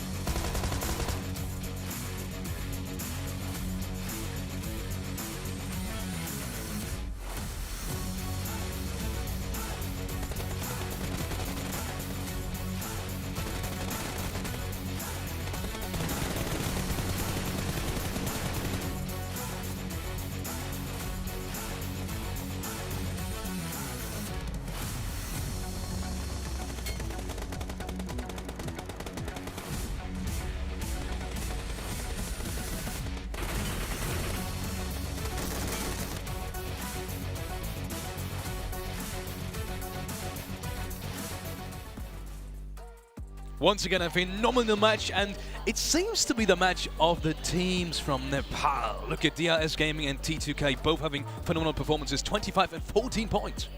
Yeah, I mean, DRS, we needed to see a little bit of a follow-up performance after their first strong game yesterday, right, Seven? That was a little bit of critique we had for DRS Gaming when it came down to it. But here, strong performance, and especially controlling team on the Easter. We wanted to see from DRS, from any team pretty much, but DRS here, they just gave no breathing space to teams around them, which in a position like that, in that type of terrain, you always love to see. Yeah, and I love the way they were able to kind of third-party certain situations too, especially with, I think it was somebody from Godlike Stalwart, where they were able to actually beat him. Yeah, the one player standing, they were like, you know what, let's actually clear that. The time that they took to clear and just make sure that they worked their way up and put themselves in a great situation, you love to see that. And then we see IHC Esports. This was a team that we were keeping an eye on early on. They end up with 15 points. Inco Gaming going with what Blank was saying. I feel like, yeah, they were blessed. They were super blessed in that circle. And I wish they would have decided to rotate a little bit earlier. I felt like they took a little bit way too long. Or if maybe they would have just worked on a 2-2 split. Especially because Vampire had that ridge line. It was really strong. We said it. This is the position of Vampire going to play where they can gatekeep all the teams leaving Taverny position. The moment you know that team is in a little bit of a bad spot taking that fight versus T2K specifically, that is your time where you can transition, get access to that ridgeline, and then maybe you can just take the fight to go for that chicken dinner. Crossing that road is the hardest part. They had one opportunity, and they didn't quite pull the trigger on that play. And Ego already has so much intel too on where some of the teams might have been, and they figure, you know what, let's send it there, but they send it in way too late. Yes, and especially since, coming back to Vampire really quickly, they had one of the positions that was in the very late game as well, and they still couldn't capitalize on towards that. So incredibly disappointing in that specific game. Maybe come back to DRS really quickly, because I really wanted to highlight that play. They came in to the east side and they pretty much fought their way through that. Pretty much during the whole game. They pretty much were fighting constantly, right? Yeah, I mean, as you stated also, Sam, right, they were able to get himself that position where one of the last players of Stalwart, godlike Stalwart were playing, get access to that compound, and especially that position enables you to get a lot of information. So the moment they get access to that position, they know pretty much what cards they're going to be having to play with for the remainder of that game until the very last second. And as we said, don't give them any breathing space, get himself a chicken dinner. That was the one play that just set them up for success in the first place. Yep. Setting yourself up for success is something you can also do with this beautiful device I have at my hands, which is the Sony Xperia Mark 1. Sony Xperia 1 Mark 4. My goodness, it is a complicated game. Actually, it's not that complicated. Either way, Sony Xperia 1 Mark 4 and Sony Xperia Stream, which you can see right here, keep your eyes peeled, were co-developed in collaboration with professional esports players. You can play PUBG Mobile with Xperia Stream's tone cooling system. Once again, you can see it right in the middle of your screen, and multiple ports for intensive gaming and streaming. So make sure you check that out. Actually, I'll give it to you. Also, check out our sponsor, Prime Gaming. With Prime Gaming, you will be able to have free games if you sign up for it, and also have free in-game content, for example, for PUBG Mobile. So make sure to check that out. Sign up. You will find the links either on social media or in the chat. Either way, if you have checked out all of that, so Xperia and Prime Gaming, there is another thing I want to get your attention on towards, and that is the PMGC survey. Check out the PMG survey link in the chat and on social media to let us know your feedback and suggestions about the show. May be positive, may be negative, it doesn't matter. We need all of your feedback, so make sure you sign up, and you may get a chance to win some prizes as well. So it's not without anything you get either. You might be rewarded for it. So thank you all in advance for sharing your feedback via the PMGC viewer survey. Last but not least, I want to get your eyes peeled on the newest update, which is out since yesterday, actually. I was already talking yesterday about, you know, us in the break opening up the app and checking out the update ourselves, and you can do so too. In case you haven't opened the app since yesterday, make sure to download the update and check out Warrior Trial and awaken your fighting spirit. We saw it in the opening scene. It's pretty cool. Before we head into a deeper analysis of the last game, we will be going into a short break. Stay tuned though for more PMGC action.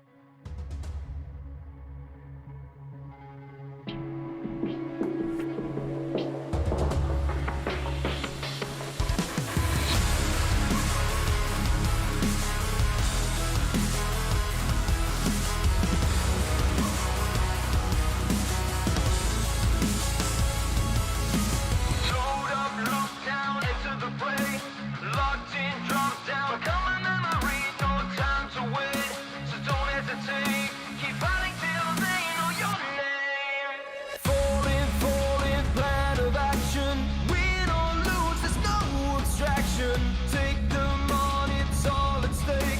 The time has come, so seal your fate.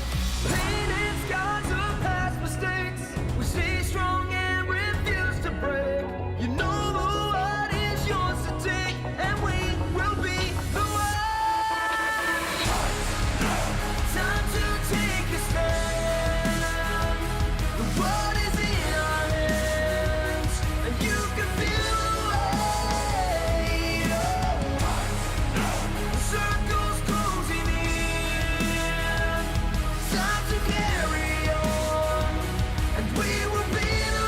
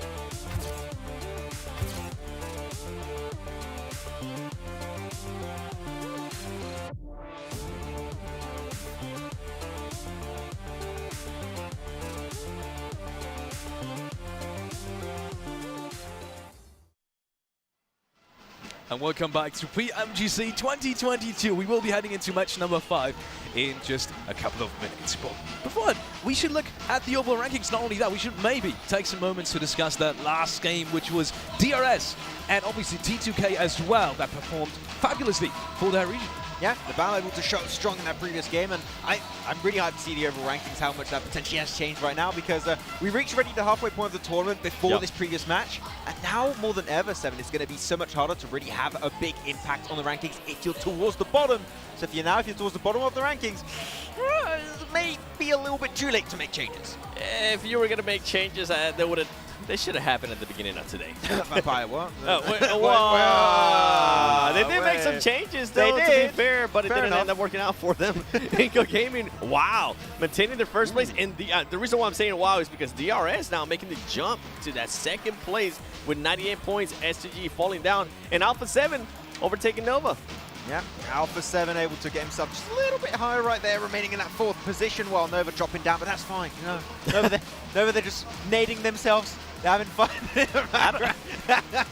But at the end of the day, it's cool to see the competition being so close between all of these teams. You're looking even for Angry Men. They could get themselves a pop-off game, and they'll be roomed right up there, potentially even that top 3 position. So it is still so close, up in the air. Who will take it? I have no idea. 100%, and actually a big surprise for me is going to be T2K. Yeah. I'm surprised that they are actually maintaining the placement there in the first page.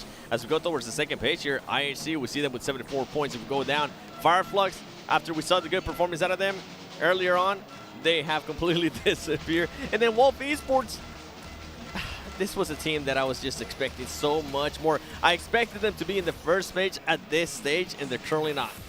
Yeah, unfortunately for the PL team of Wolves Esports, not going to be able to get himself too much done. Gosh. I'm a little bit disappointed by Buriram, actually. They were, I'm not talking about the team below Stalwart now.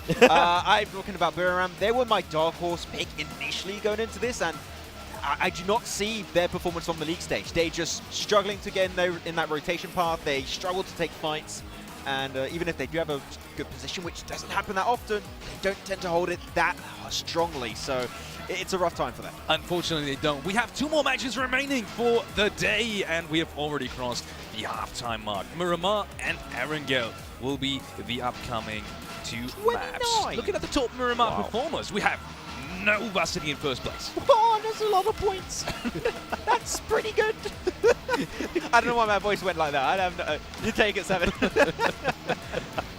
But I'm glad Nova's currently there because they have had 2 bad performances in comparison to what they were able to do at the beginning of the day. I know we were kind of joking about how Paraboy ended up nading two of his teammates and how they were just kind of laughing it off. And after this past game, they really didn't perform that well either. I feel like if they can maybe put another good performance here, it's going to push them up to that third place, and that's exactly what they're going to want to be. And we keep saying, right, when you're talking about Miramar and teams that we expect to do well, we keep on saying all the time, Nova Esports, they're finally up there, they're performing well, they might get themselves another strong game here. Let's look at the teams to watch and look. Actually, we do have one Nova pick as well. Talking about Nova right now. 7. You expect Nova to perform well in Miramar now? I mean, they are the top performers, so, you know, it's kind of a given. But either way, care to explain because they haven't really been popping off in the last game? I think pretty much exactly what I said before and exactly what that graphic showed is exactly what I wanted to say and the reason why I'm picking them. I'm also picking Inco Gaming because I do want them to maintain that first place finish, and I'm picking Wolves as well because of what I was saying too. This team needs to do something. They showed so much potential and nothing's going on. Airdrop, you know? I mean, on purpose. Right now, it's not Wolves Esports, it's like PUBG Esports. Not gonna lie, that's what we're seeing. Yeah.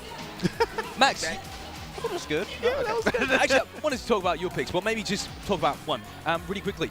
Actually, I hear that we are going over to the casters, maybe a couple of last words. Last prediction for you, you have set one team to watch? Vampire keeps changing stuff. Vampire keeps changing stuff. We're going over to the commentary desk, and it is John Allen and Plank to cast for you guys at home. So, once again, take it away.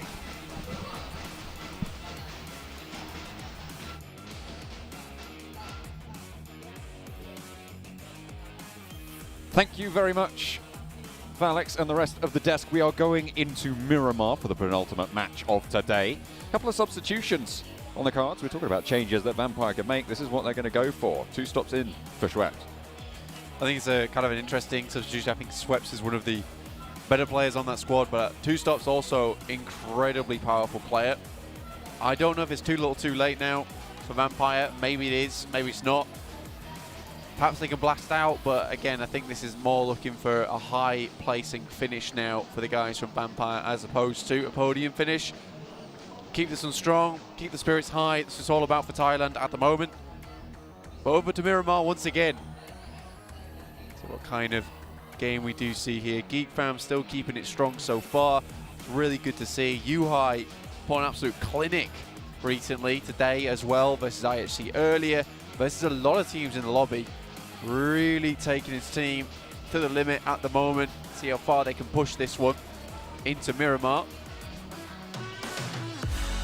Heading over to the desert for the second time today. We'll be flying from Puerto Paraíso all the way up towards Ruins, a direct southeast to northwest cut on Miramar for our 11th match of the tournament of the series. Teams should find it fairly simple to access most of the map here, Blank. It's not really going to isolate too much away. Late positions over towards places like Cruz del Valle, towards Tierra Bronca, also over to Valle de Mar for teams like 4AM, and Los Higos as well, a little bit further south, but everywhere else really going to be very accessible now. Absolutely, I think there's going to be a fair few positions around the map which should be accessible for these teams. A very fair playing path here on Miramar towards El Pozo. DRS obviously out nice and early. An Eastern team most of the time. This has been throughout most of PMGCs who've seen DRS take up this kind of approach as well. It's nice to see this continue for them. Buradam in their vicinity, just not able to get through onto a lot of these positions they'd like to take. Many teams around their areas shutting them down nice and early. Impala for Buradam. East side, Alpha 7 out a little bit later, potentially heading up towards La Cobreria and the Crater Fields. A south circle will bring them back down south. Alpha 7 had the wind knocked out of their sails just a little bit so far today. Only 2 more chances to prove that it's still there, that they were just tacking into the wind. Influence Kemin though, they've been keeping that pace up just a little bit further. 85 to 83, Alpha 7 to Influence Kemin respectively. But Inco stretching out ahead. 12 points ahead of DRS after DRS's chicken dinner. Inco still sit firmly atop, and they are the first team to break that 100-point barrier. Still doing some really good work for Inco. A little bit blessed throughout today in terms of circles. They've translated that into points though, that's the main thing. doesn't necessarily always mean you get points even if you get the circle. Does not work that way. We saw that from T2K up in Severny anyway. They dropped in that spot, weren't able to get the points available to them. Down to just Jane in the end, taking himself out. Again, third place, not bad for them. 81 points in 7th. A real opportunity to move up towards that upper echelons. 4th place, definitely accessible. Like to see a 4 AM game here, though. Still putting up those numbers, but again, a little bit more needed. 4 AM's at 4, they look really good, but losing players early at the moment, not ideal for them. Nova, I think this could be another big game for them, John, honestly, here on Miramar. There has been some oopsie daisies through the last couple for them. And I think Nova can definitely turn this one into a win. Nova down in, I say down, they are in 5th right now.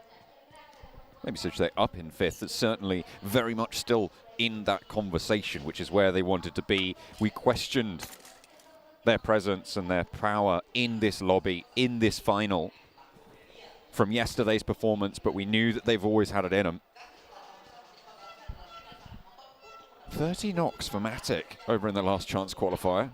It's just such a shame that HVVP didn't make it.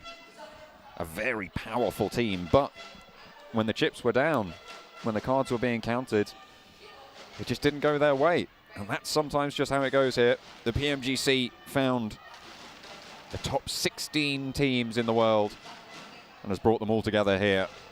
And at the moment, Inco sits atop that pile, the Brazilian squad.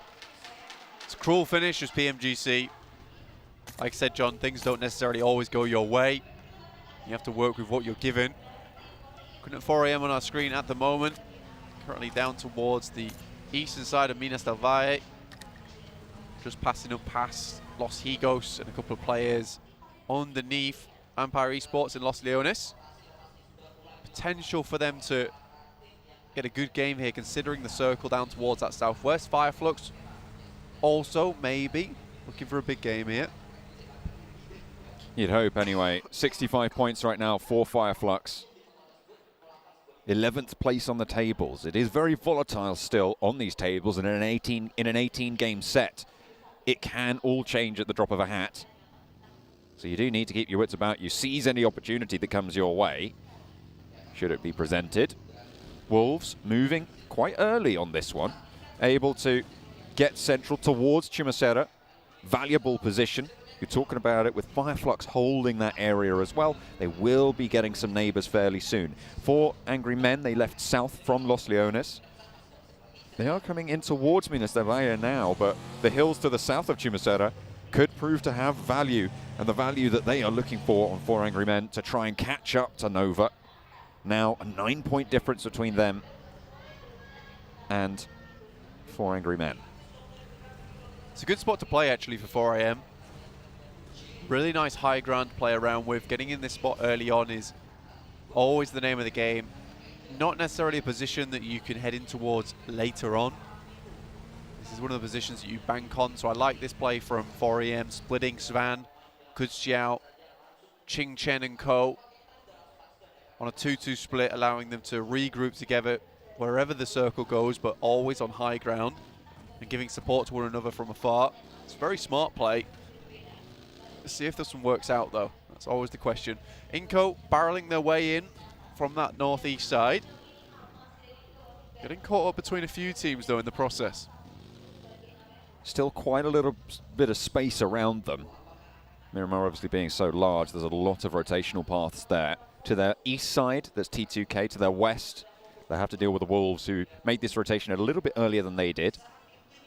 Vampire potentially coming across T2K as they head west from Los Leones. Ravenclaw very, very close by, and it looks like they might be looking for this engagement. 2 players moving forwards. 2 stops wanting to swing out wide. His first entry for the squad so far in this tournament, looking to elevate them from the 39-point bottom table performance that we've had from them so far. T2K, 2 players are there. The Vampire are going to push for them either way. Not going to take too much damage from it either. They will maintain for the time being. Keep the course on the heading. T2K, 81 points in 7th place. I feel like this is a team we haven't really talked about too much, but there is a lot of power there behind them. I think T2K have been steady away for the majority of this tournament. We haven't been able to talk about them too much, John, but honestly, regardless of that fact, they're still making stuff happen. 81 points is one hell of a result. It just hasn't been any of those pop-offs. It's mostly about just getting towards that end game, picking up those points where they can, and then going from there. Influence Kevin, another team on that same kind of hype, trucking away on those points. Alpha 7 were able to overtake them just a little bit up towards 85 now, head them by 2. IHC, shots over towards Alter Ego. Alter Ego skirting around on the headland there. Will be able to get to safety for the time being. 4 of their players still alive. And playing on the southwest side near Villa de Mar, as Alpha 7 going to be moving in from the north edge.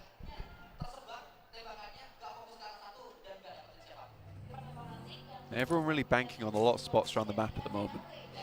Trying to figure out what kind of spots will be ideal here, or trying to take at least whatever is suitable. Monte Nuevo in this one though, very hard ship towards the northwest. 4 AM really put out by this one, as our DRS down towards that south side. Influence Kevin got a long way to go. Can't even see them on the screen for you guys, but they're all the way over towards Puerto Paraíso at the moment. Inco, again, shifted to 5th gear. We'll get a move on up towards Monte Nuevo's side. 4 AM equally just trying to get down off that mountain as fast as possible and back on the road. You can see them zipping, flying over the top of these ridges. A lot of teams making rapid movements now. This is a very hard shift, Blank. This zone 3 will put the cat amongst the proverbial pigeons as Nova moving in from that east edge. Might come across Inco if they move any further south, but everybody on that east side will be up to bat, I'm sure, in the coming set of rotations. 4 Angry Men rolling on up. Actually, in the meantime, over towards Nenebete. Goes 1-for-1 on the trade. Becker moves through. Nenebete flushed away. 4 Angry Men moving as a unit. Squash able to do some damage. And now up the stairs they go. First down, but again, they traded off. And 4 Angry Men are winning this out by the sheer fact that they're sticking together. Becker, low HP close by. Will need to get a heal off if he wants a chance in this engagement. 2 versus 1 right now. Has got a backup now coming through in the form of Vitali. But they are splitting this fight nicely. And in comes order from Nova as well to slow the players on the inside. Vitali down and out, and Inco full early 16th place, 0 points. The door is open for teams to try and catch up now. 4AM though, suffering to similar antics, losing players early. But Inco going out is not great news for them whatsoever. Gives a chance for DRS, S2G, A7 to potentially catch up. Pretty much everyone all the way down to 7th place in T2K, 81 points. Reachable for players in that bracket, should they have the circles align. Inco, 110 right now, which sits 29 points ahead of T2K. We've seen those chicken dinners happen before. Nades from Nova, continuing to bombard on the 4 Angry Men's position that they fought so hard for. And Order will not let them rest. Another one sent on over. Not going to land any damage, but certainly going to be scary as a prospect. Shots actually coming through from T2K. 4M at least do get a resupply on the guys from Inco there. Should give them enough meds, enough supplies to restabilize. 3 players, not ideal, but not the worst thing to happen to you in the world. And with, I think that was at least 3 eliminations going their way, yes. It's decent news for them. Circle setting us up a little bit more. S2G dead set in the middle. Might be looking for another big game. Obviously, they dominated on our earlier Miramar of the day. Looking to make this one number 2. Buradam from the south side. Max had them as a dark horse pick. We really respected their prowess in the games that we've seen from them so far. They deserve to qualify here. But they have fallen just short of that mark, that barrier that they set for themselves to try and jump on up. Hopefully, they can resurge. There's still a couple more matches for them to be able to do so, to climb up those tables all the further. And this time they will move into the south of S2G, who are looking to close that gap themselves against Inco. I think if you look at Buriram, it really does feel like the wings were torn off and they were falling from up on high during this PMGC. Hope for something a little bit more from them. Didn't see it. And again, still don't see it at the end of the day. Kengza was so confident coming into this PMGC2. Just feel like they weren't able to really find that same type of momentum that they were showing us over in that group stage. Again, central position now though for them. First time in a long, long while that we've seen Buriram be able to pick up a position like this and work with it. Alter Ego take a knock. Hopefully they can get back towards that one, get that res. Gonna be tricky though. That is fairly out and open. A vehicle is really the only cover, the vehicle that was dropped out from. Smoke blooms under pressure from Alpha 7. Carrillo's low, so will be forced to heal off there. Can't really afford to go for this peak, but Alter Ego seemingly really want to invest the resources to get this one back. IHC don't have other ideas. They are going to control the ground around them. IHC, really big lineup at the moment with Alex further back, Demo down towards the southwest.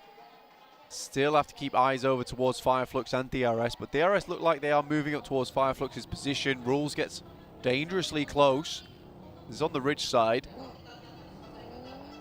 You look at Wolves though, they've got a nice little split for themselves towards the centre of the map. With that ditch right in the middle that Buriram currently hold, they're not going to be taking too many fights with anyone anytime soon, but it will give them a lot of time to just live towards the end of the match here. Fireflux now needing to hold off against this push, but they split up a little bit. Now facing off against 4, Killer will waste no time in opening up the bidding. Solke immediately dealt with, and look at that, Solus just sends away. Not really too much else to do in that scenario. They know that they're going to have to move further forwards north for Fireflux, so why not get ahead of it? You've already lost your teammate, and now DRS are hot on your heels. You need to make the most of every second you have. Yeah, DRS are just an encroaching team. Once you give them any kind of space available to them, like vines, they're just going to creep on forward, take them all that space towards themselves and constrict you. I think for any one team in their vicinity, just has to leave, get out of dodge. My name P, surprisingly, down towards that south side of DRS. Not regroup with the rest of his team for Buriram. It will be a long run to get towards them, and he is heading dangerously close to DRS in this moment. The circle at stage 4 will be hitting very hard. Nova eastern side. Frozen at the back on the east side. Influence Kemin looking to shunt in just a little bit further south of that. They are really struggling. 3 players are alive. Federal knocked almost down, but not out of it. Kayovski's handling business in the meantime. T2K not ready for it, it seems, but Kayovski's finally dispatched. And in a difficult position for Influence Kemin to get the res, but they're going to try nonetheless. Both players up and into the buggy. Swinging down low. Federal on the back is the moving turret. Not going to be able to get the knock on the approach. Has to swap weapons to the UMP, and not enough bullets are available there. Jane, one of the few last to fall, and now it's just Rig for T2K to try and stay alive. Kayovski did go down in the meantime, but there is retribution now on the cards. A nade from Federal could be all it takes. Rig forced around by the blue. Law is playing off Federal as well. A little bit lower on the HP, so waiting for the players to get a little bit closer. Now they're going to try and trade it off. Rig pushing on in with the blue zone moving. They have to go for the fight. Rig to the tree, finds one, looks for a second. T2K holding out around the tree. Federal, oh, just able to sneak it through, but the blue zone's there. It's going to be cruel. It is not going to be easy for them. And now Nova have to fight off against 4 angry men. They've been close by for a while now, and Jimmy is able to get an opening knock, but Chingchen able to look for more as a trade happens across the way. Order down, backs off the hill. Jimmy and Paraboy looking to try and re-envelop Order into the fold. Smoke's going out, providing Ching Chen with a little bit of base of operations here. Moves down, tries to spot the player behind the wall, gives it the pre-spray there, but Won't find anything much more. Order, I think, has now regrouped. Players from Nova up front, providing that backstop. Svan, the back there, the veteran from 4AM, looking to put more damage through towards Nova's side. Oh, Jimmy catches an ankle. Not going to do too much, but certainly opens up the possibilities here. Frozen is going to break out wide, but Jimmy gets a lovely angle through the window, and it's another one to go down for 4 Angry Men to leave them out. 14th place, 5 eliminations. Jimmy is resible, but they'll have to crawl forwards. The blue zone not going to be able to heal out on that one, and you can see Paraboy lobs him over the shoulder. The lift to the circle keeps him alive. Wonderful stuff there from Nova. Really, really good understanding of the map and the terrain. It's the only way that happened so cleanly, and they knew they had to finish out that fight quick, considering how close they are to the circle starting to envelop. Yuhai heard this engagement, made the operative decision to head down this way and maybe hold out a team that's just come out from the back of a pretty hefty engagement themselves in Nova. With the time that they've been given, Nova are going to be able to regroup quite effectively. Yanti, oh no, finds Solus lying in wait for whatever reason for Fireflux. And DRS are down now, so S2G, the only team that can look to really push realistically in this game. Nova on the east, sure, they might be able to make it. Alpha 7 actually as well with a shot over on that western side. But to be honest, S2G's position is so powerful. Look at the high ground that they have. It's just so difficult to deal with for any team nearby. S2G, said it before, very strong here on Miramar. Great at finding these positions around the map. Fireflux, lose one more in the process. There's another going down. Some great long shots there. Over towards on board of Alter Ego. Alter Ego will have to push a little bit closer to the next zone as well. Fireflux fall on the south side. Alpha 7 to the north of Alter Ego. And where do Alter Ego go now? Because S2G are going to spot everything they do as soon as they want to move. Alpha 7 there to catch them if they move north. IHC crunching them in on that south side. It is brutal for them on the southwest. Nova squeak in on the northeast side in the meantime. Good stuff from them. Difficult run for Nova, but they've found themselves a position to play from. Oh, great news. Snipes already moving further towards the center. Wolves locked in combat right now. Vampire trading off. Remember, it does go down. Ravenclaw knocked, but safe for now. For the time being, Pick Feet close by, spotted over the hillside. Fluke tries to go for the spray, but he hits the deck and fades the shots there. Vampire playing together, playing solid. Beautiful, though, finds a little bit of an opening, tags it on, and finds a second knock onto Vampire. Fluke tries to control the ridgeline, but it's just not going their way. Two Stops not going to be able to do anything as there's a second player from Wolves to move through. And what a push coming in. Beautiful, beautiful over that ridge. 5 eliminations for the Wolves, and Vampire cannot stand up to the test. Clean engagement from Wolves there. Vampire looked like they were doing so much better already with 2 stops in the fold. They just get crumbled by Wolves on 3 different angles. Wolves just play through the pressure. 7 eliminations already on this game. Looking to end their Miramar strongly. S2G still playing out the game slowly. Now looking over towards IHC. Incredible spot for them. Very difficult to play against this position from S2G. The circle moves further down towards the southwest. It's almost a guaranteed S2G win. Will be difficult to wrest it from their control. But how far can they go? They sit 15 points behind lobby leaders Inco. A chicken dinner would see them there, and the eliminations would see them even further. IHC trying to roll over the top now into Alpha 7 sightlines. Mafioso and Carrillo lighten teams up left and right. Will have the forward position in Carrillo to be able to regroup towards as well as they control these teams on the south. Alter Ego, this is the difficult push that we were talking about before.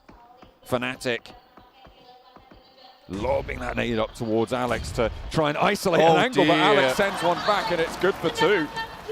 And not only that, it's good for the 9th place finish of Alter Ego.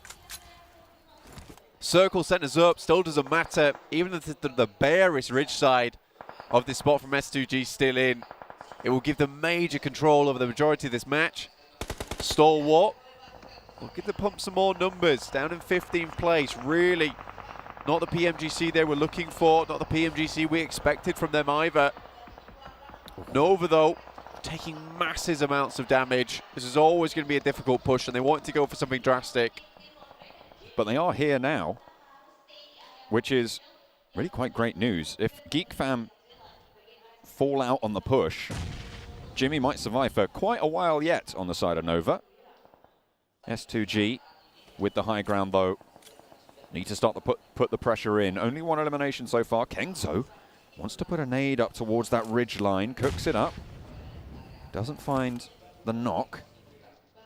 And looking to suppress it as well. Didn't really find too much damage there either. Buradam trying to move away from them, but really can't do that. Sky Only somehow manages to lead out into the field, but actually gets backed off by Revo from Alpha 7 from the north side.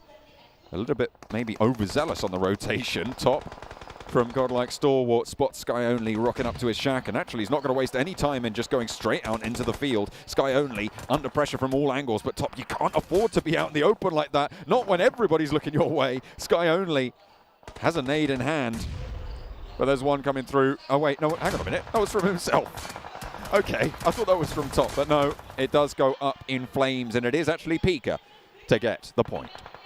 Stalwart looking very dominant on this northern side. To push even further down. Buradam, great chance in this game. Really given an opportunity here, John, and done next to nothing with it. Mine MP being away from the rest of the team. Now Kengzo going down to some great shots coming through from S2G. Now starting to really leverage this position of theirs. Nature of Godlike Stalwart towards Alpha 7, who have themselves been quite the terror on this northwestern side.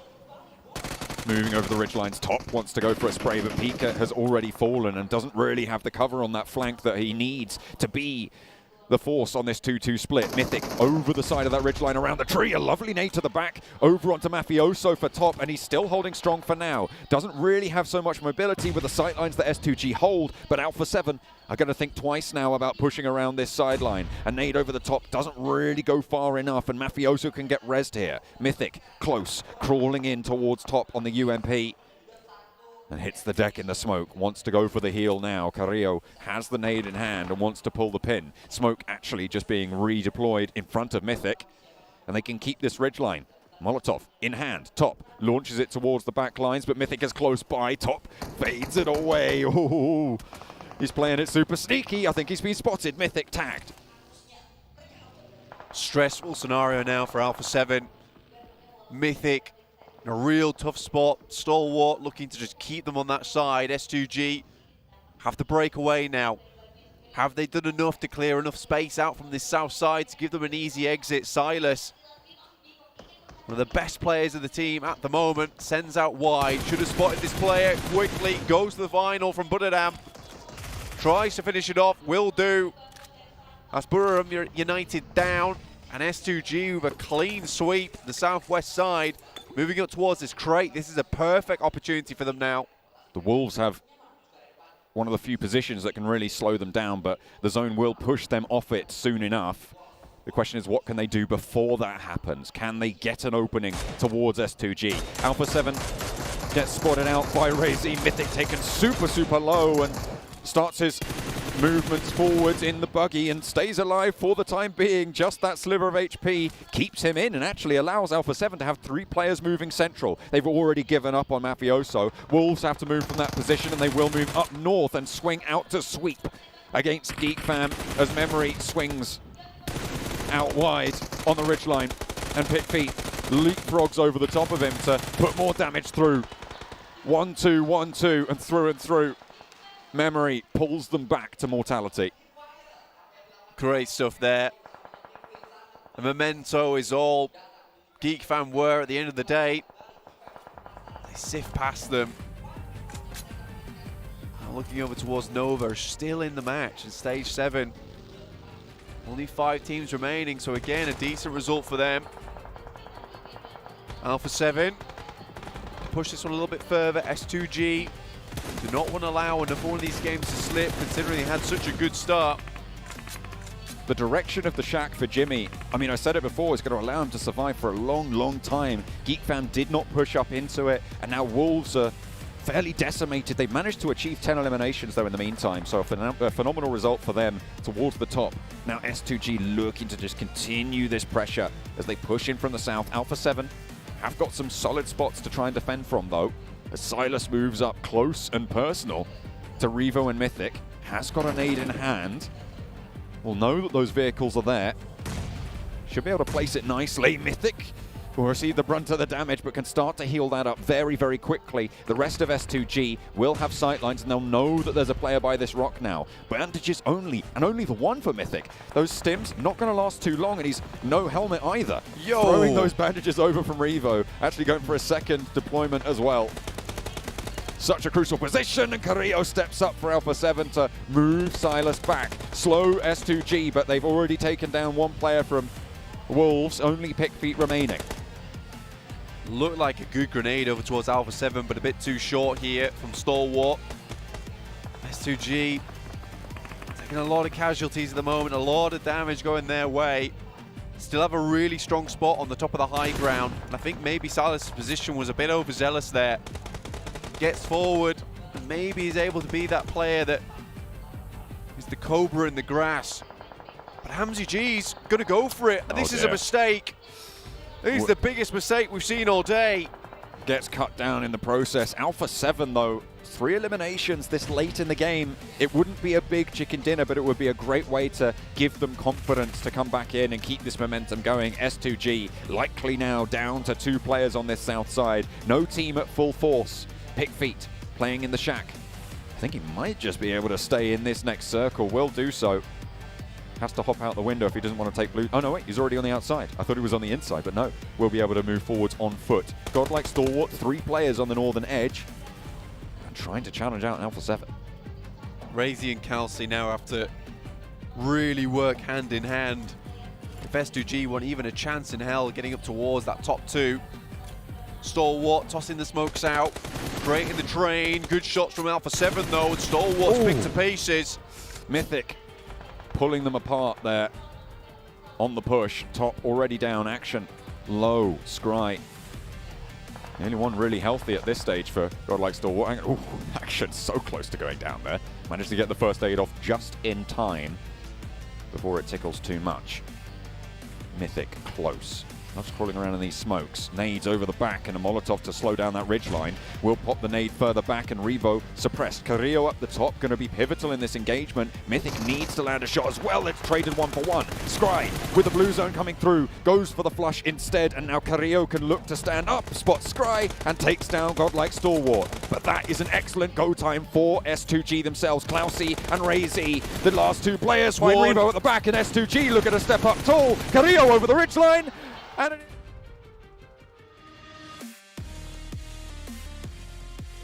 But with an assist coming in from Godlike Stalwart on the north side, they pull it back together, and with that, they strike out for the top of the table. A couple of mistakes at the end there. You can see the relief as well. They thought it might have cost them, but Razy and Kelsey bring it through at the end.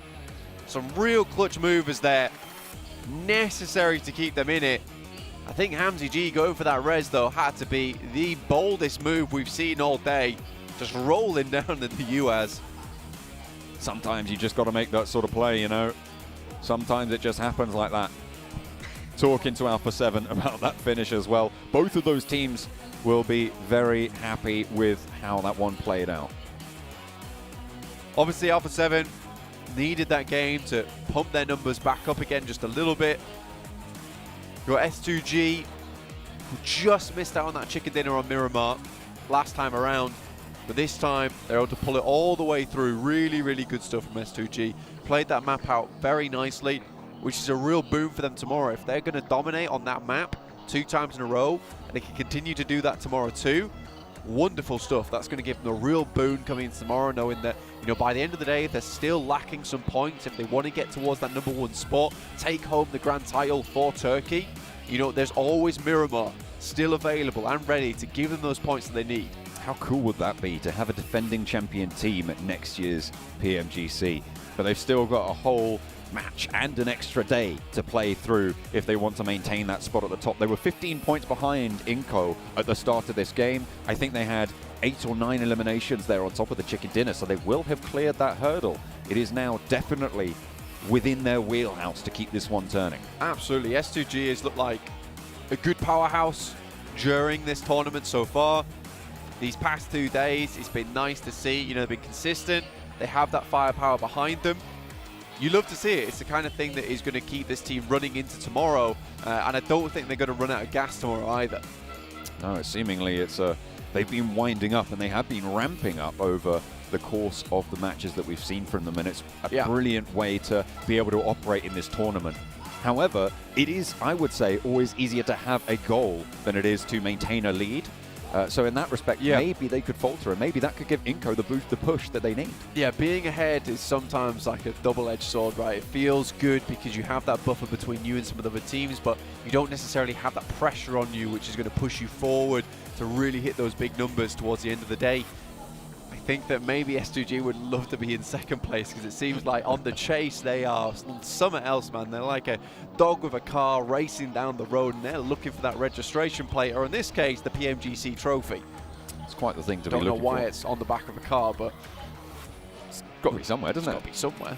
You've got to put it somewhere. At the moment, I think that's where it is. Or it was on the stage yesterday. It's not there anymore. There is a car round Jakarta. It was just there. Someone moved it. Yeah, they moved it for that martial arts display earlier. True, which was very cool. Yeah. If you missed it, check it out. Definitely. Here we are. Yeah, absolutely. Yeah, anyway. It's late. Okay. Yes, it is. But yeah, that was a really, really great performance. I would say from Alpha 7 as well, right? Because we talked about S2G. Alpha 7 controlled so much ground there. It was unfortunate that the third party came in from Godlike Stalwart when it did. Yeah. But this is a team that, remember, we were saying had slipped. I think that the game could have been so much easier for S2G if they hadn't sent Silas out that far. I think with the high ground that they held, that game was practically impossible to lose with the 4-man on the top side. Silas is kind of playing it just a little bit too cheeky, in my opinion, taking up that position. It gives you an opportunity to get more of those elimination points. If that's what they were going for, they wanted to pump up as many points as possible. So going into tomorrow, they had a really good points lead. Obviously, we still have one match remaining over on Erangel, but fair play if that's the case. Again, though, you losing that opportunity at the chicken dinner off the back of that, and even Hamzy G going for the US play, really boggled my mind. I was very happy that they still got the chicken dinner in the end, because everything up until that point, I was like, this is good, this is good, this is good. What are you doing? What are you doing? This is good, this is good, this is good.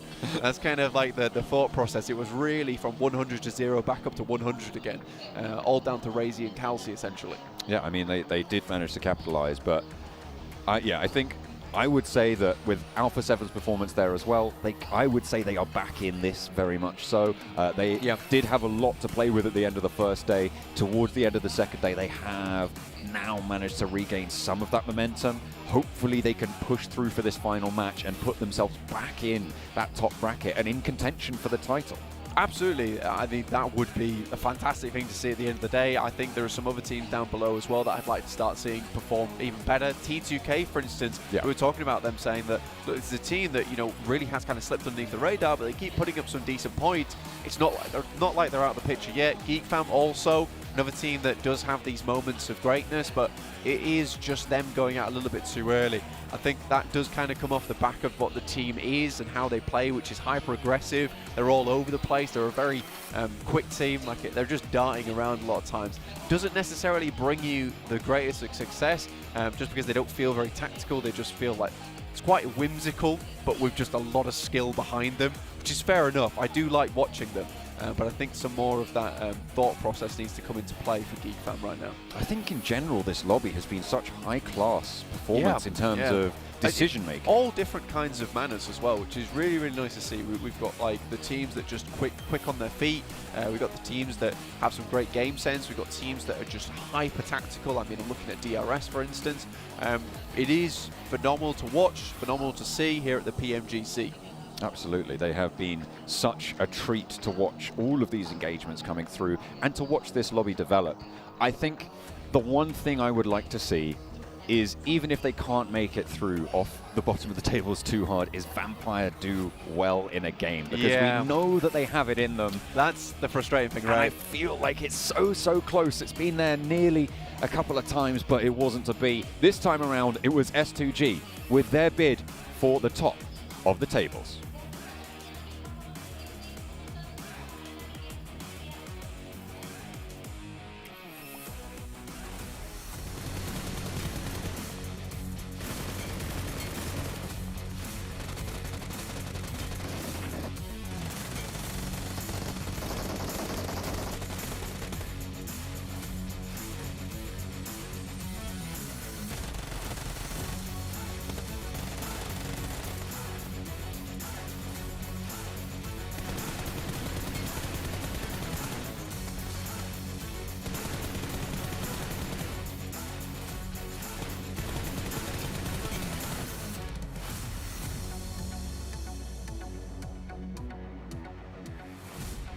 S2G coming in clutch in match number 5, ladies and gentlemen, here at the PMGC Grand Finals. 24 points for them. They are back on the leaderboard. And just like S2G, in terms of being back, Alpha 7. Yep. Number 2. 77. And with 7 77. eliminations too. 19 points Whoa. total. I mean, this is what I was hoping to see out of them earlier, but I'm glad that they're finally deciding to pick it up right now before the day ends. You'll have to see it. I found it really funny during that game. You really just have that pinpoint moment where Alpha 7 are just trying to play edge the entire game. They're like, it's really rough, the terrain's not really to our advantage, and at some point you're just like, screw this. Yep. We're just going to send it in the circle. If it works, it works. If it doesn't matter. And in that sense, you know what? A second place for a game like that, I'll say that is a big win for Alpha 7. But we did have a few questions. Do they still have it?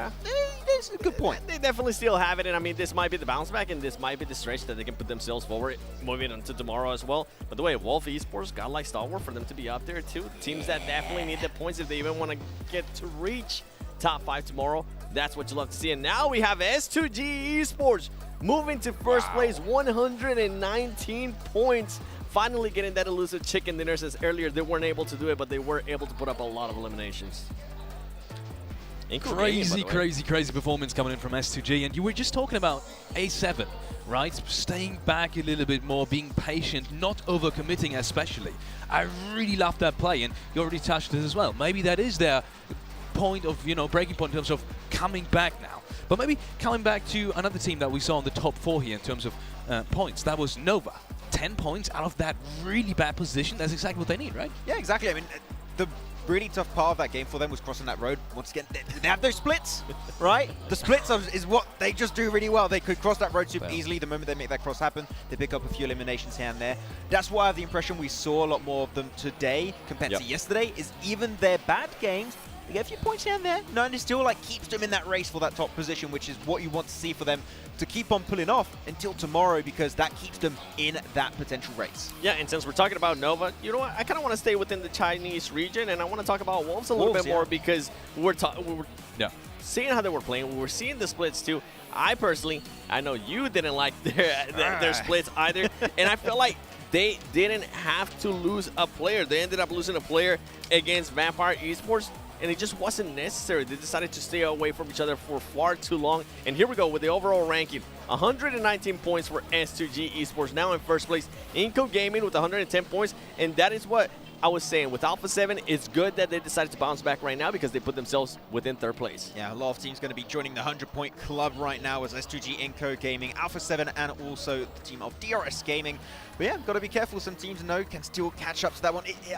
I said it multiple times during the broadcast, 7. It is so close between so many teams here that we still have no clue who is going to be coming out. You don't have a very clear favorite. Every team can still make it up there. But T2K, no, I would still like to see this team remain on the top page, but they've been slipping because some teams on the bottom page have slowly been eking their way forward in the rankings. Yeah, with T2K, I mean, they were able to pop off a little bit yesterday towards the end, right? Sandesh here too. Yeah. But I just don't, I don't see that it factor like we're able to see when you look at Nova, when you look at Alpha 7 and S2G now being able to finally get that chicken dinner off their checklist. And then you have Wolves. Hey. Going all the way up to 9th place. And godlike Stalwart. I had a little bit I was going to do, but I'm not going to do any more because they had a decent performance. So I get to see from godlike Stalwart. There's still some fight in them right now. The very nice points of 69 ran on their side. Thing is, I want to see the follow-up. Okay, hey, you set that one up, 7. That's on you. That's not me. Talking about Wolves right now, 9th place. I was so excited in that match because it looked like, first of all, Vampire really started off strong, had like 5 eliminations early in the game, and they got taken down by Wolves in a very convincing fashion. And that is when I saw your eyes just light up, 7, because I thought, now's the time for Wolves. You just talked about them as well. So seeing them in 9th place, 81 points. They're just on the breaking points for the first page. Is that something where you see them as well ending the day? First page over a ranking? I think that if they tighten up their splits a little bit, yes. Because we were very critical about that one. Like the split, I understand it. If you want to compare Wolves to Nova Esports, and I think this is a great comparison. Nova Esports, their splits make sense. They got a lot of control in like phase 2 to phase 3. Instantly, when they have this circle that forces them to regroup, they do it in like the matter of maybe 10 to 20 seconds. Regroup. If a team fights you, they have the 4 players available at hand to take that fight. Though Wolves, to stay split too long, and as you say, lose a Yes. player when they could remain as four-man team. I felt like it could have been cleaner. I felt like they were relying too much on the terrain, and that's why they decided to keep that split a lot longer than we expected to, than we wanted to. But if they can tighten up, like you said, the splits, if they can tighten up their rotations too and how they're able to just scout, I think this team can definitely be in the first page. Last match of day number 2 of the PMGC Grand Finals is coming up, and let's take a quick look at the teams.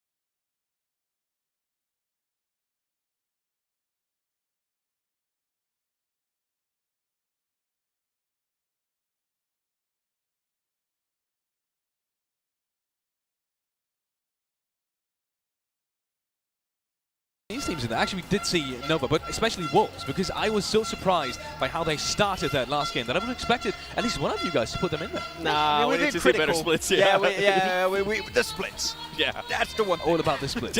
Change it up, and then we'll start putting your teams to like the splits make sense. That's the issue. The splits, like when we look at them on the phase 2, phase 3, it's like okay, that's good.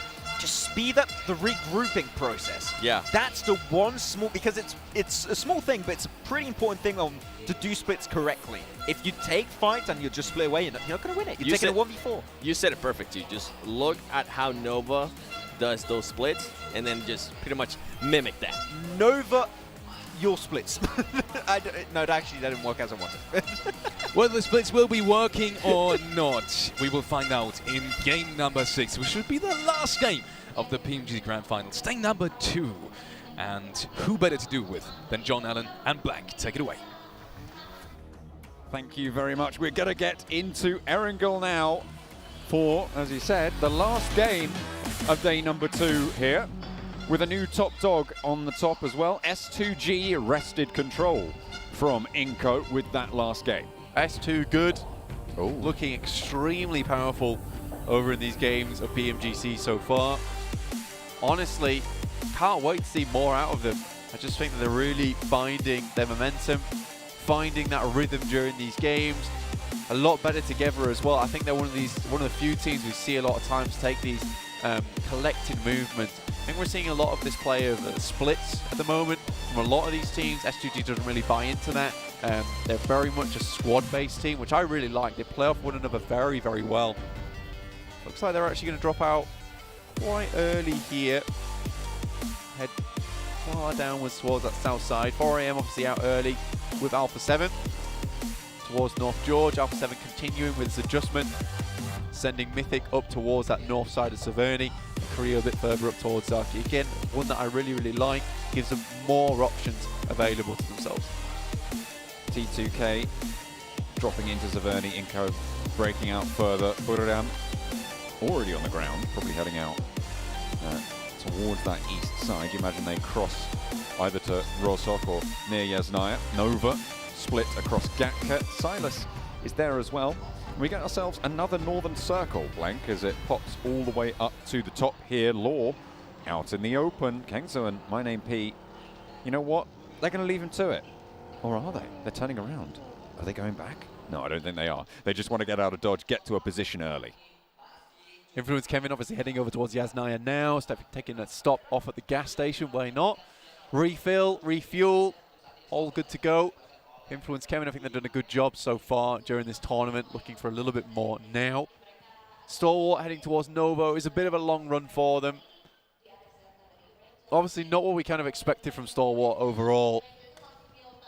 Just purely from this tournament. I mean, they have some of the most well-known players in the world in top and action. An extremely deadly duo. Scry, very, very strong too as a long-range specialist for the team. Just did not expect to see this team where they currently are. It's a little bit unfortunate. Hoping they can bring a bit more to the table tomorrow. Inco though, again, circle their way. They're going to have a big old another shot at the top of the tables here, but S2G might be able to hold out the teams on that western side if they want to rotate up towards this coastline. The bridges near Georgia Pole will be treacherous with Alpha 7 and 4 angry men on patrol. So those teams out on the west, that's Nova, Fireflux, Vampire, Geek Fam, and the Wolves as well, who might look to break west to rotate up north, are going to have a tough time of rotating in to get further and deeper into this game. Geek Fam grabbing some of that loot, snaffling it up near the ferry pier.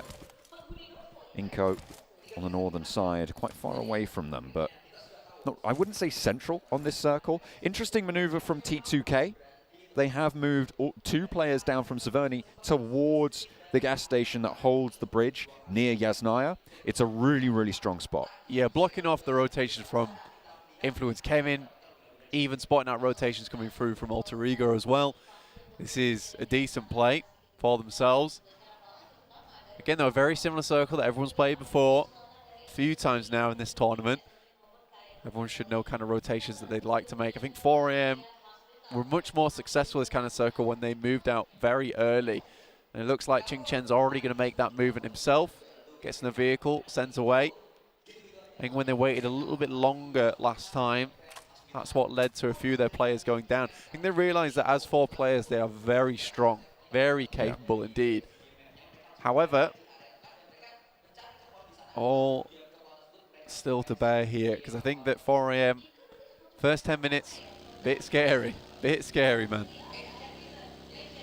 It's pretty scary for everybody involved in this lobby, these first 10 minutes. I feel like the style that we've seen from this lobby has been dropping and going for a split a little bit early from quite a lot of teams, getting a lot of information, whereas in other lobbies we've seen, you know, drop in that location, stay as a unit. Sure, you might scout out that your one rotational path, but in general, you're going to be looking at that specific area of it, instead of what we're seeing here, which I think is general, more general awareness and selecting your route based on the scouting that you do, which is kind of, I guess, the other way around of doing it. Yeah, well, I think this is like high skill level play, right? This is where a lot of teams towards those lower brackets of tournaments, that's a case of you have your set route, you have your ideas of what might go wrong on the way of that set route, and you plan around for that. But when you get to this caliber level, you have to make decisions on the fly. You have to figure out that this rotation might not work because of this and this reason, or with this new circle setting, in fact, this rotation is going to benefit us in the long run. We might not make it very often, but we've played so many circles at this point in time at such a high level.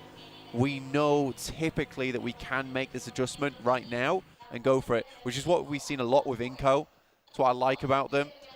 When they're locked out of the circle, though, it doesn't necessarily favor them. I think this is what has made them quite successful here on Erangel, is just the amount of these northern circles we've actually seen. And the amount of times they're able to get a quick drop-off on that side. They get to the ground running very quickly with these north to south plane paths too. And again, I think this is now a really good opportunity for them to bump themselves back up at the first place. Because I think for Inco, yes, there might be a little bit circle blessed this tournament, in fact, even in the group stage, but what you can't really say about them is that they don't work with this circle. They're absolutely good at finding that prio spot. Again, we mentioned earlier we'd like to see some more proactivity from them in that end game. Less about just finding the perfect positions in the circle and going from there. But again, this is a really good chance for them. S2G moving to the north side of the river fairly early on, so they will have that foothold nicely secured. Nova moving up from their Gatka split. looking to try and cross that river out to the west. Nobody in Cube or holding firmly right now. IHC have their outpost north of the river, but they are not entrenched just yet. And Nova should find a fairly easy area to hold. Wolves down towards that south side. DRS going to be down towards Milter. Budaram on that eastern edge as well. I think our main teams that we're now really focusing in on at the moment, Nova, S2G, obviously Inco, Alpha 7 trying to bring things back. Influence Kevin still have a chance as well.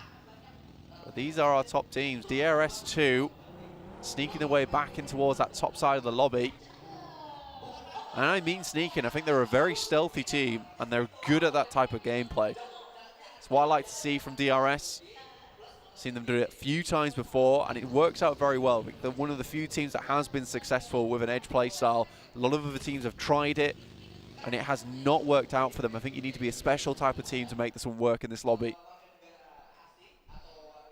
4 angry men. They backed Inco off location.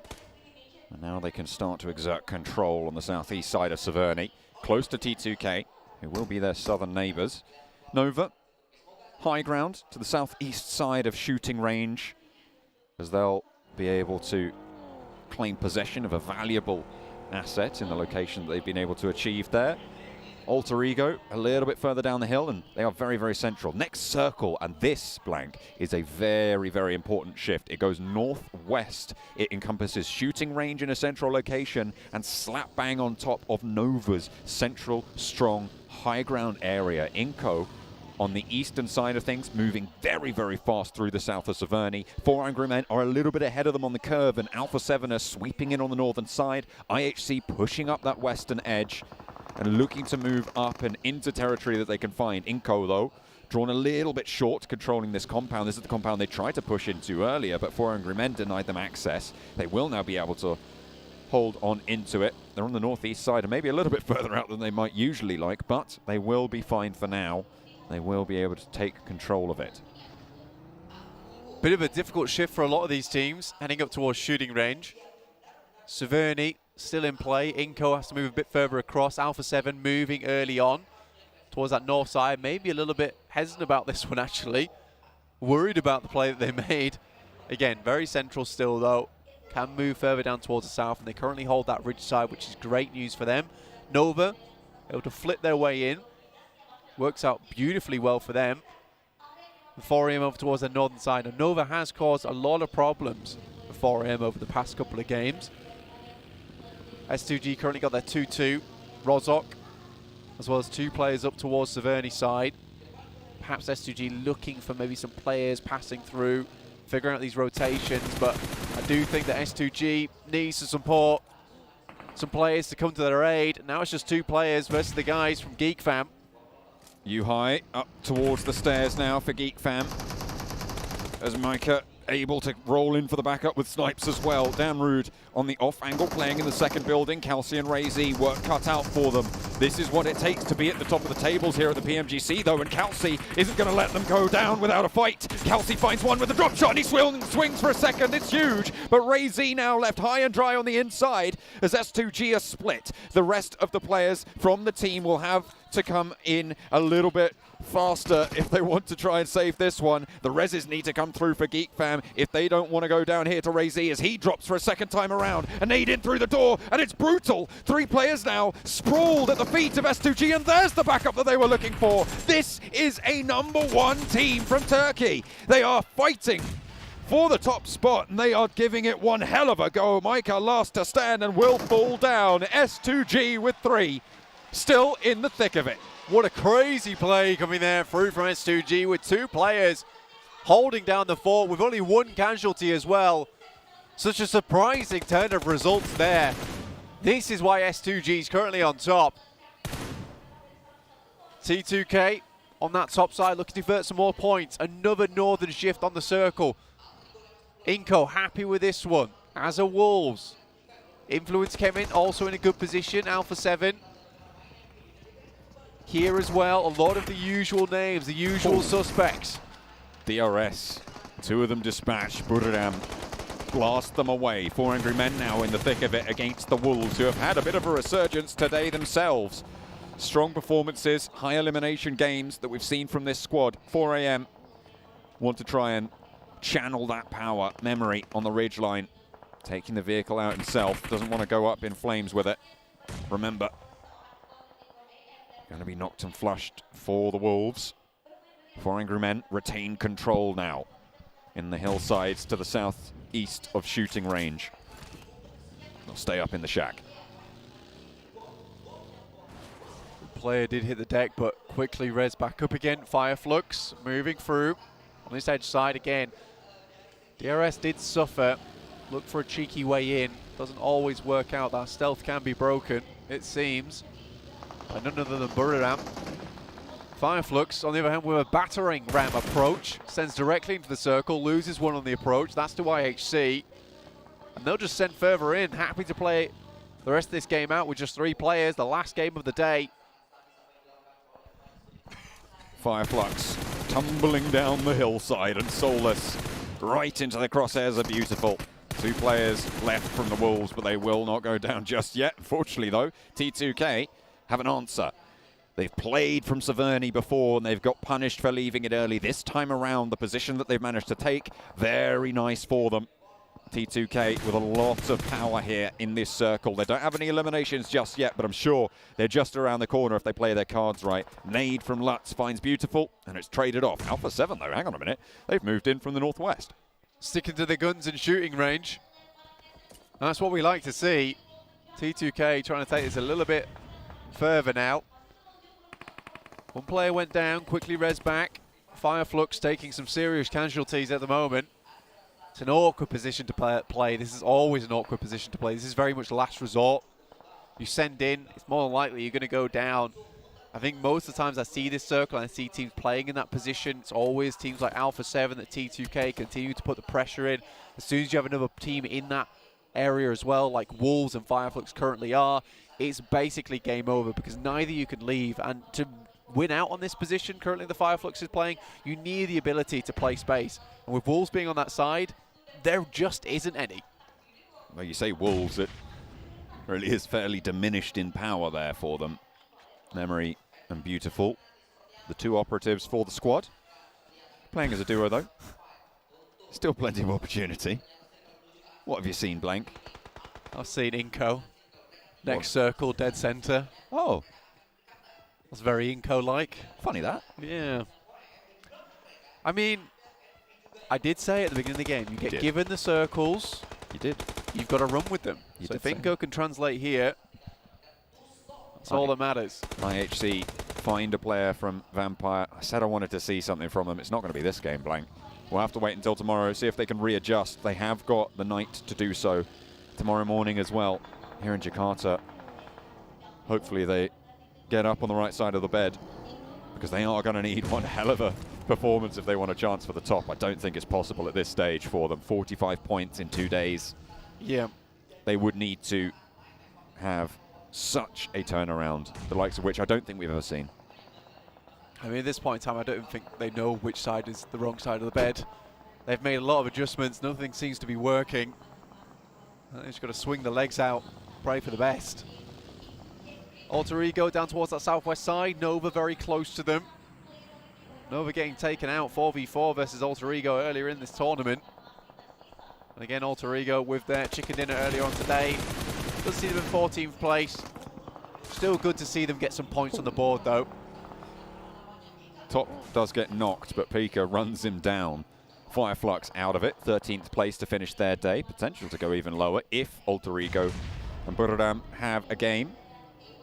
Alter Ego actually with a challenge from Nova for their position towards the south, both of whom are going to have to move further in and near to 4 Angry Men. I don't think Nova really want to go for this engagement fully, but they might not have a choice in this scenario. Alpha 7 on the northwestern side being harried and hampered by Demo from IHC. 3 players active for the roster, but only one of them really is the player they're going to be worried about.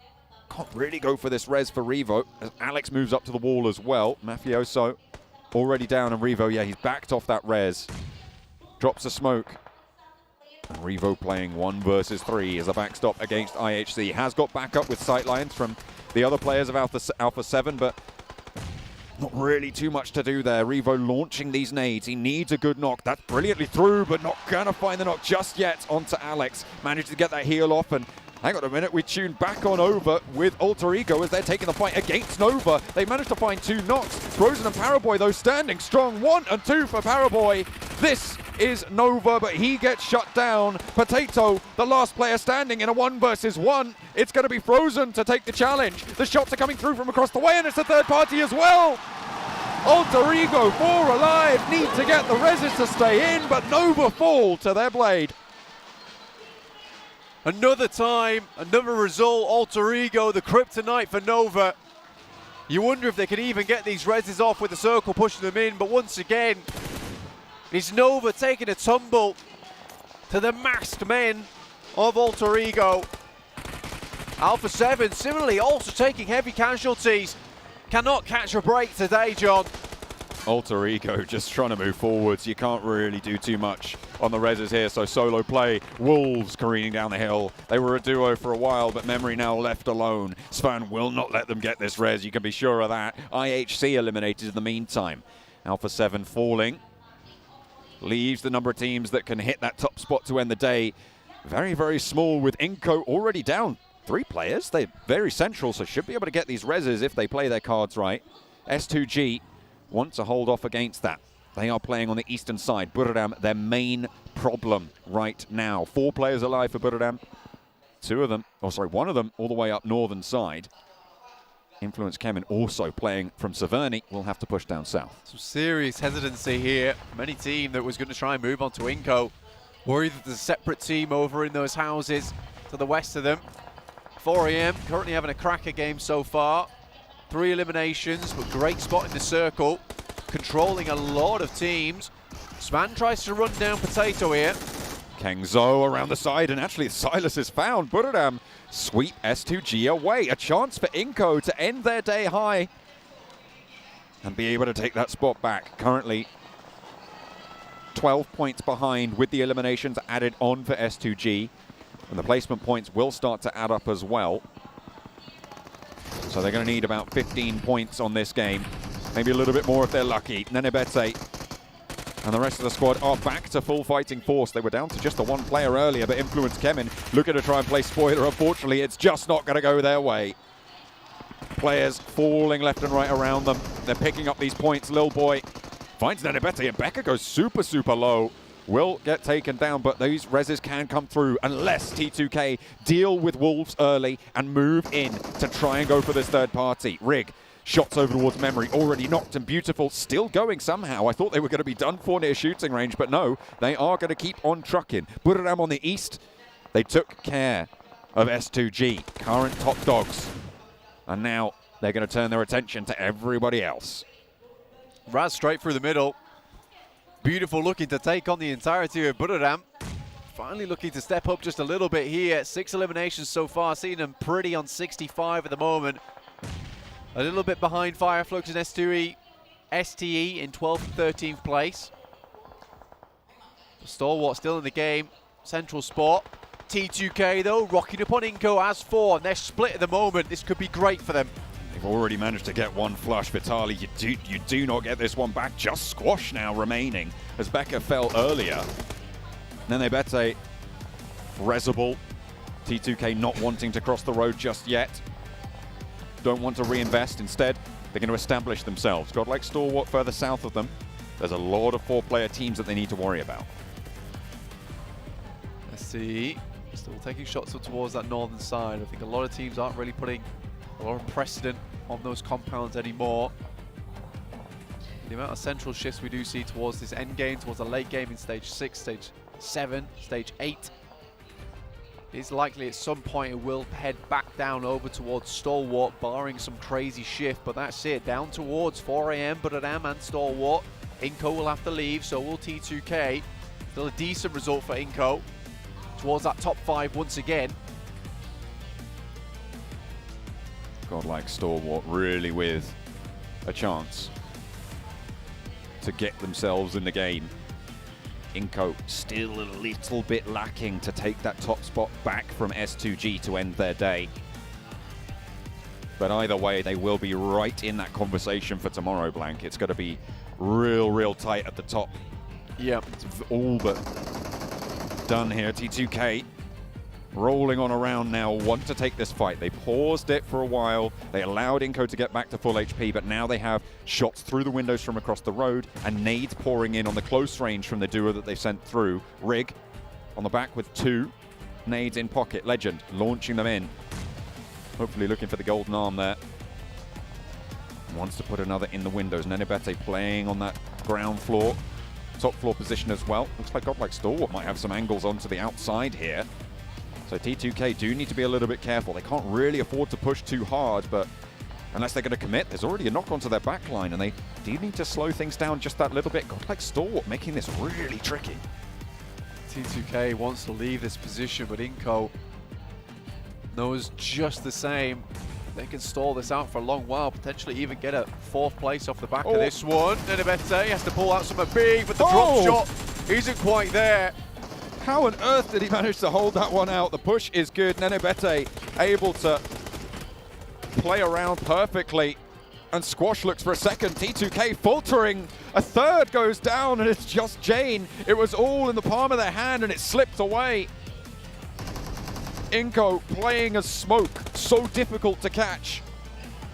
You just can't contain it. They rack up points, they move further in and deeper towards the top. They will try and fling themselves up to try and overtake S2G, but Squash going down leaves just Nenebete, a powerful player, sure. But what can he do from here? With nades pouring over the top, you've got to imagine this is going to be close to it for him. Jane looking for that revenge. That last bit of redemption he can give for the rest of his team. Already picked up Squash, so should have sightlines down towards Nenebete. That's Legend going down to the play zone, and Jane will have to move out from that outpost soon. Nenebete drops a lot of smoke, so we'll keep him in cover for a while, but Jane's got nothing left. It's not spraying the right direction, and somehow, some way, Inco gives them the Uno Reverso. 4 teams alive, rather, 13 players. And Inco have picked up a whole bunch of points for their position. Nenebete, a star from the Brazilian region, giving them such a platform to play from. But now has it all to do against 3 full squads. Needs to play them off against each other masterfully. It's the only way this happens. The circle does go a little bit his way, but Buranam rolling straight on in and out into the open field. They might just get cut down here, and with any luck, Nenebete will be able to pick up 1 or 2 of them as well. Nenebete, he turns it on, and Tiger falls as well. He's going to get shot out by the rest of Buranam, but he has cover from the range, and there's no way that they can push him with Godlike Stalwart right above him. Only 1 first aid kit, but Nenebete's held his own, and 7 eliminations. Inco going much further. This is an incredible turnout for Nenebete. Once again, this is what he was always known for. These endgame pushes as a solo player. Like you said, have to play each team off one another. Pretend he's not there, act like the mosquito in the mist.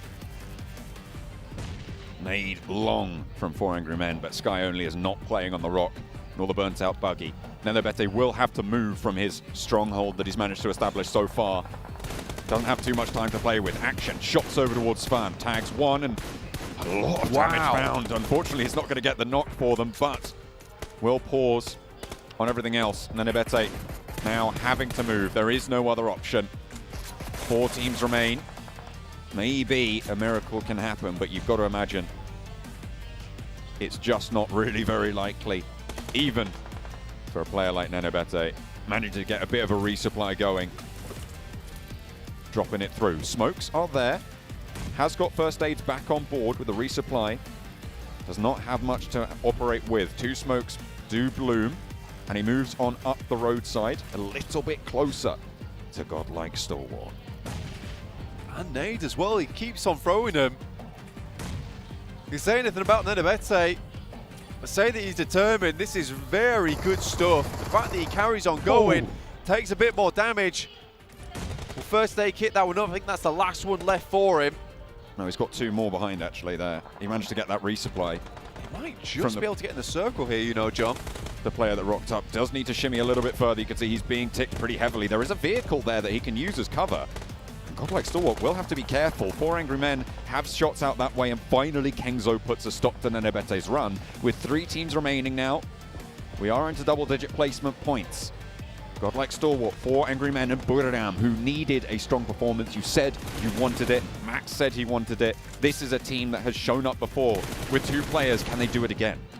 Kengzo was just so good, but Stalwart rocking up on top of 4AM, who have an absolute stalwart hold over on this side. 1 casualty down, and it looks like Buradam's going to go for the third party, the massive third party, the Molotov. Everybody's burning. There's so many nades. Now just Good Xiao left remaining. 1 from Stalwart, 1 from 4AM, and Buradam's looking to close this out. They might be able to just move through with the duo. Top launches another nade, wants to pinch away the points if he can. Chingchen going low on the bleed out. Good Xiao so low to it, but Skyoli is close. Wants to put the Molotovs in, but I think that might have dropped short. Down go 4 Angry Men, and now 2 versus 1. Godlike Stalwart picked up a load of those points, but 10 eliminations for Buradam. A chicken dinner at this juncture could put them back in the running if they can keep it together. 1 player now left. Top looking for the res onto action. In comes the roll down for Kengzo. Crashes into the vehicle, launches a teammate high, and Kengzo's good for 1. Top now, 1 versus 2, into the upside down vehicle. He's in They it. spray around it. Kengzo, does he spot it? He does! And it is Buradam to light it up for the last game of day 2. Top trying to pull out the cheekiest move we've seen all tournament, as he's upside down like a bat in there, but Buradam did not bat an eye themselves to just take him down instantaneously. What a third party coming through from them. Excellently played. They bided their time so well during that game and struck at the opportune moment. 4AM, they were really living on the wire for such a long time there. Again though, a strange storyline comes out from this. Buradam's super happy with this. Inco, I really think they could have took that chicken dinner. Again, that proactivity, it was there, but in the weirdest of fashions, John. If you look towards that end game, they were all 4 in one side of the building. And then, in the weirdest turns of events, they go 2-2 in the late game. This is the complete opposite of how they should have played this out. They should have been 2-2 towards those first 15 minutes and then recoalesce towards the end. The fact that they did that allowed T2K to come in, take down 2 of their players, and from there it was really awkward. And with the way that they dealt with a lot of T2K, you feel like if they were in a 4-man roster all in one building, they would have easily punched back against T2K and maybe even got themselves a chicken dinner, which would have sent themselves very, very comfortably into tomorrow. They could have had a chance, maybe, but it was not to be this time around. Instead, Buradam take it home. We're going to head back to the analyst desk. Seen Buradam actually taking home a win in what almost seemed like a lost game in the midst of it. They lost 2 players on a very interesting rotate against Nenebete, and then they somehow bring it back with that incredible push from Kangzhou. Any words, Max? I was this close, Alex, this close to giving up, but this is finally the games that I wanted. They had such a good breach towards the mid-game too onto the eastern side. I forgot on which team that actually ended up being, but that was a position that just gave them so much comfort, so much just extra protection over on the eastern edge. And then that third party, Kengzo, full send. He's like, this is our one opportunity, because otherwise it's a 2v4, v4, they're not going to win it. That third party was key for them to steal away that chicken dinner. And I'm glad that they didn't second guess themselves. I'm glad that they didn't think about it for too long. They just kind of went for it. And this is what we've been expecting out of this team. I mean, I feel like we expected this team to be in the first stage yesterday. And it was a big shock for us to be able to see them before this match in 15th place. Hopefully this is going to be the turning point for them. Remember, if for some reason you didn't get a chance to watch the group stages, they did come out first out of their group. And for their performance that we've been seeing so far, it just wasn't it. In their group full of veterans when it comes to PMGC too, like this been there year after year after year. I was a little bit surprised, but you know what? They got themselves the chicken dinner. It's going to help them climb up in the rankings and put them potentially even in the race if they keep it up. but Are we going to stretch it there? You know what? With that Maybe. performance, they did have over 10 eliminations. I think they might actually put themselves into contention to at least a top 5. Let's look at some of the highlights, and honestly, I can't wait for us to just get to Kenzo in that end game. His confidence to take the vehicle, pull up to the ridge line, not even wait for his teammate. That's the crazy part. Not even wait for his teammate, and just get out and shoot everyone. Absolutely absurd. That's the breach that I was originally talking about. That is what I thought it was going to fall apart. And that 4 AM with a similar situation, just different team, also having lots of trouble. Wow, Kingso, those peaks above it. And no, this is not Stranger Things, okay? No upside down allowed, apparently, for God like Stalwart. And they do get himself shut down by the end there by Kingso with the MG3. Wow. And not much you can really do against an MG3 at that kind of range. But hey, Stalwart, no, still get himself some second places. I love that he tried, though. I love that he tried the upside down. It must I love be that he so tried to be confusing. creative. Like, your phone's like, your gyro, you're like, whoa, yeah, what's going on? I don't know. Hold up. Wait a minute. Something ain't right. Yeah. That's the second time we do that. Oh, man. Coming back to a team that both of you actually, you were talking about maybe performing a little bit better today. You just got like Stalwart. Finally, they did have not only a good circle, but also they made a lot out of it. Just in that very late game scenario, it didn't quite work out. Either way, they still stay in the race as well. Yeah, I think that with these two last performances, they put himself in a decent position to end this second day of play. The thing is, we need to see. I know I'm saying this quite a bit for quite a few teams, like for Buridam, and it's the case also for God like Stalwart. Okay, we need to see more tomorrow. We cannot see this be their one flash in the pan for these grand finals, unfortunately. We need to see just... I would like to see a God like Stalwart chicken dinner, which we have not seen yet. And seeing their aggressive nature we saw in these last few matches now, I think it could happen, but we'll see if they can try and transfer this kind of hype we had on these last two matches in tomorrow's 6 games. I'm so glad you mentioned their aggression, because we have seen a change in that. We were talking about how they were a little bit passive. They were second-guessing themselves yesterday, and they just weren't the godlike Stalwart that we're used to seeing. Today, we were actually getting flash, especially these last 2 matches. And like you guys were saying, they finally stepped it up, and they stepped it up at the right time. And with those 2 back-to-back good performances, I think it's going to leave a lot to be desired to see what they're going to be doing tomorrow in the first game. Talking about what they're going to do tomorrow, one team I really want to highlight that completely shine throughout this day once again is 4 AM. Sure, they didn't have that massive game that maybe some of us were hoping for, but they are so consistent time and time again.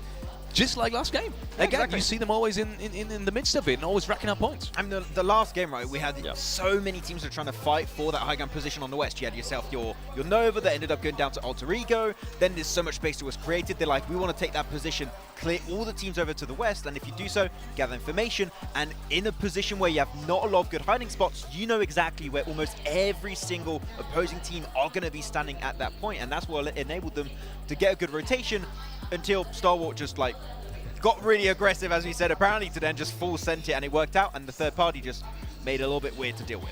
Yeah, and for me, I'm actually gonna kind of stay away from 4 Angry Men, all right, just for a second, because I want to talk about Inco Gaming. I want to talk about what Blank was saying, and I felt like it was just spot on, and something that you were talking about as well, that split at the end of the game. It made absolutely no sense, and I think it kind of goes back a little bit to what we were saying earlier too, of were they just getting blessed with circles and just taking full advantage whenever they were blessed with circles? Yeah. Actually, that's interesting, because we were talking about them, what can they do if the circle's not coming their way? Here, the circle was kind of going away from them, and it's not the best execution on that side, because they had, as you said, 4 players on that side. They did do split. After, I gotta say, for respect to Squash and Inhibite, they completely outdone my expectations, almost kind of, because my expectations were they're just going to lose all their players, while teams like T2K are going to be breaching on their location. I think also, there's another team that came on their location eventually, but they held strong as a duo, which is very impressive. But you got to do the duos, those splits at the right time, and in that case, that was not the right time. Especially not at that late of the game. 20 minutes? Yeah. Yeah, and I do love when Inhibit showcase. And I mean, he showcased that today was his day, right? Yesterday, we didn't really get a chance to even talk about them. We're just talking mostly about Vitaly. Today, we actually get a chance to talk about it. And by the way, the molly that he threw into the smoke and then went up the stairs and set up the other player perfectly to just run into it, and then it made it an easy elimination for them. Those are the little things that showcase that this team can possibly end up winning the grand finals of PMGC, but I'm just not sold on them, and I'm not just sold on it because of little mistakes like they just showcased in the last match.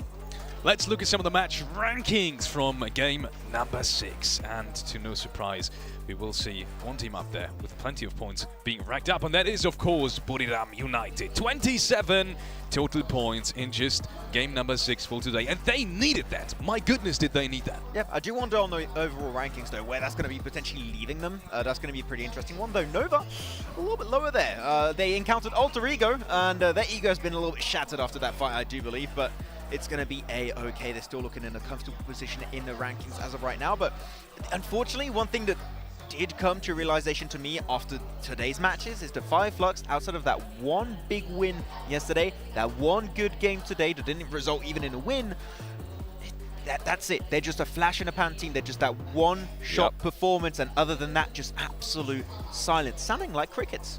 There you go. And I'm with you with Fireflux. I mean, we were talking about it. We were talking about, I mean, you at one point had them on top 5, and with the way they're currently playing, I just don't see that happening. Hopefully, stuff will change for tomorrow, but I don't even think it's going to be enough with the way they just haven't been consistent at all. I mean, for Angry Man, you saw them there as well. And now as we go to the overall ranking, Inco Gaming, 125 points, maintaining that first place. This is what I was talking about. I wanted to see how they were going to be able to bounce back.